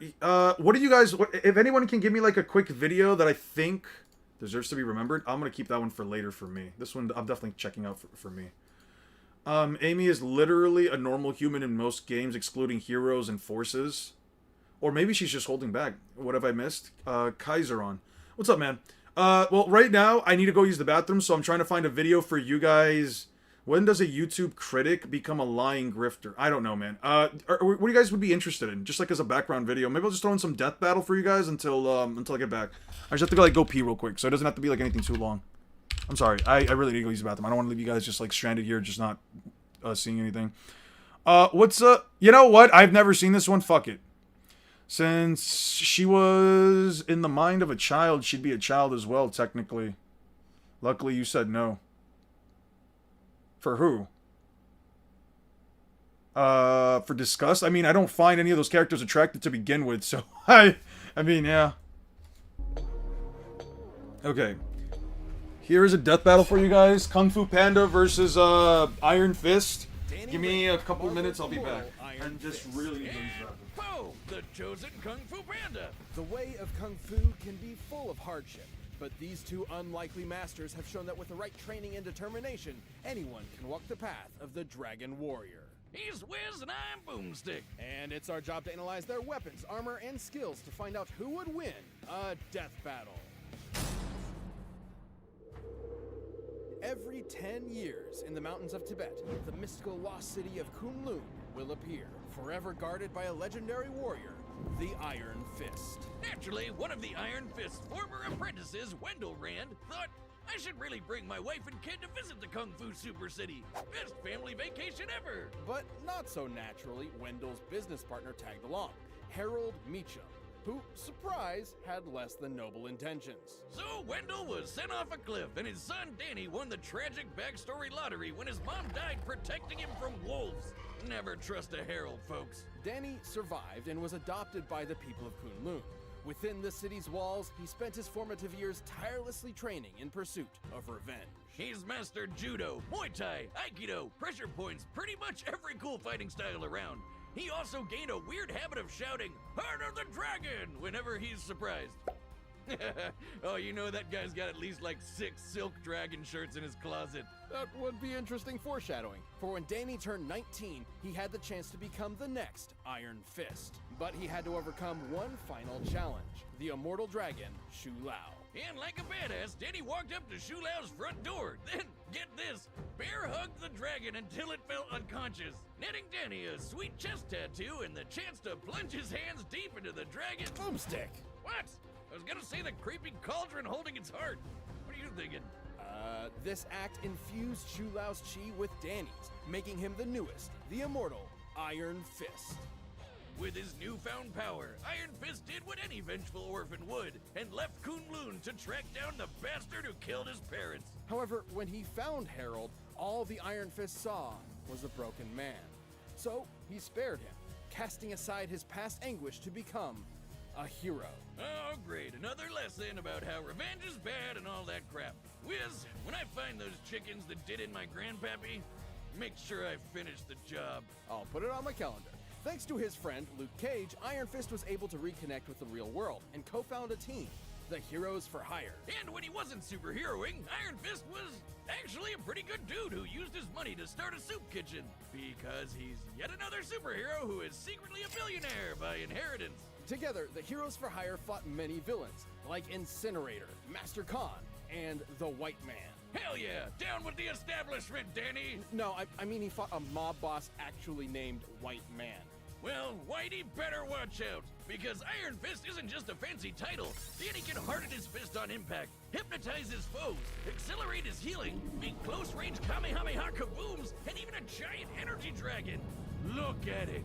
Many of these chi powers were learned through the aptly named Book of the Iron Fist, a relic that has been held by every past Iron Fist.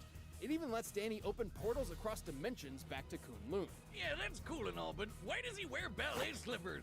Yellow dance shoes don't exactly strike fear into the enemy, you know? They're Tai Chi shoes, pretty standard. Anyway, Iron Fist can absorb not just chi, but all manner of naturally occurring power, like electromagnetism. Yeah!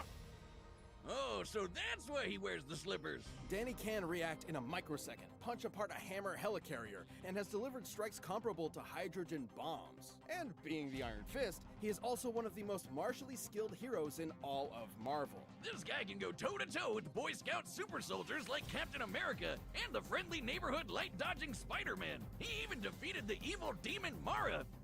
No, not the ball demon. I'm talking about the bull demon. And after absorbing enough electromagnetic energy, he punched apart this train, surviving the resulting explosion that had enough force to, and I quote, make Hiroshima look like a sparkler. Not so sensitive analogy aside, it's clear Iron Fist's fist. Glove? Closed hand has some serious power. One time, he took in the chi of all the people of Kunlun to become this rad kung fu skeleton man. Watch out, he's got a bone to pick with crime. All to fight an eldritch Terminator called The One, who Danny had previously defeated. Wish you really need to work on words better. Anyway, after Iron Fist threw the nameless robot off a cliff, it found Daddy Wendy himself and decided, hey, I should really take this guy's head and plop it onto my body. What the f***? Who wrote this?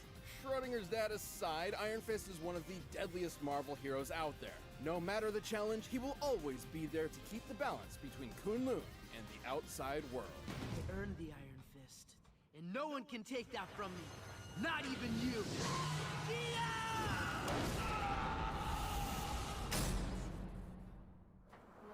Legend tells of a dragon warrior so skilled and deadly in martial arts that his foes would go blind from overexposure to pure awesomeness. A fighter of unrivaled power, wisdom, and rotundity.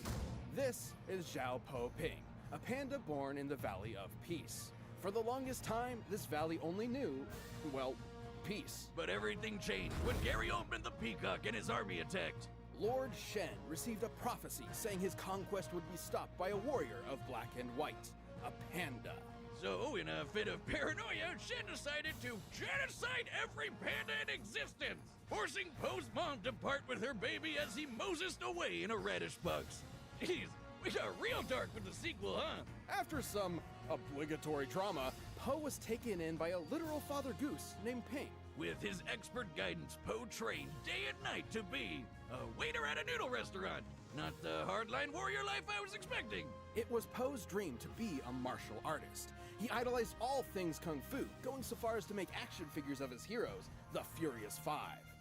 Nerd. However, he never expected to have the chance to actually explore that dream, until the day of the Dragon Ceremony, where Master Oogway would select a chosen one to lead a new era of kung fu as the Dragon Warrior. And to the shock of everyone, Master Oogway chose him. Talk about a freak accident. There are no accidents, Boomstick. Despite some setbacks, Poe was actually quite gifted.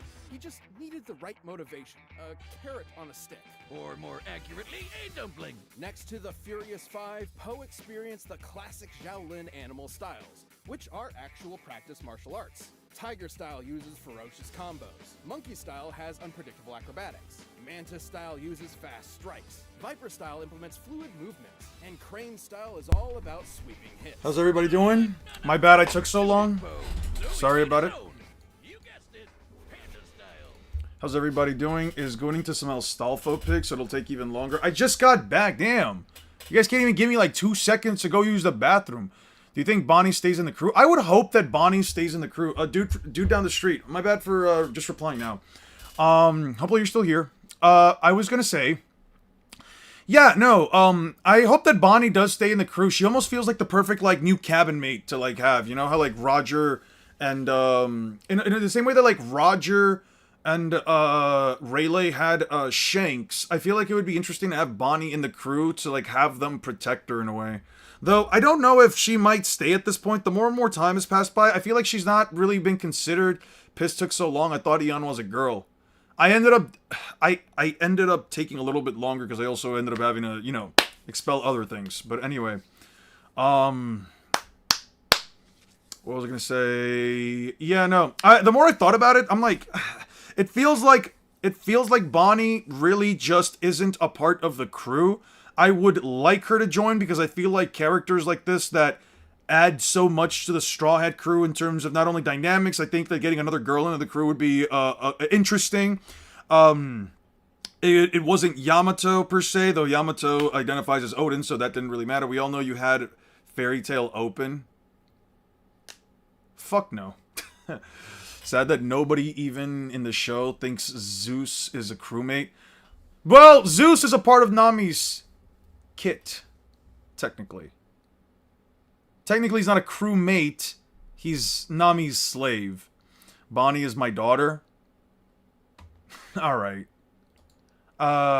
She belongs on the crew. I would agree that she probably belongs on the crew, but like, if she doesn't, I'm not losing sleep over it. I don't know. The more I've thought about it, the more like part of me kind of thinks that Bonnie might not end up being part of like the final crew and towards the end of the series. Although there's also an argument to be made that like maybe the final end of like the Straw Hat Pirates is essentially just like everyone that they've met along the way helping them out in defeating Emu. You know what I mean? Where like everyone is now part of the Straw Hat crew or whatever. I don't know if I really care all that much, to be honest. I think it's fine. Has slaves now, I guess. Yes, Nami has a slave. Technically, Sanji is also her slave. To be fair, it should have been me. Not him, me. But you know what? People are going to say whatever the fuck they want. It should have definitely been me. Should have definitely been me. If Vegapunk was right about devil fruits come from wishes, do you think that there is a mythical Zoan model Nami's bathwater? Bro, if there was a mythical Logia, if there was a Mizu no Mi mythical Logia model Nami's bathwater, bro, there is no force on the universe. There is no force on the universe that would stop me from finding that devil fruit, bro. I would, I would yomp down that whole fruit all the way down, bro. That shit would be the greatest delicacy of the planet, bro. The things I would do with that shit, bro. Back off the line, buddy. All right. Back of the line, that's nah. Yeah, I'm sorry. In this channel, nobody's getting to Nami's bathwater devil fruit before me. About to start selling Nami bathwater fruit plushies. That's what I'm about to. Yeah. Honestly, bro, that might be the move. I might just make millions. No funny shit. Replaced Bonnie with Jinbei. We don't need that fish bum. Alright. Would you rather eat that or a fruit model Nami's shoes? No, the fruit with water, because at least that way I can be a Logia user. Goon instinct logged. Alright.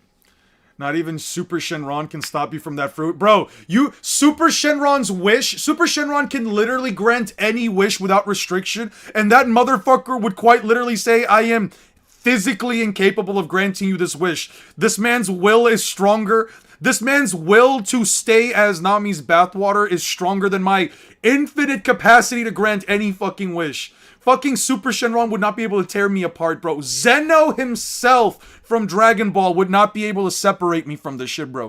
Rimuru Tempest, Anos Voldigode, fucking Yogiri, whatever the fuck from that one series, they would not be able to stop me from finding that devil fruit and yomping on it in one single bite, bro. Fuck out of here. That would be my...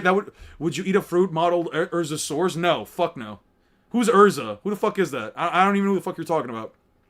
15 years ago, oh yeah. In exchange for the hostages, the lives of the pirates, Captain demanded to be a king. With their soldiers held hostage, the kingdom and helped us from the version of the pirates. The Wilgrim sent a single boy to infiltrate. Yeah, Lucci's backstory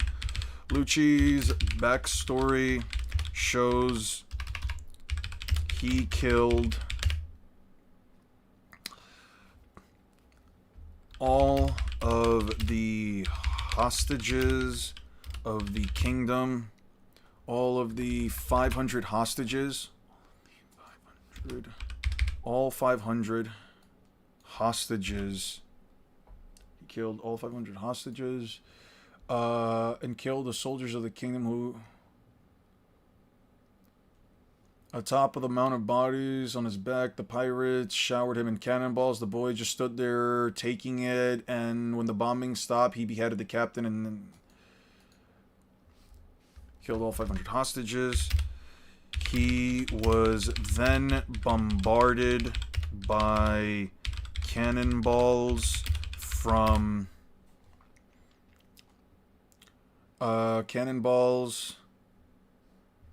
behind, and stood there taking them. He was showered. I guess I should use the word showered. Must have pumped one out in the toilet or something, because Eon is way more freaky right now. No, I don't know. I can't just make a fucking joke. Jesus Christ.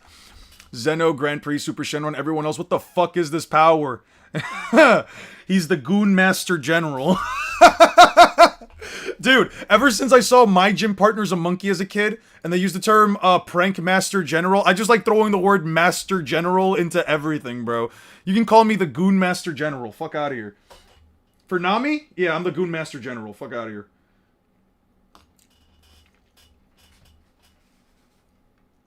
I'm gonna have some candy. It's already 5 p.m. Holy shit. Goku, I've heard your corn addiction's pretty strong. I like corn myself. Goku. Oh, Jesus. Oh, God. Goku 5 minutes after learning about my corn addiction. Oh, jeez. Oh, God. Get me the fuck away from him. He's not even a fighter. He's just depraved. Some shit. Sorry, twin. Didn't mean it so seriously. No, I know. That show is peak, bro. Nami's bathwater versus Robin's bathwater.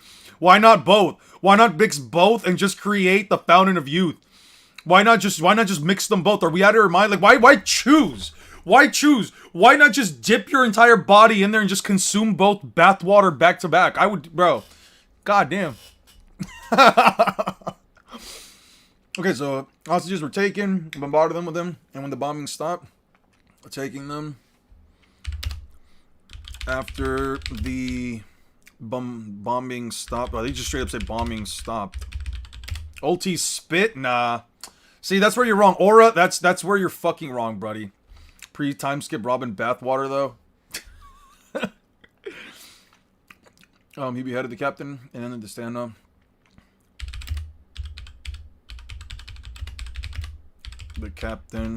He beheaded the captain and ended the standoff. When the boy bearing the scars of the attack on his back turned 13, became an intelligence member. He was younger than 13. Shows he killed before the age of 13. I'm being wrong. It's a logical contradiction. It's P and not P. You're just incapable of being wrong. There's just nothing you've ever been wrong at. Jesus Christ, is that what I sound like to my girlfriend? Robin's milk make more sense? Maybe. I don't know. Me personally, either the bathwater, the milk, whatever the fuck, I just bathe me in that shit, bro. Whatever the fuck. Jesus Christ. Yo. You know what? I was having a conversation with my girlfriend about this yesterday. I was telling her just about, like, just some stuff, because I was recommended, a friend of mine was talking to me about Fire Force. It was just bringing up how, like, is there a limit? Okay. Would you prefer if series like Fairy Tail, or Fire Force were more like Konosuba and One Piece, were more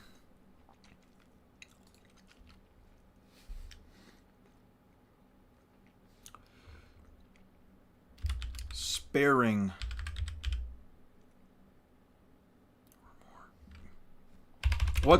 We're more like in terms of gooning.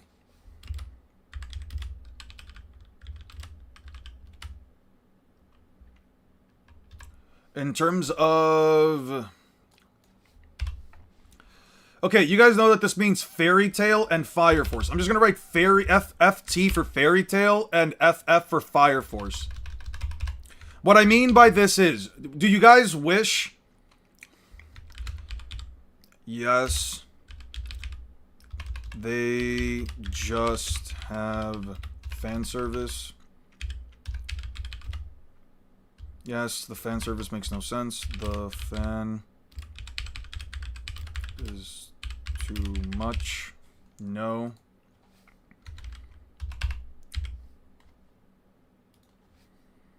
No.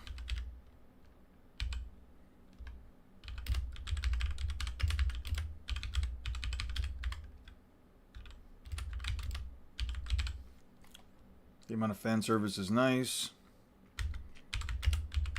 A little more subtlety would be nice. A little more subtlety would be nice.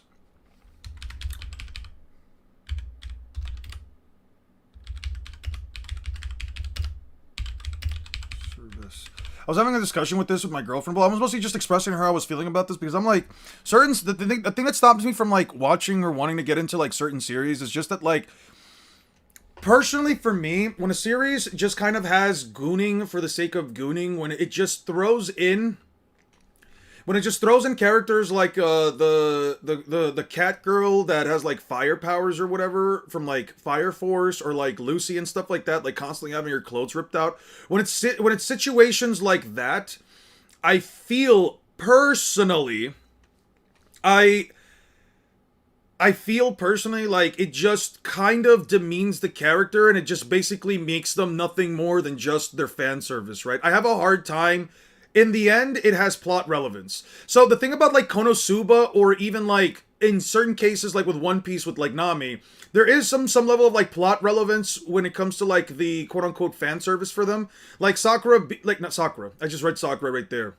Oh, you guys talking about Sasuke's wife? Yeah, the Genjutsu chick. Yeah, Genjutsu chick, Sasuke's wife, Itachi's sister-in-law, Sarada's mother. Like, yeah. Not talking about her though. When you have examples like, let's say like Lucy Heartfilia, like just having her clothes ripped apart for no fucking reason, or like being naked and having like somebody in the...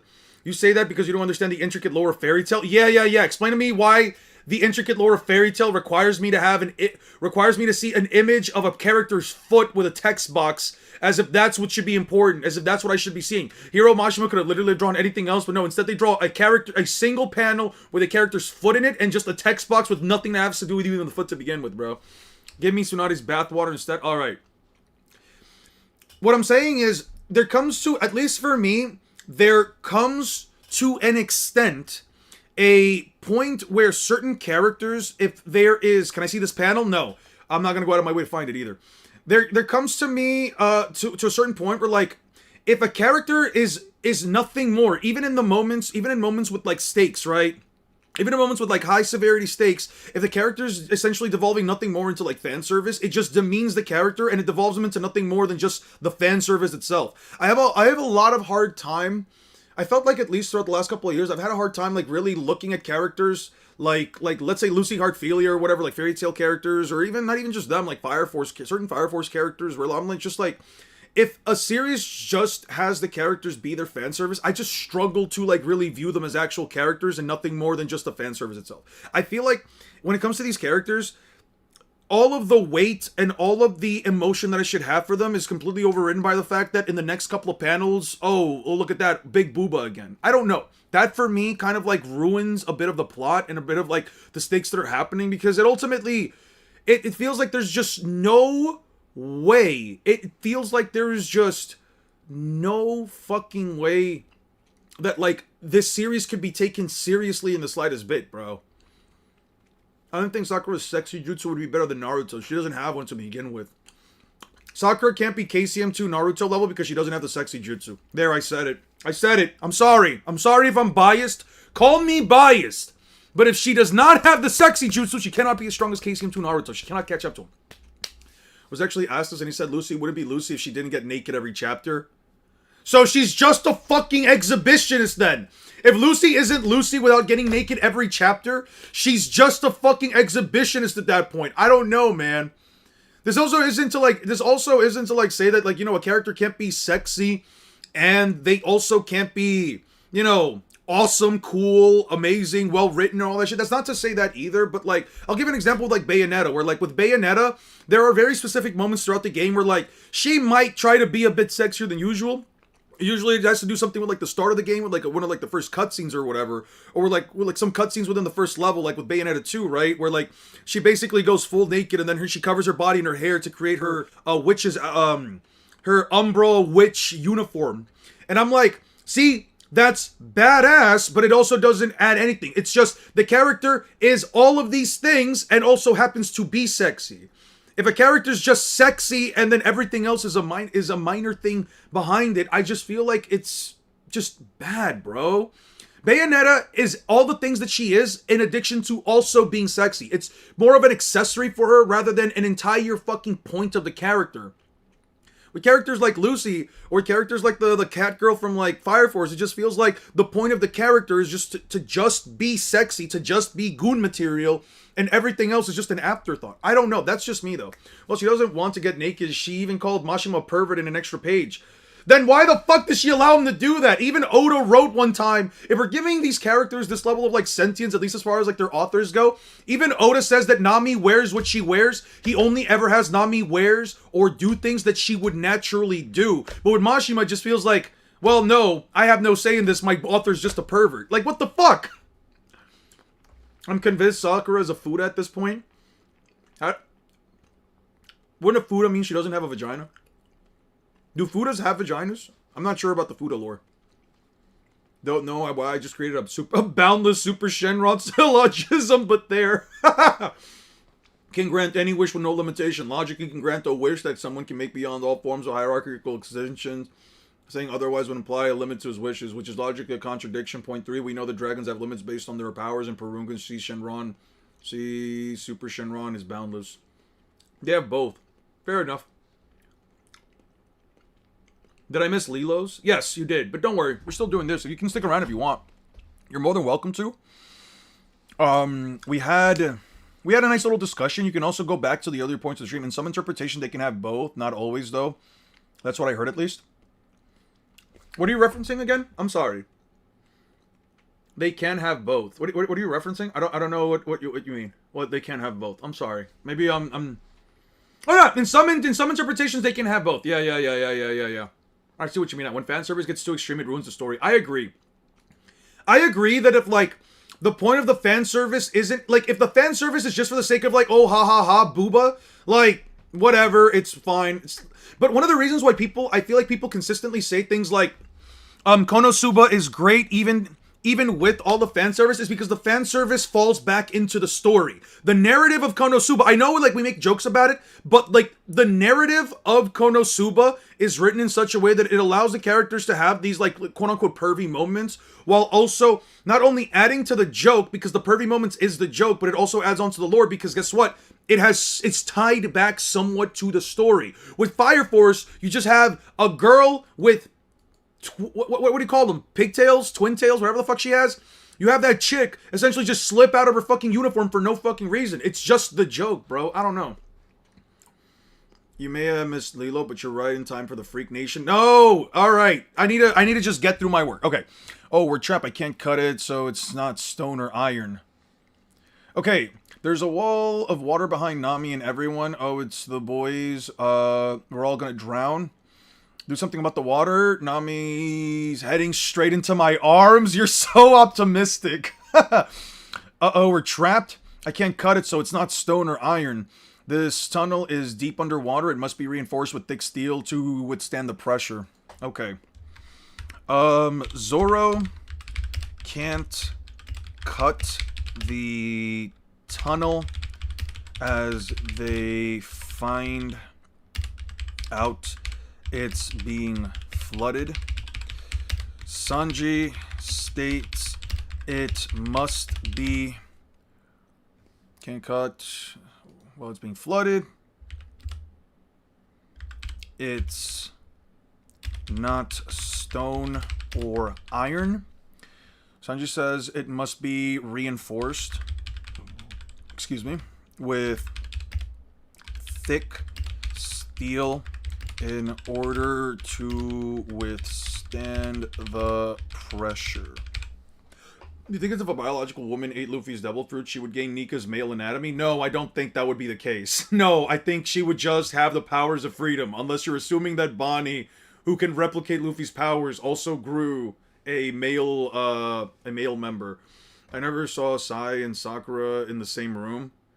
What are you talking about? What? Sasuke's wife is a man. Listen, I'm all for the Sakura slander, but holy shit. The fan service adds to the humor in Konosuba. Yeah, jokes aside, I still think Lucy's a well-written character regardless of the fan service. I just have a hard time finding myself caring about it. I'm not gonna sit here and say that a character can't be full fan service and all well-written, right? I don't want to make it an absolute either. Please don't interpret it that way. I'd rather not being seen like me saying, well, a fan service only character, or a character that's like has so much fan service around her can't be a good character. I don't want to say that. I don't want to say it's not a well-written character, but I feel like it affects my enjoyment of the character and what they do when it boils down to, when a lot of it just boils down to that. Let me share my vast knowledge I've accumulated for eons, pun intended. Futanari means to be of both. They're the Japanese term for him. Oh, okay. Which means they have both. Ah, okay, got it.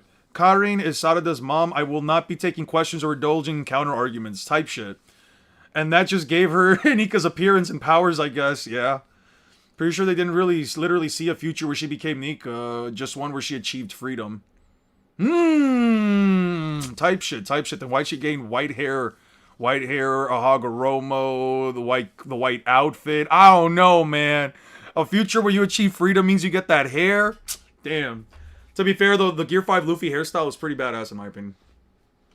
To be fair, honestly, I have no reason to believe that Sasuke didn't do some weird shit with Karin, considering that if Orochimaru can create a clone, what's to stop me from saying that Sasuke took Karin, went to Orochimaru, to Karin's DNA, and then injected the egg and sperm cell into Sakura in order to have a child that would bear both Uzumaki and Uchiha DNA. What's to say that I can't believe that? She used white paint. She used white paint in the same way that Mihawk covers his black blade. Yeah. Mihawk's black blade is just black paint too, right? Hot take: Farron Severs as a whole is bad unless it's feet. All right, that's definitely a hot take. I'm losing consciousness. I must not fall into the sea. Lucci is losing consciousness. Hopefully I wrote this right, because this is a fuck-ass word. Yeah, conscious-ness. I must not fall in... is losing consciousness as he takes a giant pistol.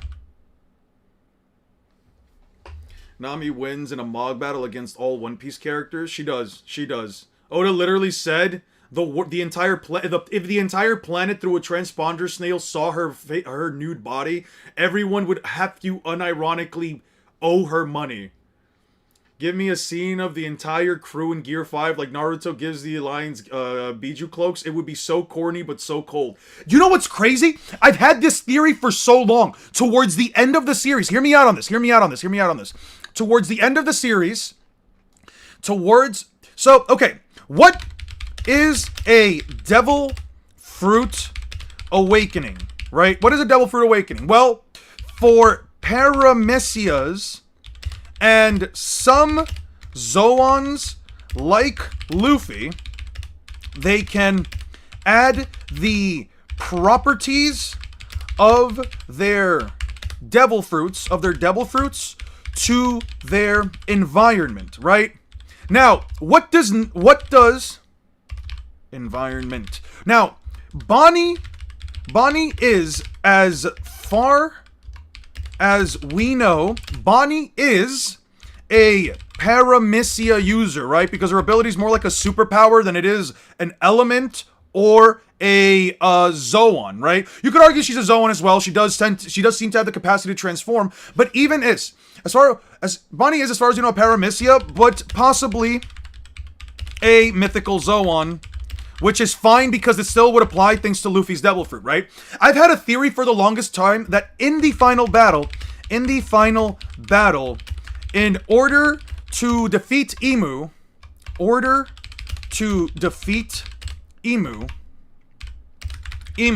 or maybe in a climax, Bonnie awakens her fruit, which allows her to pass on this ability to other people. She can already do it with others, but she can only really do ages. Bonnie awakens her powers, and she can give other people a future where they achieve true freedom, thus turning the Straw Hats into their own Gear 5 versions for a little bit of time. I would say that this would be one of the coldest moments in all of fucking One Piece if in a final series of moments Bonnie awakens her Devil Fruit and essentially allows everyone around her, including the Straw Hats, to essentially achieve true freedom, and everyone just goes Gear 5. Well, that's the thing. She doesn't need to awakening for that. I believe she does. And for one specific reason. Wouldn't it be a bit corny? I don't give a fuck. I don't give a fuck. And the reason why I don't give a fuck is because A, it's One Piece, and two, and the reason why I believe this is because, come on, Naruto did it with Kurama's Chakra, Asta did it with fucking Black Clover. Why can't I just have the Gear 5 Straw Hats, bro? Just give me that. Also, the reason why I think it's an awakening is because you can, at least as far as other people goes, Bonnie usually only either de-ages or ages them up. We've never seen an example, at least as far as I can remember, we've never seen an example where Bonnie doesn't just age the person up. To give this application reminds me of Asta and Naruto sharing their powers. I think it would be cool. And think about it like this. In terms of an application where she's giving other people the ability to, like, let's say, go into different futures, in this case, a future where they're not just an old person, but in this case, a future where they are a specific different, like transformation like Gear 5, I think that shit would be insane. Yeah, no, the anti-magic amps, Luffy gave food, Luffy gave the bad timeline an egghead. True, she did that, but fuck you. Anyway, don't try to stop my awesome theory that could happen. I would love it if that happened, but if it doesn't, I mean, fine. Whatever. Stop trying to counter me with logic. Fuck off. Here, her awakening will be universe hopping. True. If Nami had an OF and it cost $100 to subscribe, would you? Fuck no. No OnlyFans is worth $100, bro. Fuck no. Absolutely not. I would never spend $100. I would never spend $100 on Nami. Check how much I have to. Let's go, one second. I need to see how much I have in my bank account left. I would never, absolutely never, ever spend $100 on an OnlyFans, even if it was for Nami. It's just not worth it. No one is worth that much. Let's just see here. Here's my credit card information. Yeah, no, totally. I would never do that. I'm just saying she could probably do it now without an awakening. I know. He only buys the cheap ones. No, I don't. I'm not gonna say I've never bought one, but I'm not gonna sit here and say I only get cheap ones. What if it's like $30, dude? If it's $30, I can promise you she's doing some random bullshit where, like, I don't know, man. Nami's it's probably gonna be like one of those things where, like, as soon as you join in, there's nothing, and it's just like Nami. It's just like one picture of Nami, and it's like, if you want this, you're gonna have to, like, now join the VIP membership, and then she just sends you a link for another OF that's like 10 times the price. And only one person pays for it, and that one person's name is SH Chef Prince 101. It's probably her only subscriber is probably like SH Chef 101 or some shit, bro. Here's my credit card information. Why pay for OnlyFans when Fairy Tail is free? Oh, Aster. Maybe one day you'll grow up to understand why Nami is truly the best girl in fiction, and maybe Maybe you'll finally have a good take for once. Robin left her deodorant on the ship, so you low-key have to lick the sweat off. What are you doing? Why do I have to lick the sweat? Alright. This stream is just completely devolved at this point. Jesus Christ. I'd rather goon free, to be honest. Yeah, for sure. Berries are like yen, so it wouldn't be too surprising if Nami had an OF and it cost $10,000. Would you think Sanji would do it? Oh, Sanji would spend the money. Add Prince Soba. Add Prince Soba would be perfect. That 100% would be Sanji's name. Or it would be something like @fuckgerma. We are licking the sweat. It already exists in One Piece. I honestly don't get the hate Naruto fans have for One Piece after 2 decades. I'm still confused. I've seen weeb commanders said if aliens exist in One Piece like in Naruto, then Oda's a bad writer, but alien. Yeah. Let's be for real. We all know Eon already bought Mock Vice's. I would never buy Mock Vice's OF. I would never do it.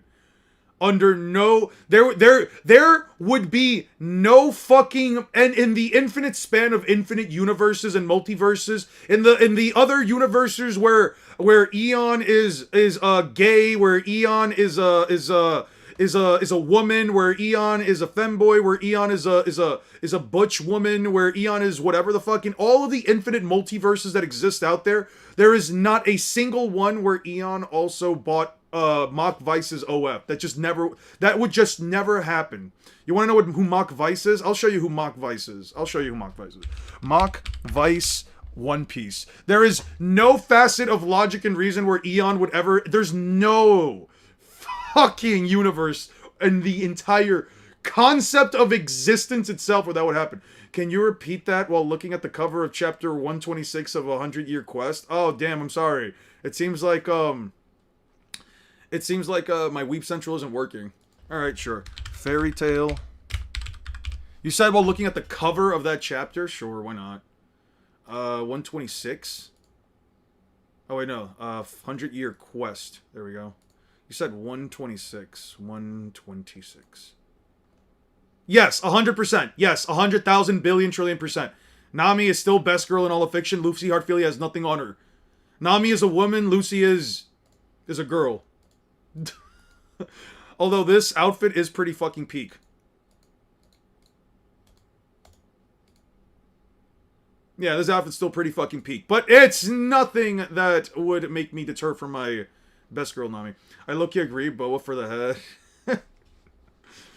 Didn't we already have moon people before Naruto had aliens? Technically, yes, but they haven't come down to Earth. Yeah, Nell's great space operations came out way before the war arc in Shippuden. Technically, that is true. There isn't a universe or timeline where you do it, even if there isn't infinite possibilities and everything happens, yeah. There isn't a single one where I would do it. Not a single one. Every version of me, no matter how gay, how much of a woman, how into big, fat dudes with, like, hairy chests or whatever, not a single universe where I do that. Not a single one. Impossible. We knew you liked boys. I'm not worried about you, bro. I said a universe where I was gay and like, okay, sure. What about Doll? Doll's definitely up there. You think that in a multiverse there's a female version of this chat where doppelgangers ask yours if you'd lick the sweat off of Laxus's abs? 100,000%. 100,000% there is a multiverse out there where everything is the same except we are all women and there's like one guy in here. And we were there's 100,000%. We're talking about like Laxus or Grateful Buster. Who's hotter, Grateful Buster or I don't know, Jalal or some shit. The only reason Eon wouldn't buy Mock Vices was because he looks like him, so he's just looking into the mirror. Fuck you. That's just mean. All right. Who are you? Is it a creature? No, devil fruit power user. I landed on a warship. He flew into the bridge. He was lucky. I saw his hand. I asked who you are. Answer me. Stop you fools. Lower your weapons. Captain, that man is Rob Lucci from CP9. You mean that Rob Lucci? Forgive us, sir. What the fuck was Lucci wearing before this? Wait, time out. What the fuck? This is the same jacket that he was wearing before. What the fuck? Wait, hold on. When does Lucci start fighting Luffy? When does Luffy start fighting Lucci? Alright, there's the door. You didn't give me the order.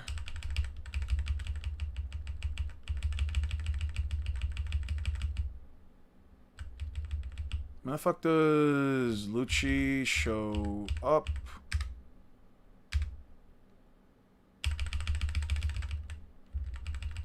Anyway. Ah, there we go. Pigeon guy.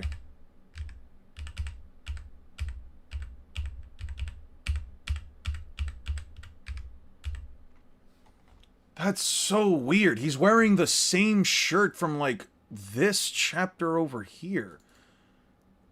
I guess, okay, Really? This is the same shirt? This is really the same shirt? Really?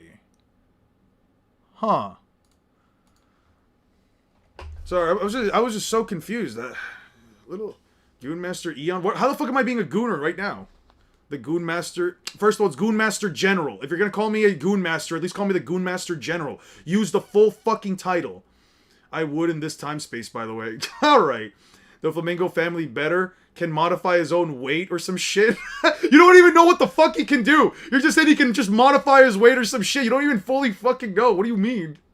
Bro is just biased. Bro is just fucking biased. Keep your mouth shut. I'm sick of the noise. Gum Gum Rocket. Now that something's coming. That's Straw Hat Luffy with 100 million berries. He's fatter than I thought. Fire at will. That won't work on me. Bone Balloon's tough. Okay. He falls into a Navy ship. Luffy chases after him. Luffy chases after him and is shot with bullets, but they bounce right off with Bone Balloon. Miss Valentine's Day was the same shit, bro. No one remembers. I would still prefer her sitting over me than him. Do you want a chapter cover where Juvia is dressed as an Egyptian goddess? I would not mind it, per se. I'm not saying Grand Goon Regent. Alright, Ultra Goon Stink. Ultra Goon. You could have just said, like, Ultra Goon Instinct or some shit. I think it would have been funner than Ultra Goon Stink. Maybe he was wearing a black blazer over the... Yeah, it seems like he was wearing... I don't think he was wearing a black blazer. Because, like, at least from, like, the popped color, it just seemed... I don't know. It just seemed like from, like, the popped color, he was wearing a different shirt. Did you mean to put fire? Yamato slander is not tolerated. It's probably an undershirt. The black shirt covered the suit. Yeah. I see what you mean. Lucci put on another shirt on top of the other fancier one. Oh, yeah, no, he's just wearing, like, 3 layers of shirt for no fucking reason. Goon 5, Warrior of Masturbation. Fuck you. That's funny. That's funny, Lando. I have to ask, would you lick the sweat off of Lax's? No, I would not. I would not lick the sweat off of a man's abs. Put a muscle mommy in front of me, I'm licking her down, bro. On is the shirt, the other one is the suit on top. I can hear them. The drums of lubrication. That's way funnier. The drums of lubrication is way fucking funnier. What's Yamur Sadid? Yo, can you not spam just random stuff, Yamur? I'd appreciate it. It's fine, though. Chapter, 179? Sure. Okay. What's, 179? Ha! Yeah, Hiro Mashima was definitely going through a phase, bro. 100% was going through a phase, bro. Is this dude's attack really Dead Scythe?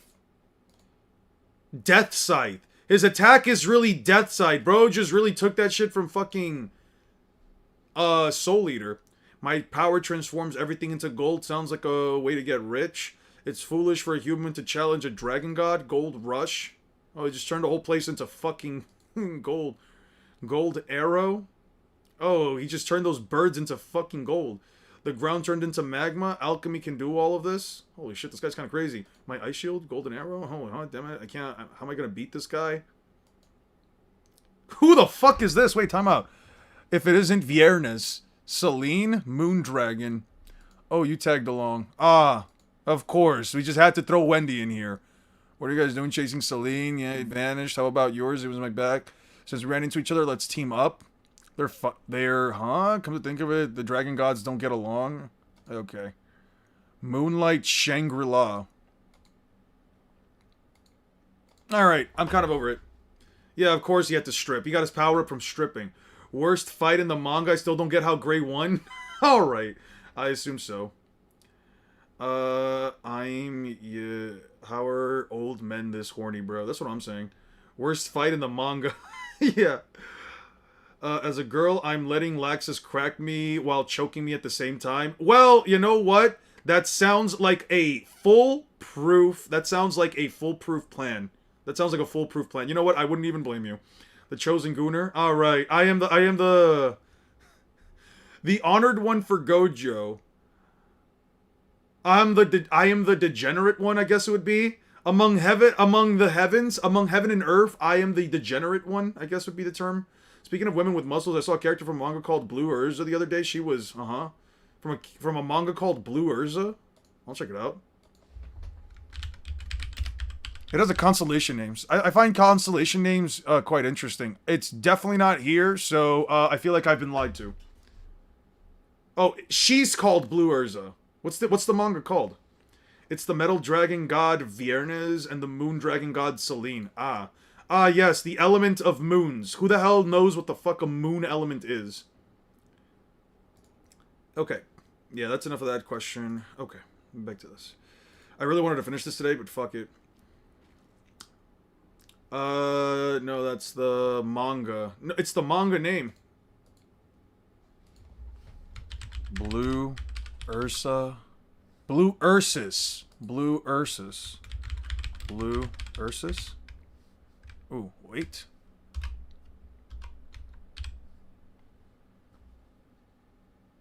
It's definitely not here. Blue Ursus manga?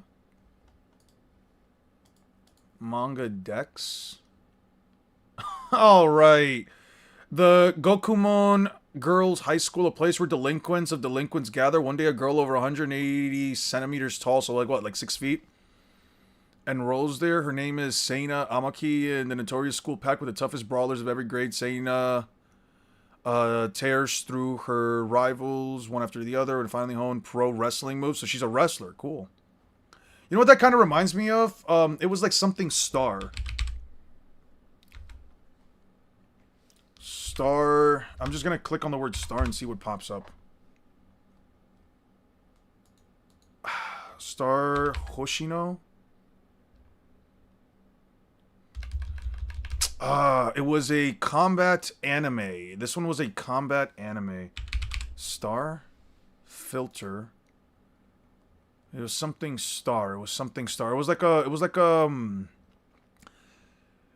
a combat-based manga with that was actually supposed to be in the same universe as Kengan Omega and Kengan Asura. It's like the female version of Kengan Asura and Kengan Omega. I just can't remember what it was called. As a man, I'm letting Laxus crack me and choke me at the same time. You got a whole ass toddler in chat. I'm both genders. Fair enough. Naruto Sasuke's story, blah blah blah. Yeah. Stars Strike It Rich. There it is. Stars Strike It Rich. This was the series. Yeah, it's about this chick who has like these weird like star shapes on her eyes, and she's like apparently absolutely insane. She turned into a spinning roundhouse kick. Yeah, she was part of like a cult. This chick is like part of an entire cult, and she's like super excited about like fighting people. I couldn't predict you. That's interesting. So can we keep playing? Keep going to school, please? Yeah, she's like absolutely insane when it comes to like raw hand-to-hand combat. Like she basically gets paid to like knock people out. She's great. Does this one have... Oh, it does have chapters. Wow, it even has like volumes and stuff. Gokumon. Holy fuck, a single girl passes through the gates. Oh, wow. There's always some random girl that looks like this in a lot of these, like, animes. Or mangas. That's her here changed. Let's get started, Maya. Huge. She's seriously... Yo, what the fuck? Her bulk was off the chart. She's on another level. There's nothing for here for delinquents. So, did you gather any intel? Yeah. There's multiple different factions. Second year group, could it be? So what do you say was something fun? Yeah, I get it. Let's kill each other. All right, bring it on. Is she a bodybuilder or something? What's her fighting? Isn't just about size. She hits her. Boom, boom, boom, boom, boom. She's immediately close to gapping and she's aiming for her head. Doesn't matter how big she is. She's still human. I don't think I can take her. What is she tanking? Oh, that's insane. Holy fuck. She just sent her flying, not bad cheer cards. It's been a while since someone blocked my punch. Jesus Christ, she's insane. First year powerhouse Shirakawa Mayuri defeated? Jesus Christ. Wait, what? Yeah, she's my little sister. Well, what the hell is she doing right after enrolling? Seina's older sister. She's your sister. This will be easy. Recruit her to our faction. Don't drag sisters into your delinquent business. God damn. Straight to the point. She's just taking them all out with like a karate chop and shit. Oh, this thing is kind of crazy. Oh, they started bashing her with the pipes. You idiots, you're going too far. You'll actually kill. What's your deal? Are you finding an actual murder? Fine, let's go on. Bring knives, guns, whatever you want.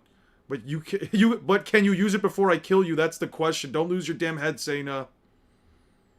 This whole plan is to keep that side of you in check. I'm sorry about that, senpai. Let's pretend that didn't happen, yeah? Oh, she just did a fucking flying drop kick. Yeah, no, she's built Ford tough. She's built Ford tough. Pro wrestling's gotta be bright and fun, right? Yeah. It ended like that again. It could have been ruined. I won't let Seika become a killer. So she has like the capacity to basically kill people easily, but she basically stops her from doing it. That's so insane. Alright. That was interesting. That was interesting. Cool. Mashima really likes to draw girls sweaty profusely. I've noticed. I didn't expect the stream to still be up after my nap. What we doing? We were just checking out some other manga and stuff while I was working on this. I guess I didn't really get a chance to work on this from the moment... Jesus Christ. Alright, Bone Balloon. He then uses Giant Axe to break to... what would you even call this? Folding? Fold a marine warship in half.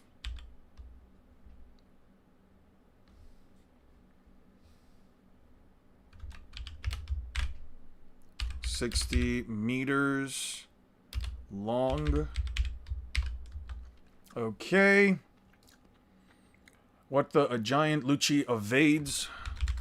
Lucci evades and launches a Tempest kick that Luffy manages to dodge mid-air.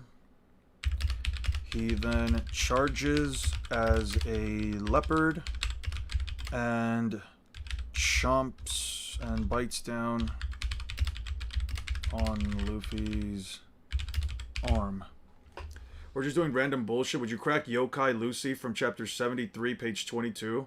Loki, I wouldn't, but I see the vision. The way you describe that is so fucking funny. Low-key, I wouldn't, but I see the vision. What the fuck's wrong with you? You said Yokai Lucy? Oh, this is cool. This is a cool fit for Urza. I've always liked Asura-style characters with, like, 6 arms. I've always liked that. Oh, I like this. This is a cute fit. This is definitely, like, a cute fit, like this 1950s style. That's definitely a cute fit. Sorry. Of fucking course she's dressed like this, bro. Come on. You said page 22. Come on. Fire Dragon's Punch. A giant yokai. Your friend is now a yokai. A Nure Onna. Okay. You could have just told me to check this chapter. And of course his okay. And no, I wouldn't. I would not personally do it. Insomni from Yokai Watch? I don't know, man. I have no clue.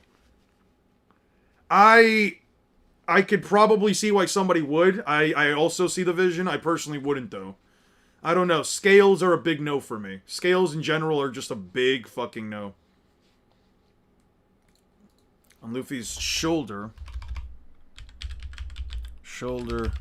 So Luffy uses Bone Balloon to push him off. I wish Sakura would use her giant axe What, from that one cover page? From that one cover page? Yeah, I could see it, yeah. Gum Gum Giant Whip. Watch out. Giant Whip is then dodged by Lucci as he breaks the mast from the battleship.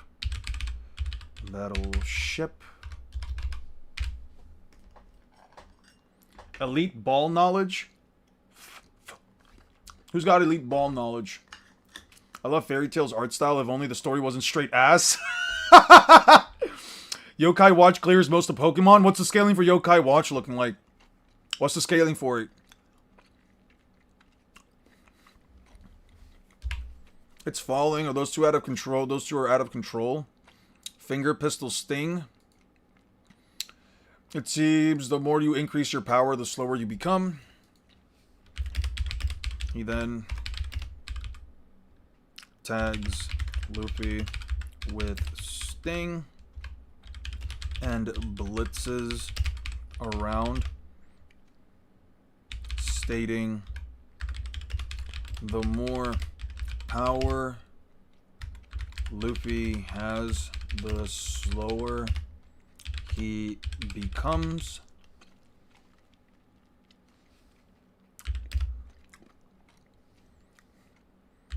Knocking him down and shooting a Tempest kick that splits the ship in half even more. I'd love to read the manga and scale it though. Got you. I never played the games. Were they good? I never played the Yokai Watch games. I think I was already like old enough at that point where I was like, this is probably not for me.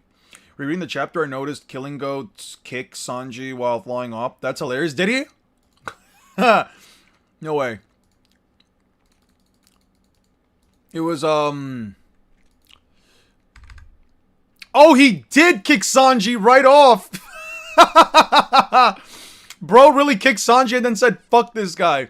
What an asshole, dude!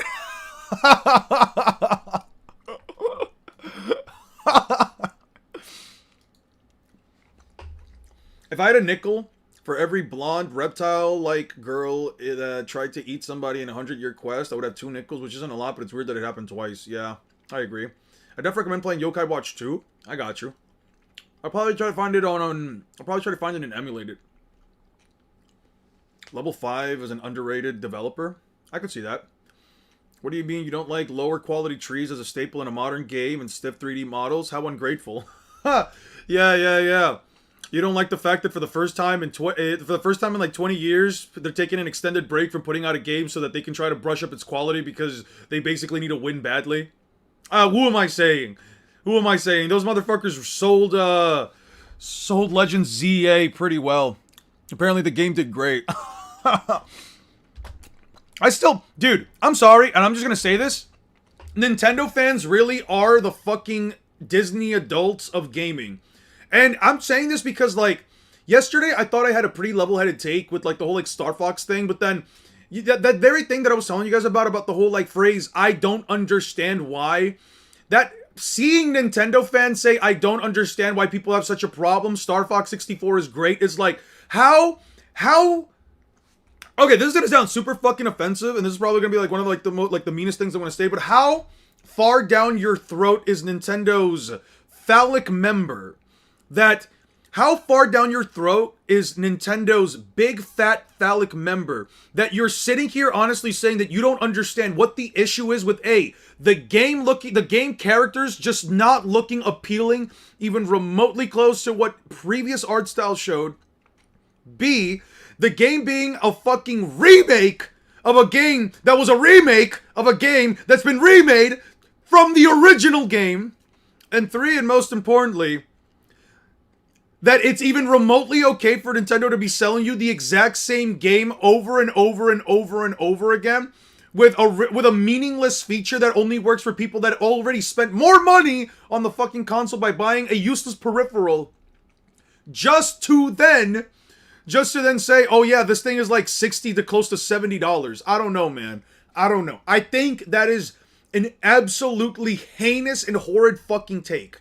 To say that you don't understand what the issue is, to say that you don't see what the problem is, I'm sorry. I'm sorry. You're just helpless at that point.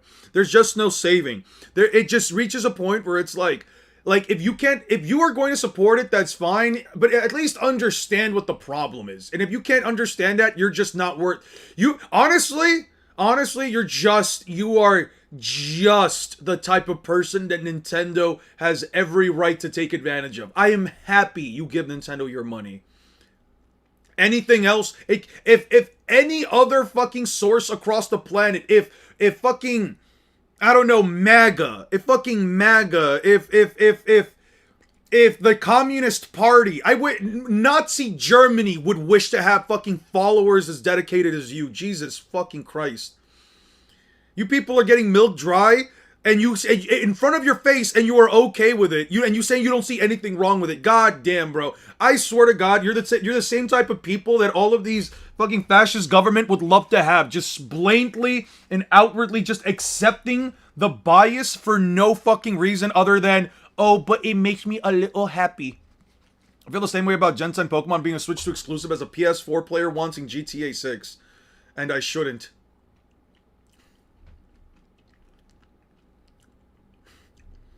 I don't know, man. I don't care what GTA 6 is. I don't care how big, how much fun GTA 6 is. I'm never spending $100 on that game. If that game is actually $100, people who will spend $100 for GTA 6, I'm sorry. You are literally getting ripped off. No game is worth $100 on base value. $80, sure. If it's the new standard for that game, sure. $100? Nah, it's not worth that extra $20. Also in this chapter, didn't know, picked up Elbaf's ship and flew with it. So many underrated feats in this chapter. I didn't think... Really? He flew it. Oh. Don't worry, Mega. Make Elbaf great again. All hail Emu. Yeah, sure. Someone went. There is no problem with $80 games in a video game.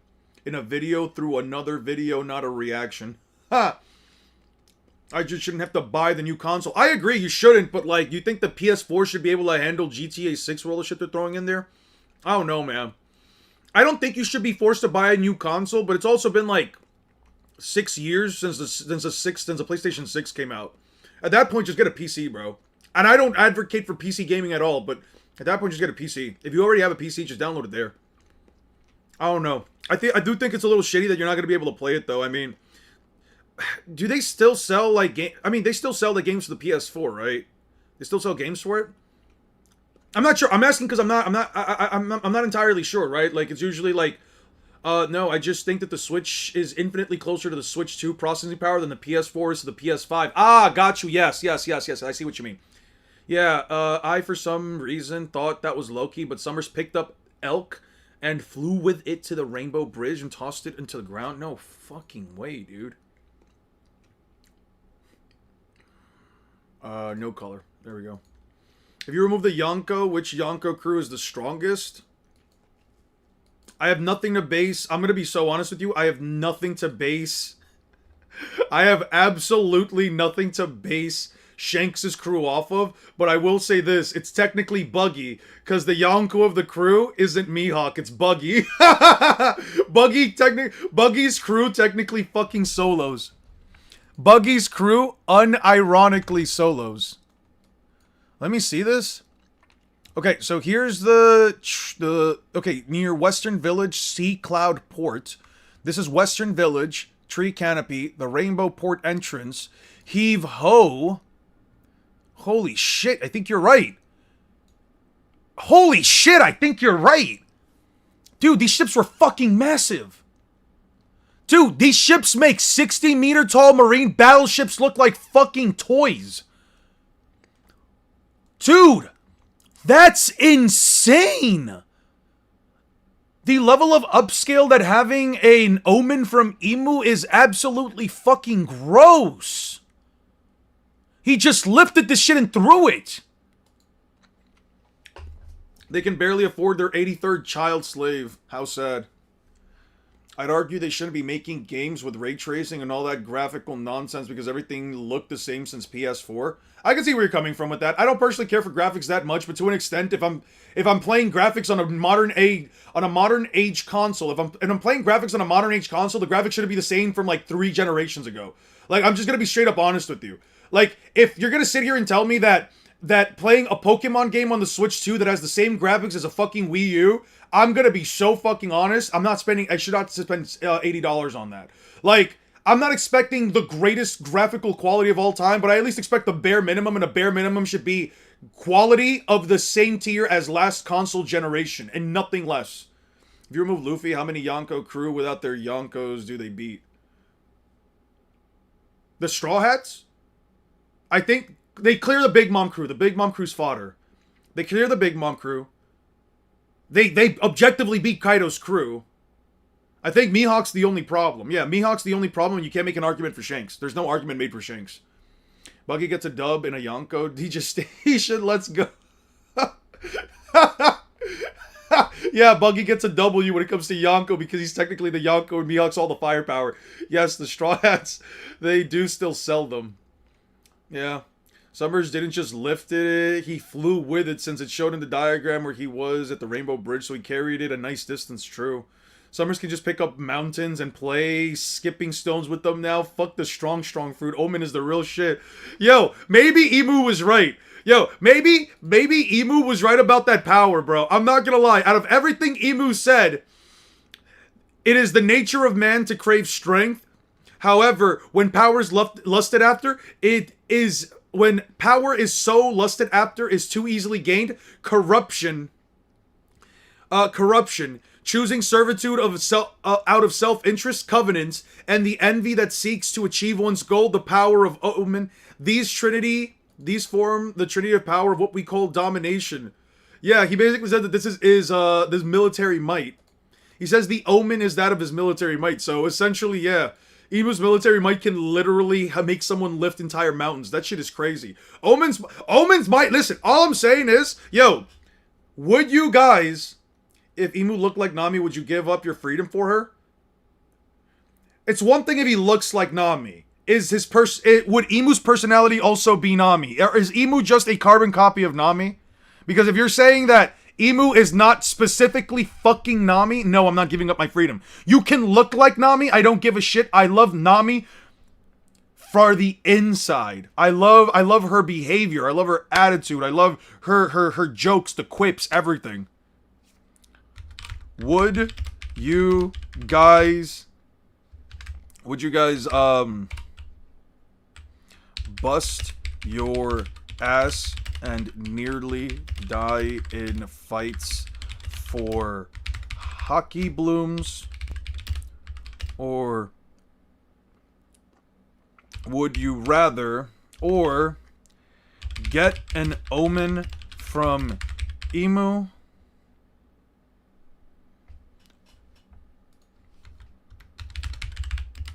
Hockey blooms. Omen.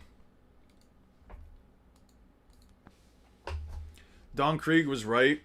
Did someone say domination? That shit is crazy, dude. Alright. All gunners put vessel forward number on site. Fire in 5 seconds, but Vice Admiral, you're too serious. We have 1,000 men on that ship. One of the VAs chose to ordered a battleship to be shot down with 1,000 men on it. Is that why you know the scene of her bathing from memory? Because you like her personality? I absolutely love her personality. Anyone else have a problem with doing whatever it takes to stop the world's most dangerous criminal? Fire. Yeah, they didn't give a fuck. I'm not selling my soul for shiz, no matter how hot the demon is coming from. Bro really said they could be the baddest. They could be the baddest demon on the planet. They could be a certified bad bitch. They could have the Giyat. They could have the Huat. They could have the whatever, bro. It doesn't matter. I am not selling my soul for shiz. I respect that. Honestly, let's get some W's for tempura. Let's get some W's for temporary tempura. That was the most based take I've seen all day. We are to destroy everything but the bridge of hesitation. It's no use. The sea train won't move. Where's the engine? What are we gonna do? The bombing's almost reached us. If the water floods this passage, we'll down. I hear something here at Zoro. Arg, I knew it. Okay, this has to get deleted. Okay.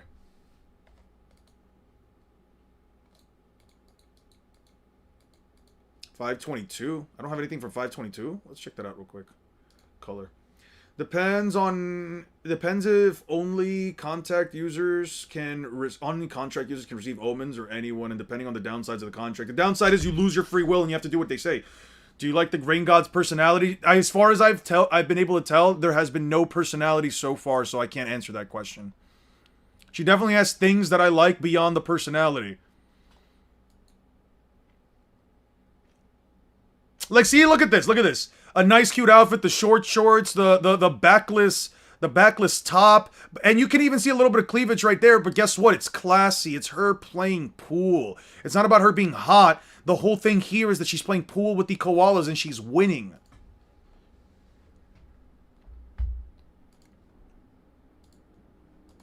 Hold on.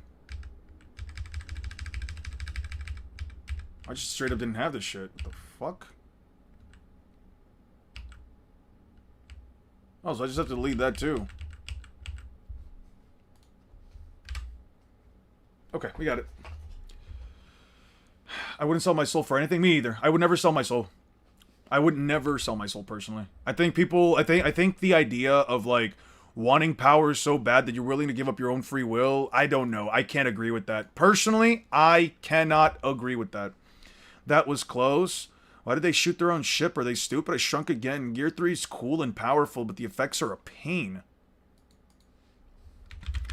Luffy shrinks after 3rd gear and says the effects are a pain.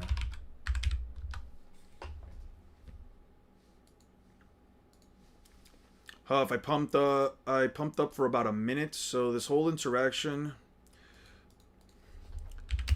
Luffy says he was pumped up for about a minute, which means the entire interaction for about a minute, which means the entire interaction post giant pistol only happened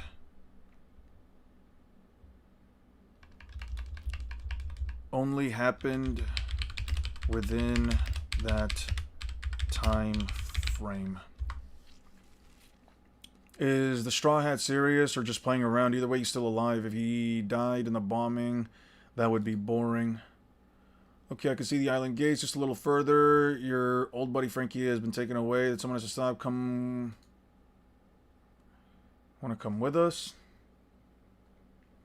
Did you already read it? Yes, we have already read it. My soul is worth everything to me. You need to give me literally everything and full control over other everything for my soul. Not gonna lie, that's a base take. Like, if I'm gonna give you, my everything that I'm worth, you better give me even more than the world and everything itself.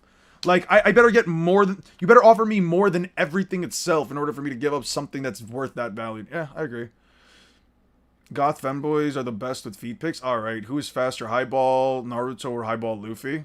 Highball Luffy. You give Luffy everything. You give Luffy everything you want to give him, bro. I'm gonna be honest with you. I'm gonna even do the math for you right now. I'm gonna even give you the math on this shit right now. I keep opening up MS Paint. Fuck me. Listen, I don't know how fucking fast you can get Naruto, but if you give Luffy, let's see. Foxy Arc, he eats after Foxy, eats after Bluno and Lucci, eats after the first entrance with Bluno and Lucci, he eats after Bluno, he eats after beating Rob Lucci, eats after Gecko Moria, so that's 5. Currently we're at 5. There is Sabaody Archipelago into Amazon Lily, doesn't eat anything until the feast, so that's 1. Technically 2 fights in between that, but we'll just count that as 1. That's 6. Magellan would be 7. Marineford would be 8. 2 years of training. I'm not going to even count the 2 years of training. Fuck it. I'll throw in a 10 times for the 2 years of training. I'll just count the 2 years of training in and of itself. Horty Jones, Caesar Clown, Doflamingo, Corrida Coliseum. You have Charlotte Cracker. You have Katakuri. That's 10. You have Kaido, Kizaru, the Gorosei. What's 5 raised? 5 on the lowest metric possible to the 15th power times what? If Gear 4 is at least 90 times amp, you could say that. Let's just say that Gear 5 is 100 times. We're just gonna lowball and say it's 100 times. Then multiply this by like 100 times, and then also multiply that by another 90 times for Advanced Conqueror's Haki. Yeah, this would be Luffy's speed on a highball. Yeah, this would be Luffy's speed on a highball. What is it, trillion? This couple trillion times faster than the speed of light. You think a character... Oh! Also have to throw in another 90 into this because of Gear 4. Because Luffy surpassed his previous Gear 4 self twice. If he surpasses his previous Gear 4 self twice, you have to throw in a couple 90s in there too. 2 90s, one for post-Dress Rosa into Whole Cake, and then post-Whole Cake into Wano. So yeah. Yeah, this would be how fast Luffy is. Naruto, let's see. What value is this? Hundreds, thousands, millions, billions, trillions, quadrillions, quintillions. 2 quintillion. Luffy would be 2 quintillion times the speed of light. For Naruto, the best I can give him is... I know history yet, fuck. For Naruto, the best I can give him is if he's light speed by at least 2 times the speed of light. Why am I not hearing the immeasurable Luffy argument? Don't worry about that. If I give Naruto at least 2 times the speed of light by dodging the Raikage, this 2 times the speed of light would also be through a multiplier from the... Actually, you know what? I'll just highball the fuck out of Naruto. He is 10 to the 9th power. Clear. He is 10 to the 9th power. What the fuck? Ah, there we go. He's 10 to the 9th power, which is this, and then you multiply this value by 10, and then you multiply this value by, I don't know, 100 times for 6-path Sage Mode off of Wank.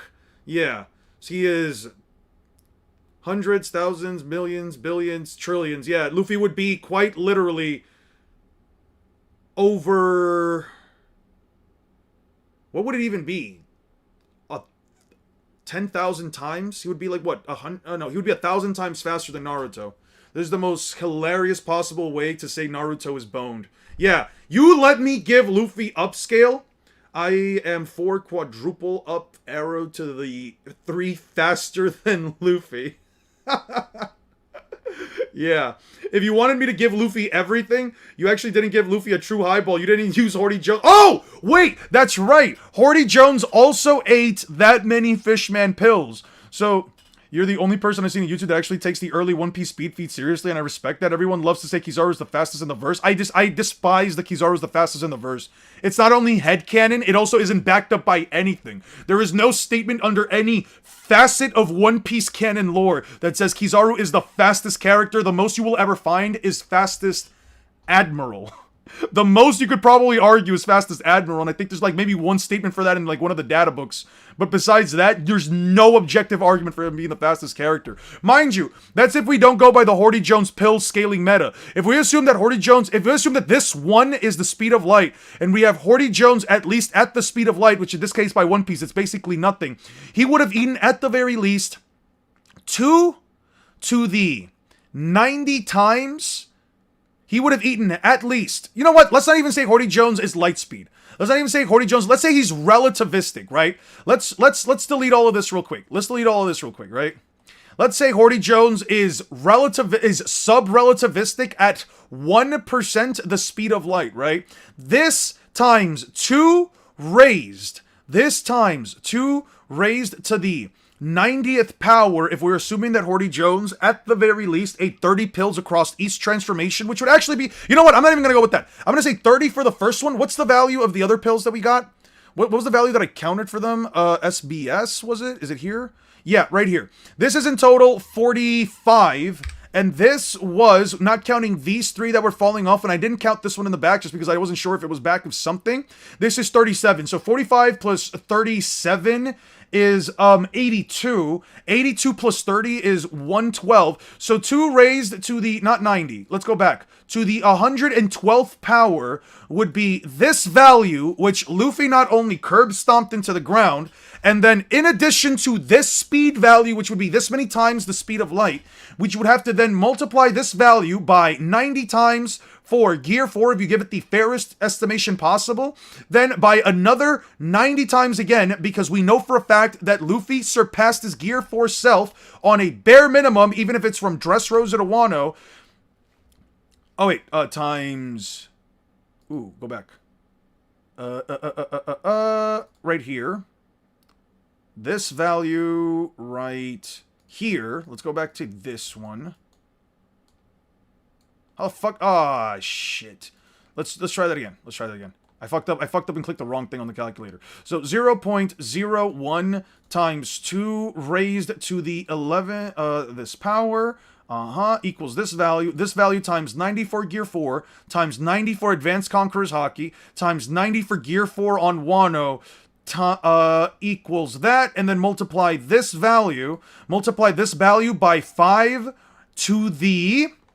What was the value that we got? What was it? 5 to the, what was it, 13th power? It was like 5 to the 13th power or some shit. Does somebody have lightspeed scaling in base? No, we're assuming that he's at least sub-relativistic on a low ball. It would be this value. Horty Jones speed meta. I love power scaling. It's so much fun. Yeah, no. If you use the Horty Jones speed meta, actually, you can still get some insane values even if you just say Horty Jones is like 10 times faster than a human.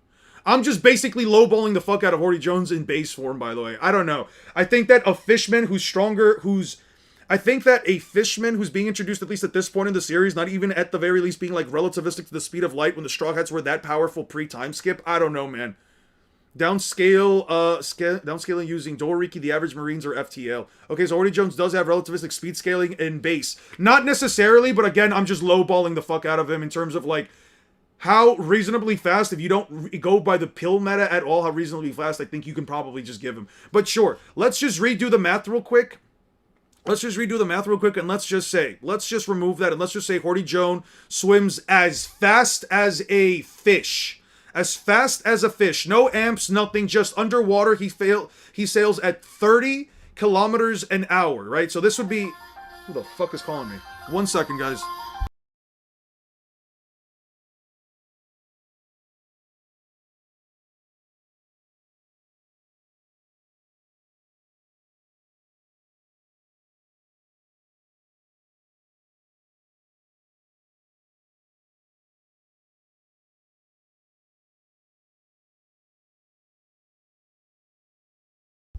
Sorry about that. Let's just say Horty Jones can run at 30 meters per second, which is that of like an Olympic athlete, right? 30 meters per second. So we're going to use this as 30 meters per second, right? 30 meters per second times, again, 2 raised to the 112 power equals this value times 90 for Gear 4 times 90 for Gear 4 again in Wano times 94. Advanced Conqueror's Haki, which should be at bare minimum greater than that, times, what was it again? Oh, wait, no, we're just going to go with Gear 4 Luffy times, this value times 5 to the, what was it? I think it was like 13, 16 power, some shit like, let's just say 13 power. 5 to the 13th power. Yeah. This is the highest I can get, like, Luffy off of, like, just giving him all of his speed scaling. And even if I give Naruto 10, even if I say that Naruto in base form. Here, okay, this one is the speed of light. This one is the speed of light, right? This value, it is multiplied then by 10 raised to the 9th power, assuming that each tail of the 9-tailed fox is at least a 10 times amp, and assuming that it is exponential. This would be Naruto's speed. Then, you know what? Let's just say Sage Mode, it's not even a 10 times amp. It's a 100 times amp this fast. And let's just say Sage Mode, it's not even a 10 time, let's just say 6-path Sage Mode is, I don't know, 10 to the 18th power. 10 raised to the 18th power. 6-path Senjutsu with absolutely no information whatsoever is 10 to the 18th power. That would still make Naruto dozens upon dozens of orders of magnitude slower than fucking Luffy. There's just no way. What about the Haku meta for highballing Naruto? I mean, there's no way to quantify it then. The highball... So, with Haku, you can't give him light speed. You can't really give him light speed at all. The Haku highball meta does not work in the slightest bit because then there's nothing to base it off of. Besides, I already gave Naruto... The one I gave before, assuming that that was the speed of light... Assuming that that was the speed of light... that one... Even if you were to assume that, like, Naruto doesn't get any stronger. Even if you assume that Naruto... Actually, there's no way to quantify it. Because if you say that Naruto's light speed from the first point in the series, there's basically no quantitative way of getting a speed amp since there's no way to compare Naruto to Six Gates Lee. There's no way to compare Naruto to his one-tailed self from pre-time skip. You can't even say that, like, post-time skip Naruto's faster than one-tailed cloak Naruto. So there's kind of nothing to base it off of. You can say that Naruto is definitively, like, even if we were to say, okay, instead, let's just say, let's go back to this value, right? Let's go back to this previous value that I got, which was, this would be what? 1, 2, 3, 4, 5, 6, hundreds, thousands, millions, billions, hundreds, thousands, millions, billions, trillions, quadrillions, quintillions, sextillions, septillions, octillions. Even if you get Naruto to like 100 octillion times faster than the speed of light, I mean, that number is still comparatively minute compared to the value we got for Luffy at to the 50th power. To the 50th value, I mean. To the 50th value. Decimal value. Anyway, guys, I received a phone call from my mom just a little bit ago. I have to do a quick callback. I think I didn't get as much as I wanted to do done. Can't imagine having a racist fish as my kryptonite. Naruto power scalers aren't ready for the fish Hitler meta. Alright, I wouldn't call him that, because he wanted to literally just wipe out his own people as well. He was just angry. He was just really, really fucking angry. Anyway, guys, I'm gonna catch you guys all next week. I will be streaming on Tuesday onward. I don't think I have anything specific next week, so we'll probably just be streaming the week through. We are 100% finishing Rob Lucci versus Luffy and Enies Lobby next week. I wanted to do it today. Didn't get a chance to do it. Fuck it. We ball. Have a wonderful rest of your night. Have a wonderful rest of your evenings, mornings, nights, or whatever time period you guys are in. Sorry, time zone. El Bidon. Alright, that's definitely a timeout. You know what? Just for you, I'm going to time you out for 24 hours, Eternal. Night Rain when? Not this weekend. This weekend is completely full for me. This weekend is completely fucking full.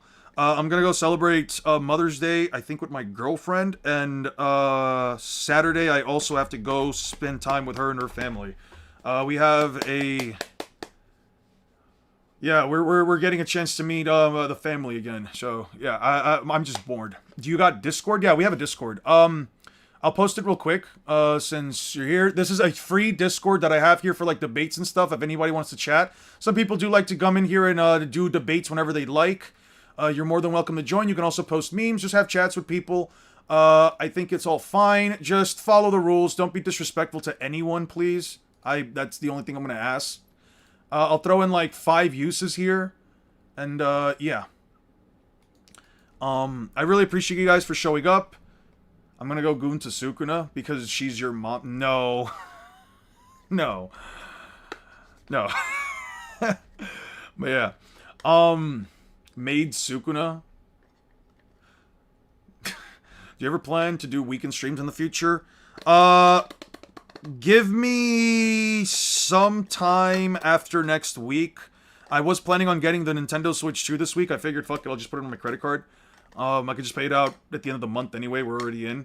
I will spending Mother's Day with the girlfriend, huh? I'm spending Mother's Day with my girlfriend's family. I'm spending Mother's Day with my girlfriend's family. My mom's not here anymore. She's out of the country, so I'm basically I didn't have any plans and they just invited me.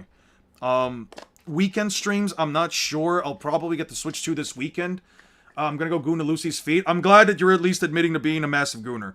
But remember, feats, yeah. You forgot the A, buddy. You forgot the A. But have a wonderful rest of your night, guys. I appreciate you doing this, Eon. Have an amazing day and the rest of your week. Yeah, no, for sure. I don't know what you mean by, like, I don't know what exactly you mean by that, but don't worry about it. I don't know. I like accommodating people. I like, you know, spending time with them, and I also, if I can do a weekend stream, I'll definitely be down for it. If anything, probably after next week. I think I might be free to do a stream next week, next week's weekend. So, like, 2 weeks from now. I'm gonna go goon to Lucy's feats, too. Yeah. Have a good one. Take care, guys, and peace out. Remember, treat each other with respect. You know, just be nice to one another. If you guys, and power scaling is subjective. Don't get upset by it if people have, like, really weird or if you think they have awful takes. It's completely fine. But I will talk to you guys later, and I will, yeah, I'll look forward to talking to you guys again. Peace out. I really appreciate it, by the way, and I also really appreciate it again with the Switch 2. I really do. I'm changing the name of that channel. We can.